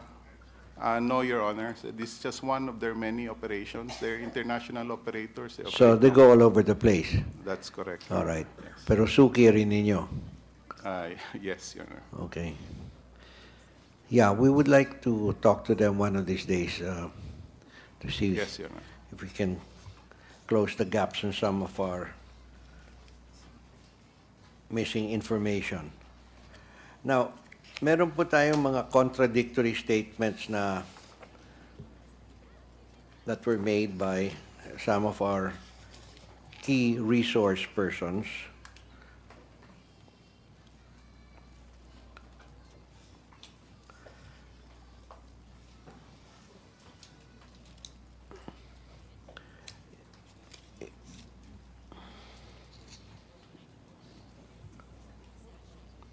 Now, it says field rem testified. Well, I don't know who field rem testified. Why do you say field rem testified? There are 2 field rem. It's either Concon Bautista or Salud Bautista. So why do you say field rem? How will I know who that is? Will you correct this? Field rem testified. I don't know if that's you or Concon, that the amounts of $90 million and $500,000 were delivered to Mr. Su at Soler, with Mr. Wong present. Mr. Wong claimed having received only 80 million pesos. Mr. Wong, Sir. nakatanggap ba si Mr. Y. Kang Su ng $500,000, yung first delivery? Wala po, sir. Ang testimony nila, 90 million, not 80. Not 100, 90. Hindi po, sir. 100 po yun kasi pwede ho i-check sa Sun City po. 80 and 20. Opo. Yan ang pinag-uusapan natin. Opo, yung 80 ho tsaka 20, may check-in ho sa date ng Sun City, February 5, si Dinong Shishi ang nag-deposit ng 100 million. May record po yun, misi ano buksan nyo yun. Nasa computer po yun eh. Yung $500,000, wala. Wala naman po deposit ho doon. Now, Ms. Digito, yung pag-break up at saka-delivery nitong mga pera na ito, sino nagbigay sa iyo ng instruction? Si Mr. Kim Wong? Sir, yung cash delivery po wala. Yung first transaction lang ng February 5, yung to deposit to Bloomberry and Eastern Hawaii. Yun lang po yung natatandaan. That's the 1.365. Yes, that was the first transaction. And 1 billion pesos to Eastern Hawaii. Yes, Your Honor. So that's only 2.365. Yes, Your Honor. We're missing 1.4 billion. Bakit dineliver yung 1.4 billion kung walang instructions? As to instructions po sa kanila yung cash delivery, hindi ko po alam. Ang instructions lang sa akin was to credit everything to them and have it converted to peso. Let me get this clear. You've got this amount of money. Dapat yung may-ari niya, no, sino nagbibigay ng instructions sa iyo, ang magsasabi kung kanino ninyo i-deliver yun, di ba? That's standard, no? Yes, Your Honor. Okay, here's here's 3 billion, I want you to deliver 1 billion to this guy, 1 billion to this one, and 1 billion to Soler. Ganun yon. So bakit may balanse na walang instructions? Hindi mo tinatanong kung, uy, meron ka pang pera dito, saan ko idadala ito? Your Honor, si Mr. Wong po acted as the representative of those accounts. He claimed naman po that he really referred the account. So as authorized representative, tinatanggap ko lang po yung mga instructions. But as far as the instructions are concerned, yun lang po yung February 5 lang po yung in-instruct sa akin to Bloomberry and Eastern Hawaii nga. Now, the rest of the instructions was just to credit everything to PhilRem and have it converted to peso para po bumalik sa akin yung balanse ng peso. Teka muna, sa February 5, are you talking only of the amount that was released by RCBC of $22.5 million? Ganyan ba? Yes po. Yung first tranche po ng transaction kasi was parang mga konti lang, 14, 15. Teka muna, nakoconfuse ako. $6 million, $20 million, $25 million, and $30 million. Di ba? Apat yon. Yes, Your Honor. Alright. Saan ang galing ang 22.5? Hindi po. Yung apat na credititan po nun, parang yung isang account doon, the instruction was to credit a portion of that to William Go's account and transfer it to PhilRem for the conversion of the peso. And then afterwards... This was the 30. Anong pumasok ng February 5? That was Friday. Lahat po yun pumasok na. Pero ang transaction lang po nung Friday, isa lang po eh. Lahat credited na.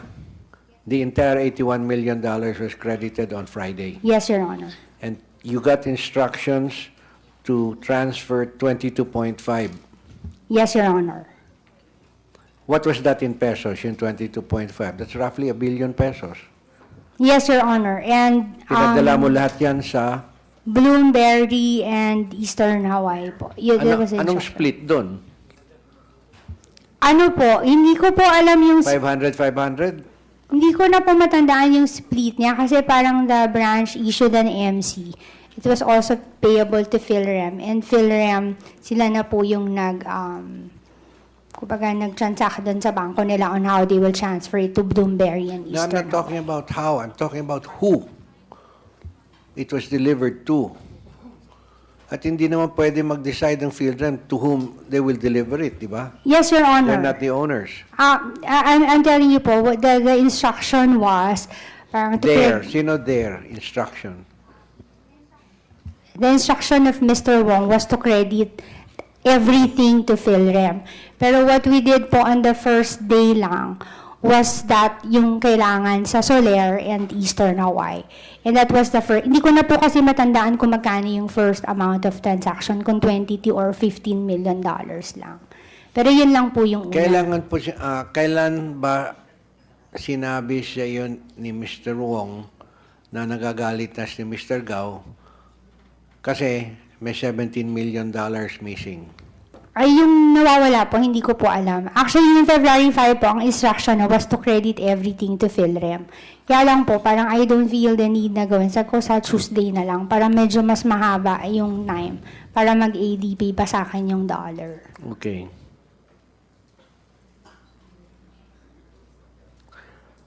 Okay. Now, PhilRem.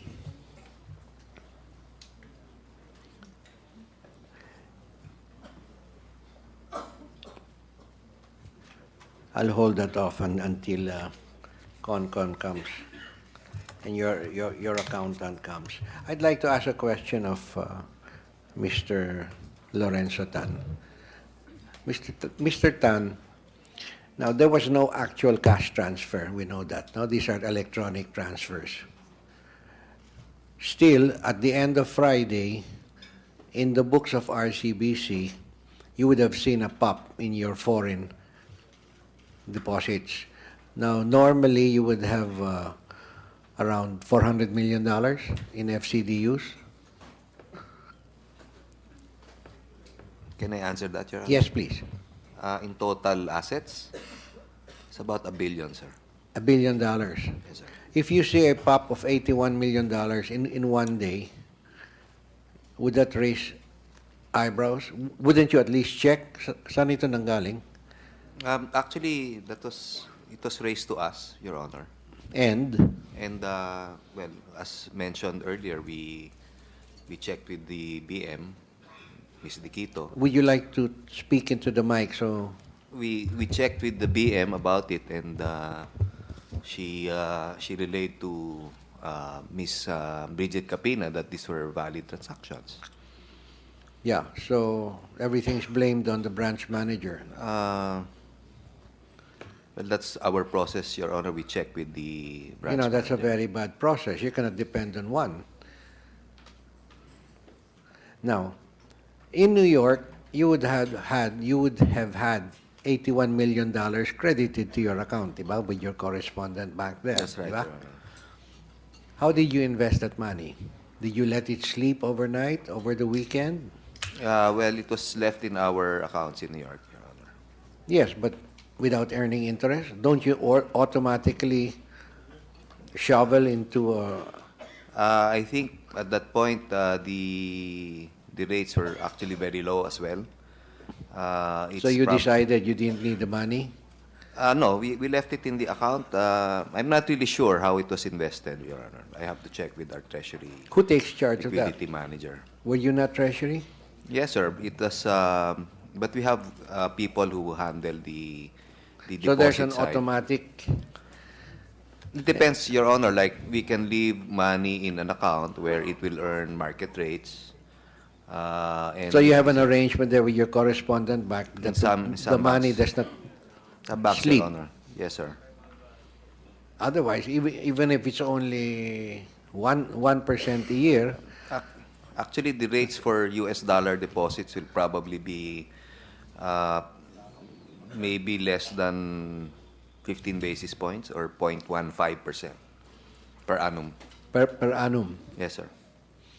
But as a matter of healthy financial practice, it's still better to put it into an earning account rather than let it sleep, di ba? Anyway, these are very short-term deposits, like 1 day, overnight, 2 Yes, sir. days, 1 week, di ba? Yes, sir. That's how we do it. Overnight, the rates would be about that much or even less, 15 basis points. or probably even less. Yes, Your Honor. Per annum yan, ha? Yes, Your Honor. Those are annual rates. Yes, sir. Okay, at this time, I'd like to switch, if I can find my notes. There. Here.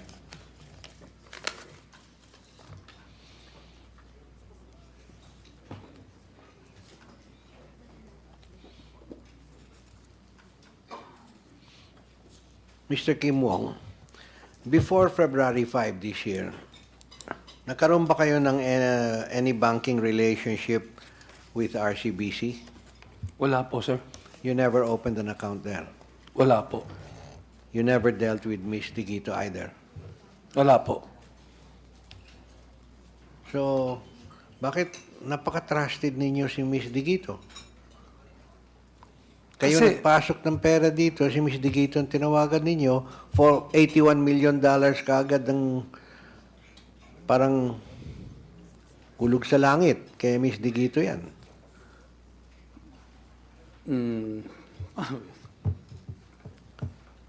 Kasi sir, dati ko po na-meet, di ba, nakapag-open na ako account sa kanya sa East-West. 2 million pesos po. Naiwan ko na doon, tapos palagi ko siya nakikita doon sa binibilan ko kotse. So palagi siya na, mag-open ka account. Naisip ko po na i-refer daw, pa-refer, yun. Pero, tama din, duda nga. Hindi, kinukulit niya ako eh. Tsaka, nasa isip ko naman kung, ano naman yun, di ba, pag bangko, di ba, maano naman eh, kung, Hindi, pero malaking pera ito. I mean, hindi ko po alam magkano larating. Hindi ko po alam. Hindi sinabi Ang alam ko lang po, kay Gao, kasi may utang sa akin 450 million. Sabi ko, 450 million, baka parang tinansya ko, mabayaran na ako, yun ang po. Yun ang alam ko po, dahil yun ang usapan namin ni Gao. Kaya ito si Gao, dumating to si Ding Sisi, hindi ko po talaga alam na ganun mangyayari ho. Ano nangyari sa 1 billion na transmit sa Eastern Hawaiian?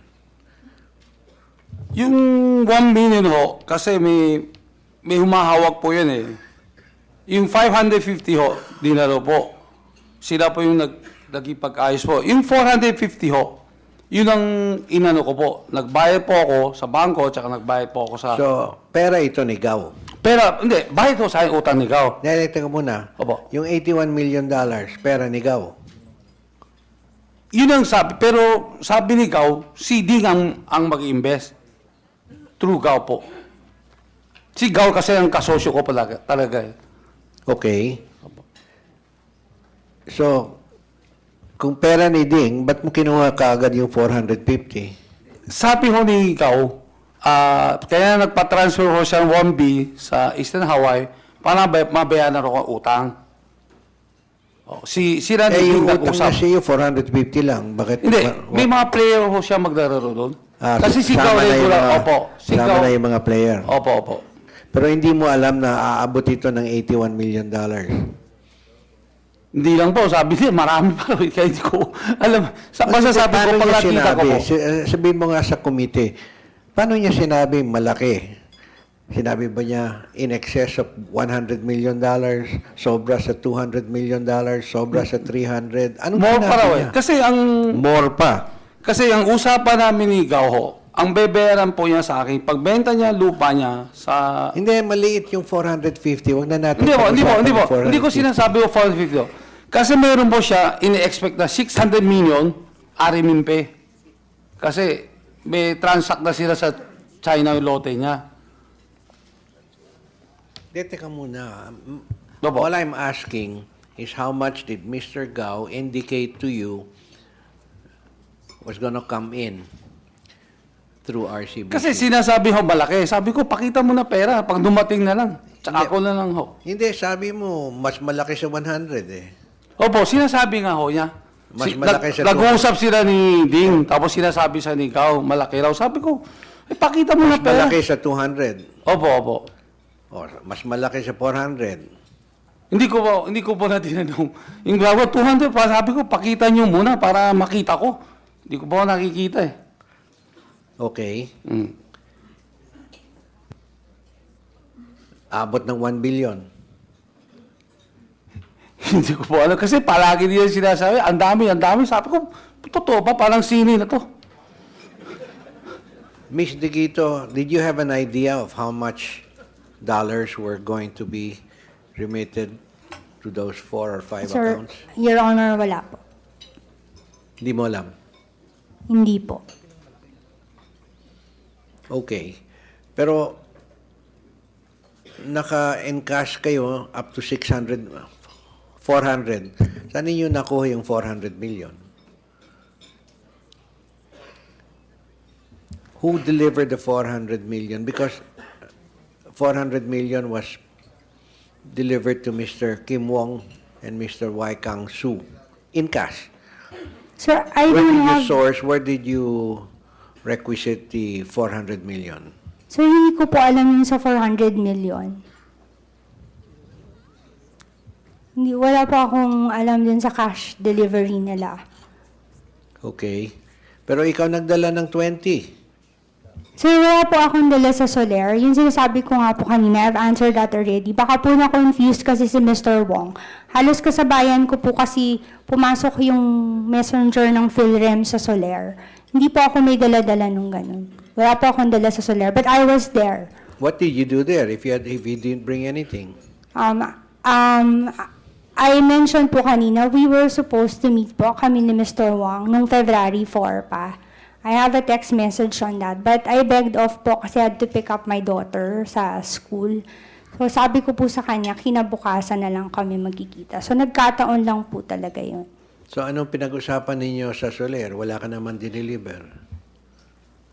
We were supposed to talk about his account with East West. Kaya lang po nga, nandun What would you have discussed with regard to his account with East West? Hindi na po kasi masyadong kalala yung branch manager sa East West. So any instructions on that account, sa akin pa rin po dumadaan. Tapos ako yung nagsasabi din sa branch manager sa East Ikaw West. nag-handle ng East West account ni Mr. Wong? Yes, Your Honor. Mr. Wong, ganun ba yun? RCBC manager handling your East West? Hindi siguro po. Ang alam ko, pinasa ko sa sekretary ko po. Sa isang sekretary ko, siya na bahala doon. Hindi, teka muna, may sinabi ngayon si Miss Digito. Hindi siguro po. Hindi siguro.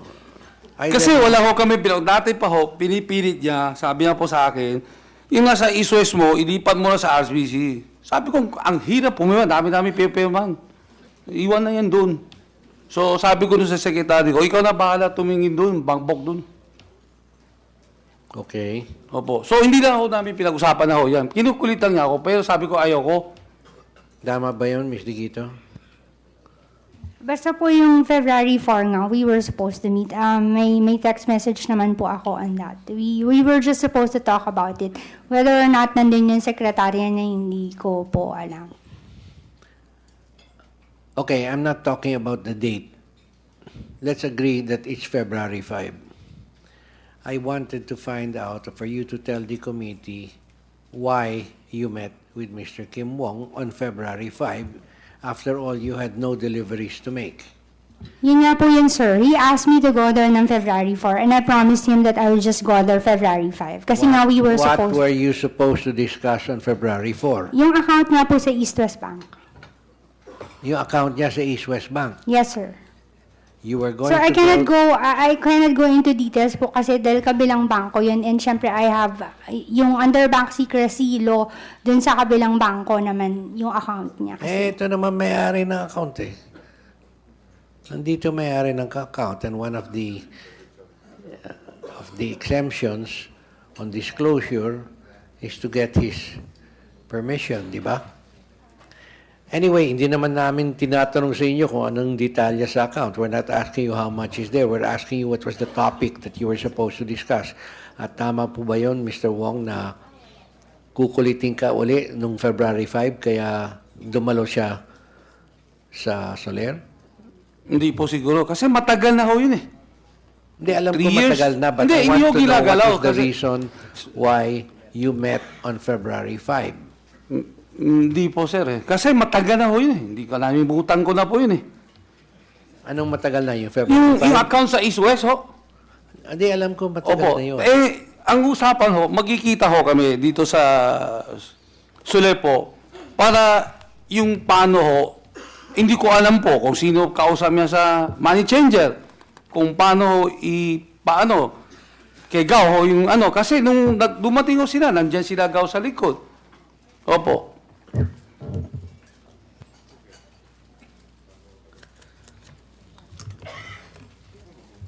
All right. Until the next hearing, Mr. Chair, I suspend my questioning of the resource persons.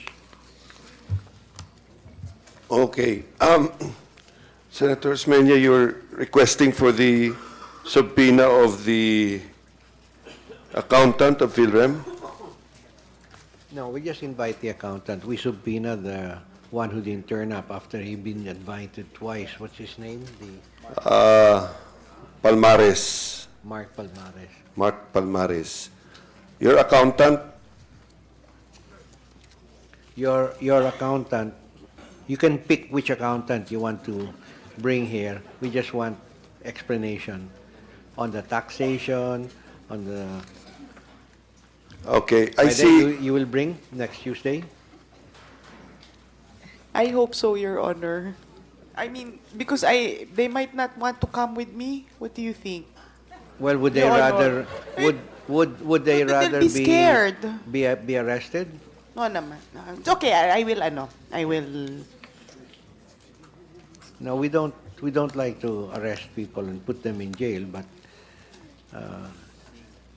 You know, the time of the committee is precious, and we have the full staff here recording, etc. So it's very expensive to say, well, the witness wouldn't turn up, so we'll have to hold another hearing. And that's very, very expensive for the Filipino people. But of course, this is an issue which has put the country in a very bad light. We saw it coming, and we want to make sure that we will be able to explain to our people why this is happening and to have their support when we attempt to make corrections to the Anti-Money Laundering Law, the Bank Secrecy Act, the FCDU Act, and the General Banking Act. And that's 4 laws that we have to amend. So, mabuti, marami po nakikinig dito sa hearing, and at least malalaman po nila na may ginagawa naman si Senator Gincona para ma-cure yung mga depekto sa ating mga batas.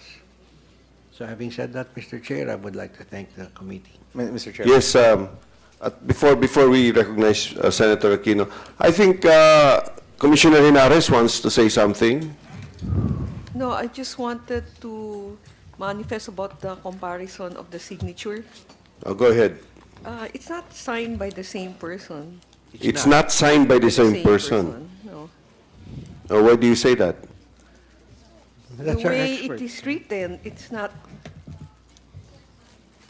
Okay. Because I write in Chinese. Oh, you write in Chinese. I see. So, The way it's written, it's not written by the same person. okay. There are Okay. three types of Asian writing. You've Chinese and Japanese. You've And a hiragana, simplified Chinese. katakana, and kanji. Yeah. The most common is kanji, di ba? Now, the most common is the simplified Chinese. Meron ngayong bago. Yeah, the word, it's a lot of shortcut. But this one is a traditional Chinese character, and it's not written by the same person. But what would that be? Kanji? What's she? I don't know. It's traditional Chinese. Because there's simplified Chinese and there's traditional Chinese. Okay. That's how they distinguish now between the Chinese character. Okay. Thank you very much, Commissioner. Okay, then. I just want a few questions to AMLA, Ms. Abad. Ms. Abad, yes. 4.6 million has been turned over to you, correct? Please, verbal response, please. Verbal response. Yes, Your Honor. Okay. And then also 38 million 38 pesos. 280,000 pesos, Your Honor. Okay. So you've already started, you've already filed the necessary forfeiture cases. We haven't filed, but it's being prepared, Your Honor. When do you plan to We are file? coordinating with the Office of the Solicitor General for the filing of the appropriate petition, Your Honor. Okay, when will you file? Soon, Your Honor. Soon. Yes, Your Honor. When is soon? Give me a definite date. Within the week, Your Honor. Because you see, the sooner we return, the better.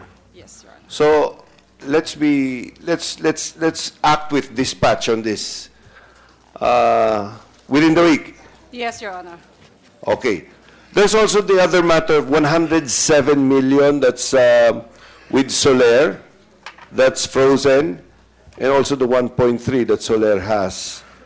Have you acted on it, filed the necessary, or tell us have you done the necessary legal procedure on it?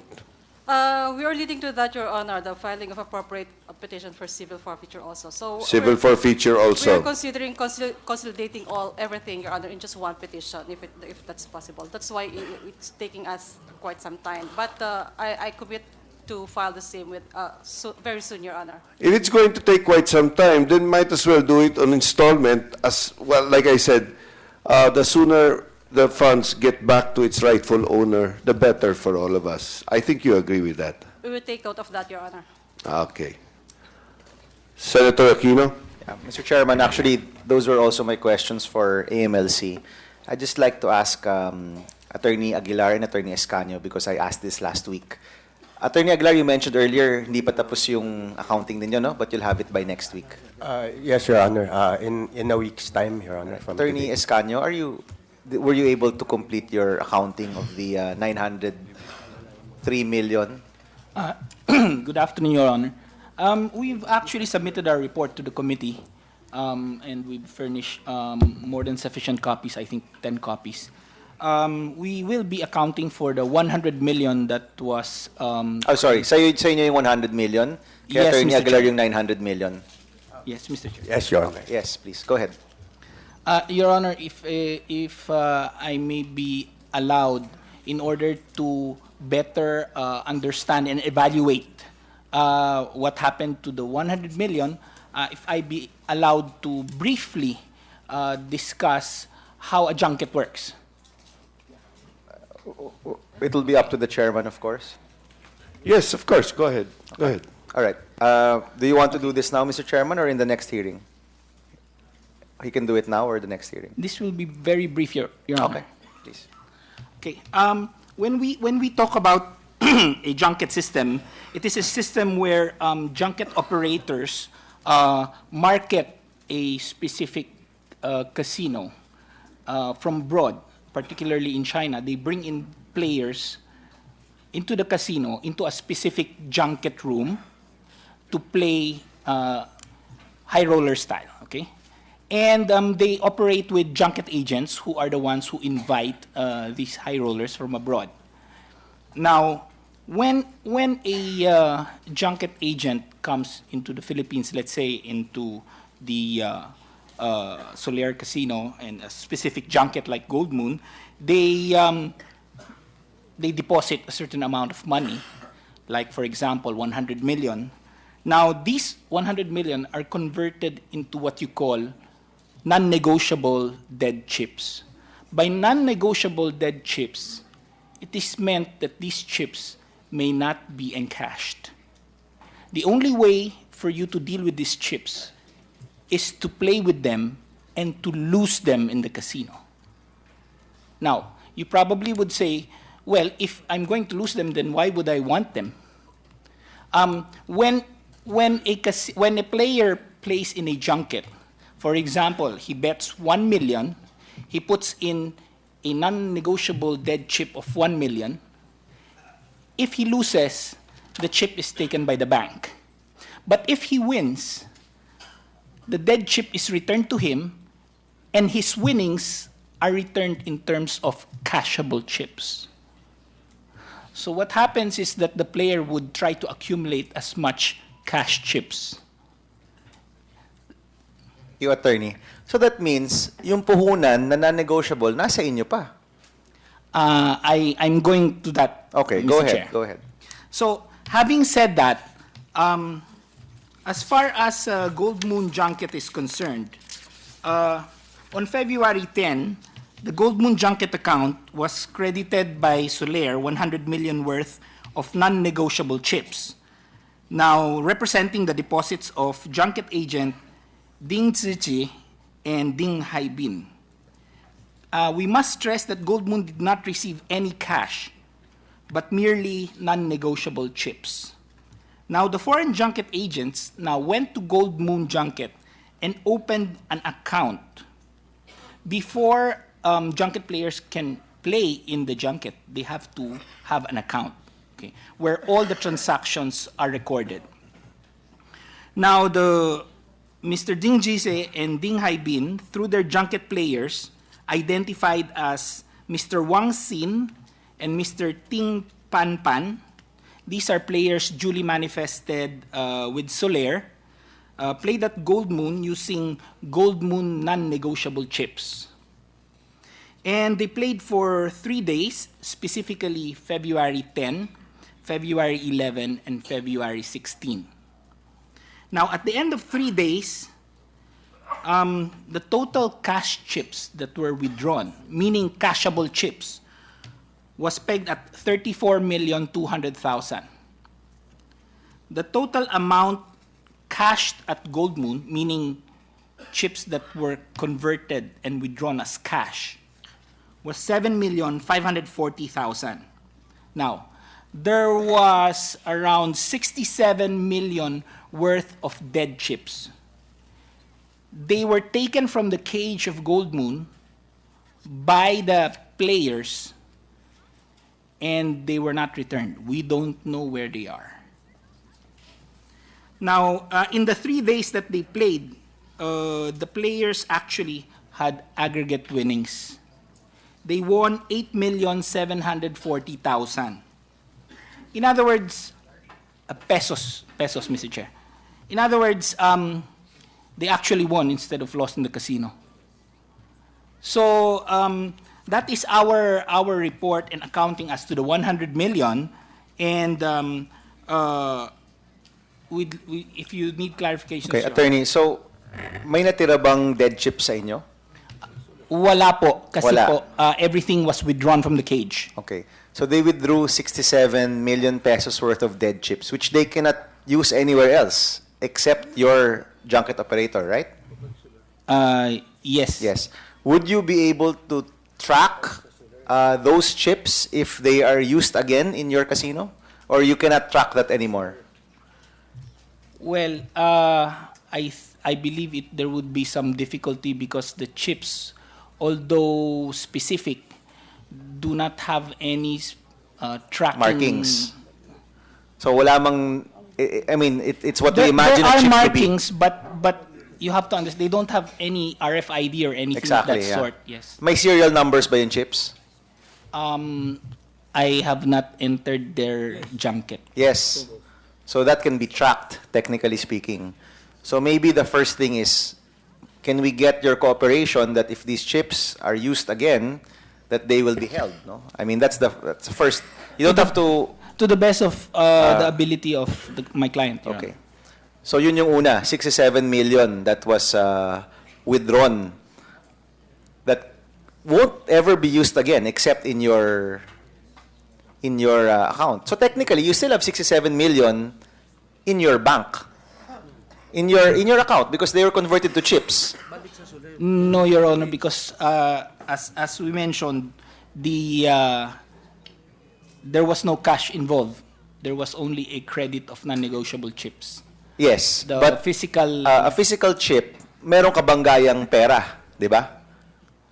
Your Honor, may I suggest, in order to enlighten the committee, that we can request Soler to describe how the whole thing works in terms of crediting. Okay, no, I don't know if Mr. Tan wants to answer, no, but my question is very simple. Before I get the chips, kailangan kong bilhin yan with money, right? Yes. Yes. Yes, Mr. So may 67 million na kinuha na technically useless na yan, di ba? Kasi kung di nyo tatanggapin, useless na yan, which means may 67 million pa rin nakabangga nung perang yon in some account somewhere. Isn't that right? Yes, Mr. Chair. Okay, but it's not with your institution. It's not with your institution. It's credited to the account of Gold Moon, but not in terms of the physical possession of the cash. Yes, but it's just there in the account. It's in an account. So technically, you could withdraw that, di ba? No, Your Honor. Why not?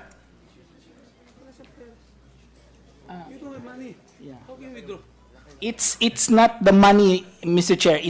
Those are just the value of the chips is there, but the physical equivalent or the money is not with Gold Moon. No, I know, but the value, there is The a value 67 the million value is there. peso value somewhere. Yes. Okay, where is it? In what account?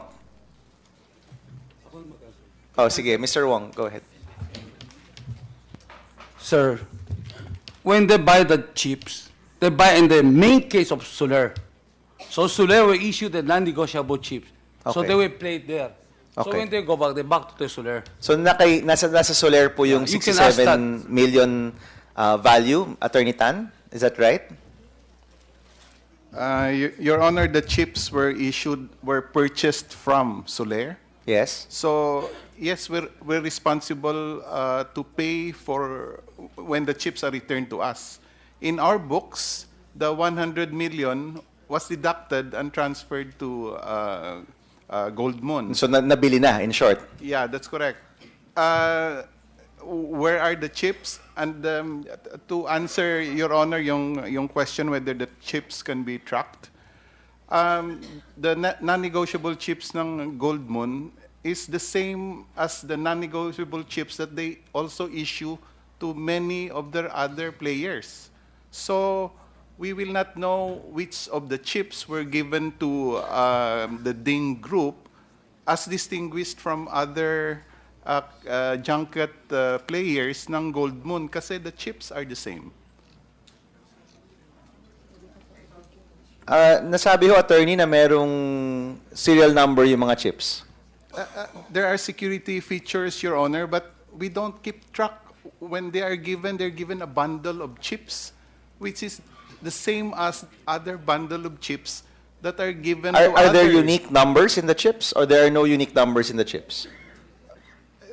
I believe they have numbers, Your Honor, but they are not tracked when they are given, 100 million worth. They are not tracked, Same. and can they be tracked are two different questions, no? So they're not tracked, I think that's clear. Can they be tracked with looking at the serial number? Meaning unique po ba yung serial number sa bawat chip, or hindi po yan unique?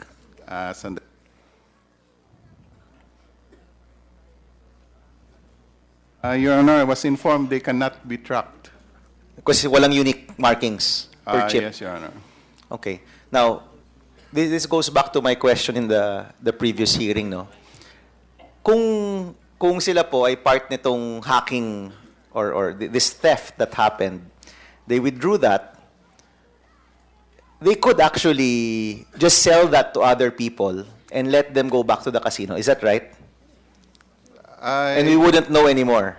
Or are those chips really tracked and managed by Soler properly? No, the example given, Your Honor, Gold Moon non-negotiable chips. So anyone who will enter the Gold Moon junket room, they're regular clients, junket clients, for example. If we will not be able to know whether that particular chips they will be playing Came from that came transaction. From the same group. Yes, Your Honor. Is that right, Attorney Escanio? Yes, Mr. Chair. Unless you start issuing new chips to everyone. I mean, there are ways to do it, I'm sure. Kasi all of those chips, may account po yan nakabangga. If you issue all the chips to your junkets, if you issue new chips based on how much money is in their account, mabubukod yung mga lumang chips, di ba? There's a way to do it.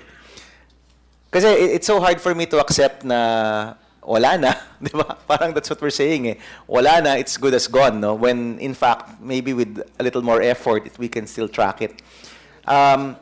Did you consider that, Attorney Escanio? What if you issued new chips to the valid and official, ano ba, yung mga players ninyo na hindi walang kinalaman dito? Is that possible? Mr. Chair, that I believe that is within the sound business judgment of the junket operator. Okay. I have not been given any particular information But regarding in that. short, what you're saying is wala nang pera with you, right? Yes, Your Okay. Honor. But as long as chips are out there with your name on it, then you're still partly responsible in one form or the other, no? Attorney Aguilar, in your case, wala pa kayong accounting na ganito, no? Kasi sa inyo yung mas malaki, 900 million. Yes, Your Honor. Basically, pareho lang naman yung sitwasyon. Mas malaki lang ho yung amount na issue. Okay. But in your initial investigation, lumabas ba na nakuha na rin lahat ng chips o meron pa kayong chips na hawak-hawak? Actually, sir, ang inabutan, sa alam ko po ngayon, parang kino-contest, hindi naman kino-contest pa. Hindi pa rin sila nagtatali dun sa sinasabi ng Soler na 903 million. Okay. So you're even contesting that fact? Doon pa lang sa base, meron natang problema. Okay, but I'm more interested to know kung may natitira pa. Meron pa bang natitirang pera? I mean, yung 900 galing po yun sa Soler ba yun, no? Galing sa Soler yung 900 million? Kasi po, Yeah, Attorney Tan? Yes, Your Honor, we have records showing that they've been transferred to... Just for the record, no? Attorney Aguilar, kayo po, yung accounting ninyo, magkano pa po yung natitira? Your Honor, magkano po yung naipasok pala? Sorry. Your Honor, I think ang parang nasa 700 pa lang ngayon. Let's So, assume- tinatrace, hindi naman ho kami nagko-contest. Let's assume 700, no? Of the 700 million, may natitira pa po ba sa accounts ninyo or sa chips or whatever? I don't have that information right now, Your Honor. Okay. I'm waiting for the accounting. So you'll provide that next week, no? Next week, Your Honor. Okay. I'm sorry, Mr. Chair. I just wanted to have a simple question pero humaba. Attorney Abad, my question before, no? Is it a defense or pag sinabi ng third party, kasi they are third parties and sometimes fourth parties pa, no? Third party, pumasok na sa sistema namin yan na nabili na ng chips or na ano na. I mean, is that a defense in terms of keeping this money from AMLC, for example, or in the civil forfeiture case, kaya pa ring habulin kahit nilaro na sa casino? Kaya pa rin, Your Honor. That's within our laws. Yes, And are we in line with international laws as well? Hindi yun unique sa Pilipinas, no? Most international anti-money laundering law says that you can claim that money back. Yes, Your Honor. Wherever the money went, we can recover it. Mm-hmm. You can recover it to the best of our ability, To no? the best of our ability. Okay, so meaning, kung in-encash na, kunyari, these players, and by the way, Mr. Chairman, the players, we haven't even discussed those players yet, kung ano yung complicity nila. Pag in-encash na, obviously, wala na yun dun sa institution. But if there's still money left in the institution, pwede pa rin mahabol yun, no? That's correct, Your Honor. So for example, if there's 67 million na chips, but may kabanggayo na 67 million in cash somewhere, you could still go after that cash, right? Yes, Your Honor. And in fact, even if the cash is no longer there, we can run after the other assets of the person which received the money or the value. Even if they're not proven to be part of the theft? Or they have to be part of the theft? I mean, if the original monies, no longer there or no longer available, we can run after other assets of the person.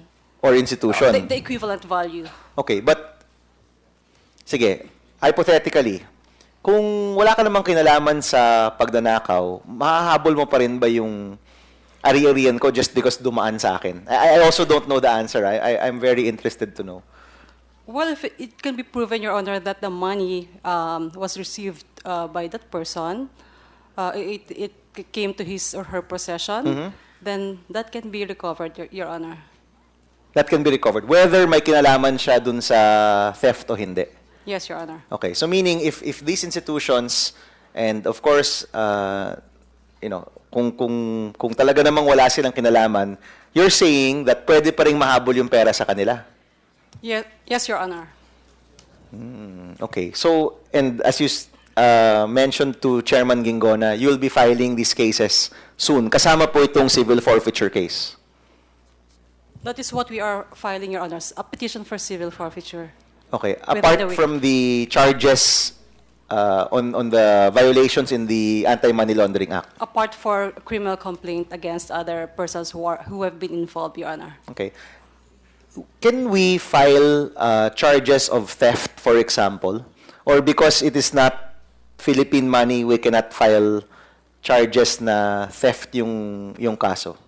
Kasi ang alam ko, we're only filing anti-money laundering, di ba? Pero may pagnanakaw na nangyari. Can we actually file for theft? If ever there was theft, Your Honor, it's not the AMLAC which will file the appropriate criminal complaint, Your Honor. If theft was committed abroad, or let's say in the U.S. or in Bangladesh, then the case is to be filed there, but not in the Philippines. What we are investigating and prosecuting here is the money laundering aspect, Your Honor. All right, okay. Thank you, Mr. Chairman. Senator Smenya. Attorney Escanio. Yes, Hindi ko Mr. makita yung nameplate mo. Who are you representing? Representing Miss Chang Lai- Laifong, Sino yun? junket operator of Gold Moon. Okay. you have junket operator and junket agents. Do you have junket anything else? Dalawa lang yun. Dalawa lang po. Maraming junketeer sa Congress eh. So, hindi kasama ho. Okay. Now, the junket operators, yan po ang kasosyo ng bangko. Di ba? In other words, they have an arrangement with the casino na parang 60-40. They basically rent the room in the casino and they cater Silang to bangka. high rollers. Pero sino nagbabangka? No, you rent a room in the casino. You don't come here if you can afford to just conduct a poker game in Shanghai or anywhere else. Siyempre, ang nagbabangka dyan yung casino. The junket operator. Yung junket operator, ang bankero. Mr. Kim Wong, can you answer that question, please? Sir, pagka junket po, 52 sa... Casino? Opo, 52.5, tapos 4.7.5 sa junket operator. Okay, so pera mo yon para ikaw ang casino. Hindi po. Partner sa... Partner lang po. Pareho po kayo operator po. Pareho kayo bangka po. Pareho kayo nga bangka. Opo, partner. Sir. Opo, partner po. Opo. Alright. So, ang dead chips is really a control factor for the junket operator. Opo. Gagastos kayo, mangingimbita kayo ng player Opo. dito. Ayaw mo naman na babayad kayo ng lahat yan at ng hotel room at ng pagkain, katapos hindi naman susugal, di ba? Opo. So, garantisado na isusugal nila yung pera na ipadala nila. Opo. At siguro pa iikutin yan mga 6 times. Opo, sir. Paano mo binibilang yung 6 times? Yung 6 times po, sir, bawal po, panalo lang 1 milyon po, tagtaya 1 milyon, panalo 1 milyon. Yung life po, papalitan doon sa case ng chips. Tapos may computer, parang nagbabayad ka 7-Eleven, lumalabas mo, ito yung 1 million na wash mo, 2 million na wash mo. May isang papel ho yun. So talagang binabantayan ninyo, binabantayan ng junket operator na talagang sinusugal nila yan. Opo. So matatrack ninyo. Matatrack po, sir. Alright. Ngayon, pag may panalo, may winnings, makakash nila yung winnings. Opo, kasi makakash ho din ang winnings, kailangan may main case ho ng surer, may confirmation din. Kasi makasosyo kayo eh. Hindi po, pero halimbawa, anong kulay ng chip ng non-cashable chips? Ng dead chips? Sa gold mo, I think it's green. Green, okay. Kunyari, may green ako. Pag may winnings ako, anong kulay ng chip? Iba kulay na po. Square po, dead chips. Pagka nanalo, bilog na po. Okay. Opo. So, yung bilog na yan, makakash ko pag nanalo ako. Opo. Okay. Opo. Yung square, hindi ko makakash. Hindi po. Now, at the end of 6 days, pinaikot ko na 6 times, meron pa akong square, isasaoli ko sa junket operator yon at siya magpapadala ng cash sa account ko, di ba? Opo. Pero pagdating ng 6 times, wala na ako square yun. Kasi sigurado na po, ubos na eh. Alam niya po eh. Tinatabi na ho niya para maging cash na ho lahat. Diba? One time, 1 million tayo mo, naging bilog na, tapos palit. Alam mo na yung last, hindi mo na isusugal yung bilog. So pag matitira na yung live chips, so yun na itatago na po niya. Kunyari, may dead chips pa. May dead chips ho, pwede po maging cash ho, ibabawas. Kung ikukwenta ho, pag nalampas ka na ikot ho, babawas yung komisyon, magiging live na. Pwede po i-cash. Dapat naman pwede i-cash. Kunyari, bibigyan mo ako ng 1 million in chips. Opo. Kung matatalo ako, mga 200,000 down lang. Pero the rest of the week, maswerte lang ako that week. So every day, nananalo ako. May down, may up. Pero Hindi. Ang sinasabi hindi nyo, sumasobra sa 200,000 ng... opo, ang sinasabi nyo, kayo po nagdala lang cash. Binili mo cash. Hindi. Binigay ko sa iyo yung pera. Galing ako China. Sinabi ko sa iyo, okay, magpapadala ako ng $1 million. Opo. Okay, so bibigyan mo ako dito ng 1 million in dead chips. Opo. Suppose I don't lose. I mean, I will, and gambling up and down yan. Opo, Sometimes you're down 500,000, sometimes you're up 500,000, di ba? Opo. Pero pwede naman na hindi maubos ang 1 million. Opo. So isasauli mo yan sa akin, ikakas mo yan. Opo. Saan mo kinakas yan? Dito sa Pilipinas o dun sa China? Sa China na po. Okay. Kasi yung binigay niyo po 1 million sa akin, hindi ko pa ho pinapadala. Hinihintay ko matapos ko po kayo maglaro. Doon na ganun na, no? Net out mo na lang. Opo. So meron kang partner dun sa China na mag-aasikaso sa'yo. Opo. For example, di ba sabi niyo, natalo sa 500 natira. Pag nagkwenta ho, o yung 500 na kukunin ko, yung 500, babalik ko sa'yo. Sa China na po. Okay. Wala po dito. Alright. Now, yung dead chips, control factor yan to protect the junket operator. To protect the junket operator and protect the agent. And protect the agent. Sino nagdala, Now, parang if the commission. junket operator ang nagsabi, pwede na yan, huwag mo na isugal yan. Sasauli ko yung pera mo sa China. Okay rin yun, di ba? Hindi po, siguro. Kasi wala siyang kita. Hindi siya ganun. I'm saying that he has the discretion to do that. In a normal situation, Wala ko tatanggap dun kasi debt Kasi may table ka ho sa Suler, kailangan mag-roll ka 400 million per table Naghahabog ka din ng customer. Kung hindi, may penalty ho kayo. Wala hong... so binabantayan rin ng Soleria. Opo. Nakikita po yun Every day humitrack po yun Okay. So walang discretion ng junket operator. Wala po. Na Wala po gagawa. Tama na, ayoko na. Wala po. Ha? Wala po gagawa nun. Walang gagawa nun, pero may discretion. I'm just asking if he has the power to cut the gambling, to stop the gambling of his customer. At sabihin niya, sige na, tama na. Umuwi ka na. Isasauli ko yung pera sa'yo. Pwede po. Pero hindi makakas pag di ba? Hindi po.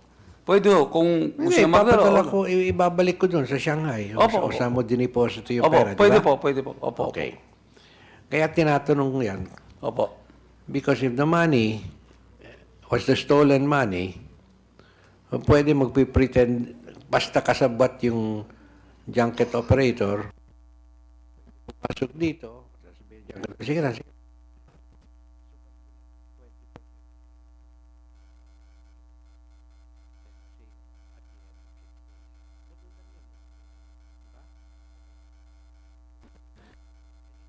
Possible, or is it possible?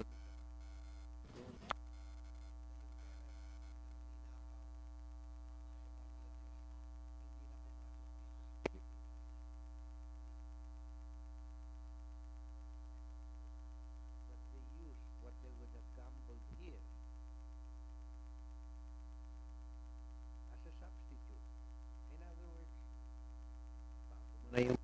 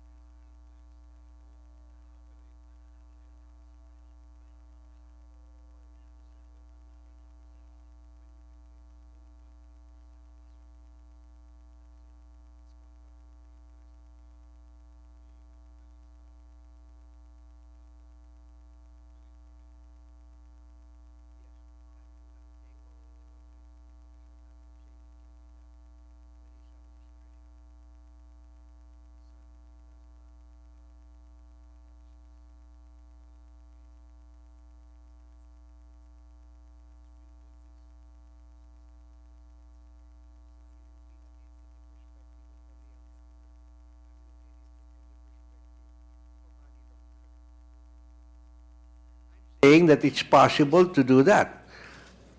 It's not in the interest. Yes, if it were a legitimate guy coming in, gambling, but if it was a money laundering operation, there is discretion. Oh, let's say I own the casino. Sabihin ko, okay na yan, sige. There is discretion. That dead chip is a control factor for the junket operator and the junket agent. As a matter of fact, the junket operator can tell the casino, sige na, just let it go. I'll give you 20%. But there is discretion. So that stupidity that your general manager says that is impossible, that's not correct. Sir, from the interest Those dead chips are actually encashed again and the money is sent back. Kung ano naiwan. Theoretically, it should be zero. The casino would enjoy. Kung naiwan sa akin, zero. No? At the end, 6 times. Di ba? So what are you going to do? Meron akong 1 million in chips. Pagtalo ko every day, hindi naman sumosobra sa $200,000. You're not gonna confiscate that from me. It's still my money. I was lucky. I won. Di ba? So there is discretion also there.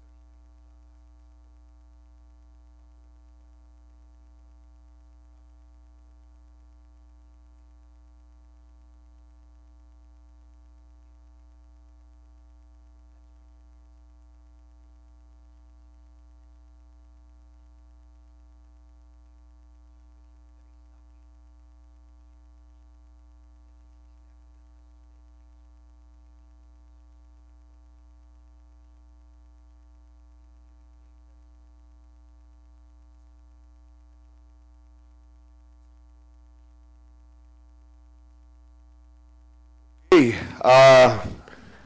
the next hearing, we will see the messenger of PhilRem, Mr. Concon Bautista, and the accountant of PhilRem, next Tuesday, 10:30 in the morning. Until then, these hearings are hereby suspended.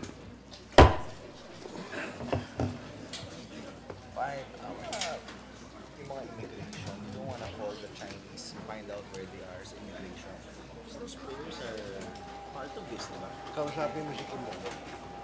Sino po? Kimbo. Call the immigration people. Nandito pa raw eh. The player. Nandito pa raw eh. Sige, I'll find out. Okay, it's up to you.